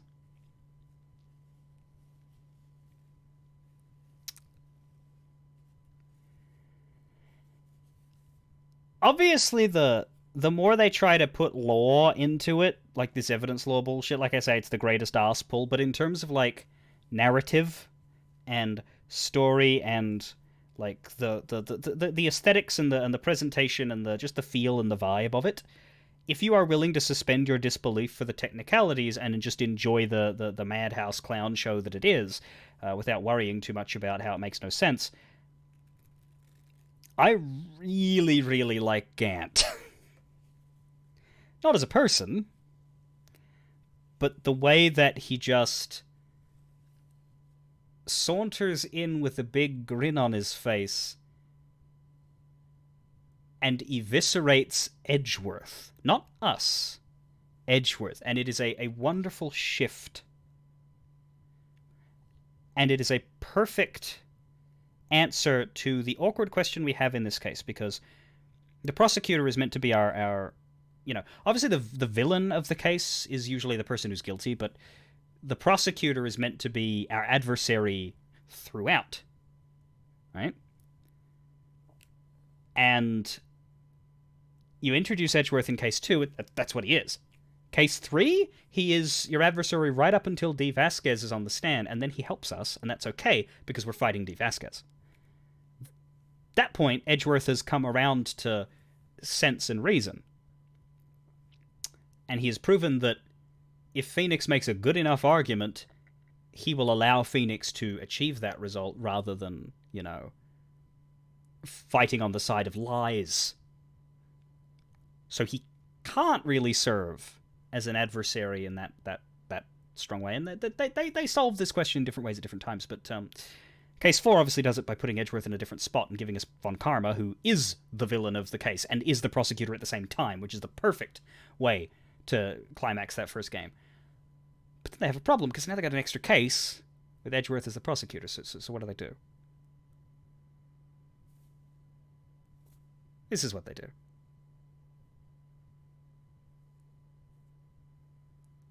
Of course, it's only the first day of the trial.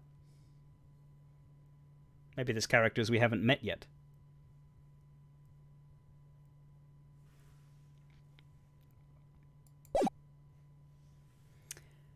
I got 90 minutes. I may not spend all of them. I don't think I can, in 90 minutes, do this entire investigation, so I'm probably going to start, because I don't want to finish yet. I do still have some energy to continue, but I'm probably not going to do much of this section. I'm probably just going to talk to a few characters, go to a few places, and stop in the middle of the investigation like I did last week.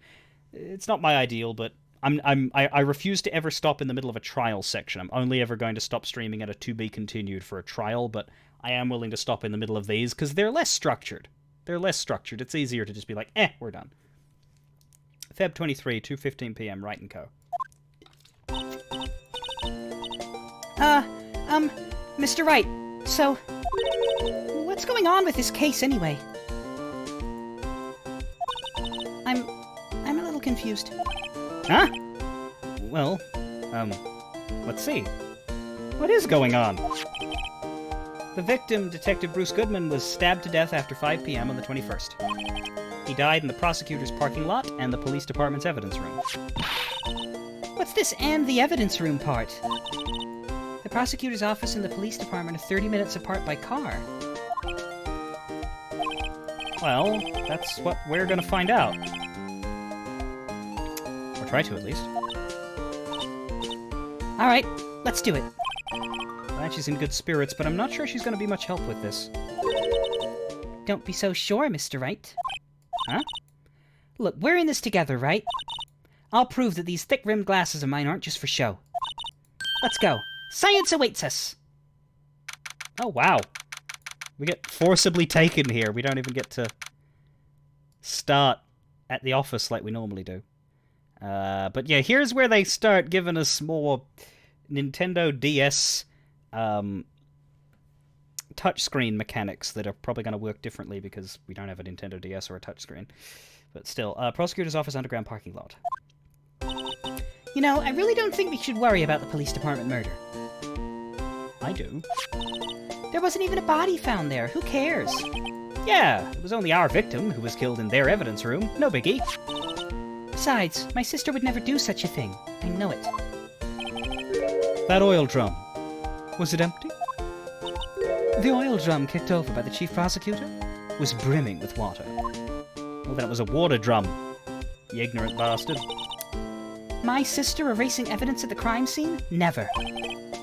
Even though she says they didn't get along, Emma really likes her sister. That's not it at all. It's just... we're both professionals at what we do, and I trust her. Big words for a high school student. Well, whether there was blood on the floor or not, the water in that oil drum washed it all away. Ignore the strength of my science at your own peril, Mr. Wright. Huh? What's that grin for, and why did you start talking like a demon? This situation calls for one thing, and that is luminol testing fluid. Luminol? Blood is sticky stuff, you know. You can't just wash it away with a little water. Even if you can't see it, it's still there. But wouldn't the police have already done those tests? Never trust anyone's eyes but your own, Mr. Wright. Just give it a try. Me? Why do I have to do it? I'm a minor. I can't even drink yet. We're testing blood stains with this stuff, not drinking it. Here, look, I'll lend you these glasses. Huh? You had an extra pair of those things? Ugh. To test for a blood reaction, just spray the luminol on it. Like this, see? Press Enter to spray it on. Or click. Okay, let's find us some bloodstains.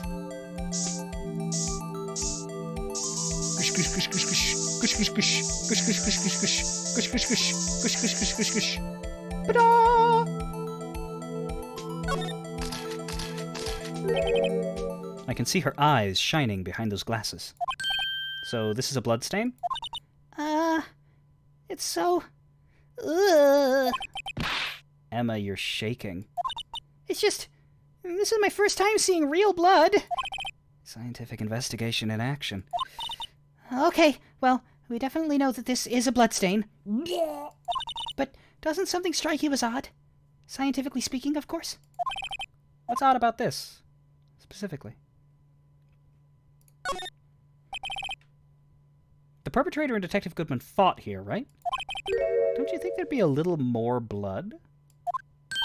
I definitely think so. I mean, look at all the blood on the sole of the victim's shoe. That is pretty strange. If they fought here, there'd have to have been more blood than this. Hey, Mr. Wright! I'm gonna mark up the floor plans when we find a bloodstain, okay? See? I'm pretty handy to have around, right? Yeah, and this stuff's pretty handy too. I saved up my allowance to buy that. Luminol testing fluid received from one very proud-looking Emma Skye. Finds blood traces. Spray to use. What kind of high school kid buys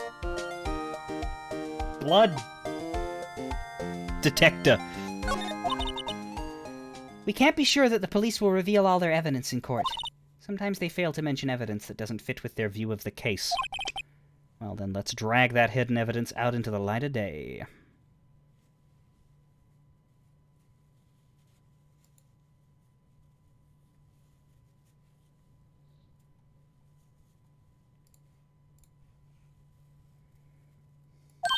Yeah!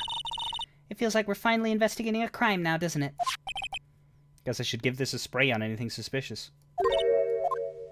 Huh. I wonder how that fluid of yours would react to a nice deli box. Miss Starr! You only trust your own eyes, Not bad, you two. This day-old deli box is on the house. Sorry, it's just that kind of lead-in doesn't really get my mouth watering. Blah, blah, blah, blah. Let's just quickly do a sweep. So that's where Miss Starr saw the incident from. You probably see quite a lot from up here. That probably means she wasn't lying when she said she saw Ms. Skye stab him. Where's the security guard, anyway?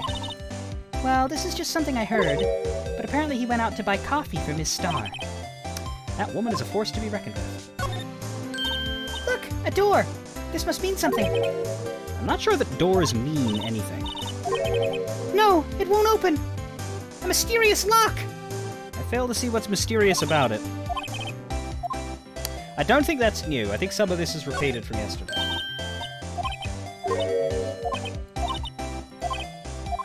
Like the stepladder conversation isn't new. Here, a phone. Let's see if it works. Hey, don't touch stuff we don't need to be touching. I can't hear anything. My ears! No, my ears! Maybe it's due to the barometric pressure. Hey, what did you just say? See, you can hear just fine. The phone's broken. So this is the famous oil drum. Well, no time like the present. I'll try to kick it over myself. Yeah! That's okay, don't cry. That Lana Skye must be one strong woman.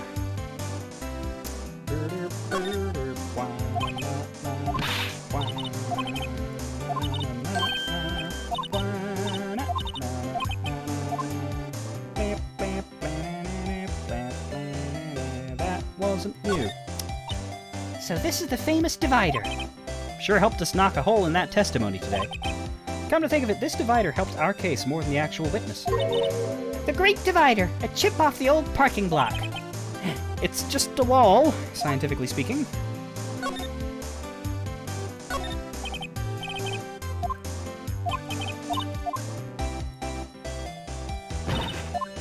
Can I repeat that? B block is through there. That's where visitors park. So, Miss Starr climbed over this fence? It seems so, yeah. The fence is like 9 feet high. Well, no time like the present. I think I'll give it a little try.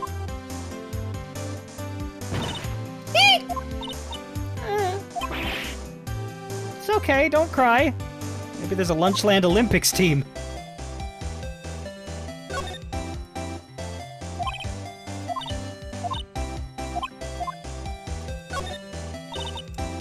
That's about as red as a sports car can get. Yep, it's pretty red, all right. The body was found in Edgeworth's trunk.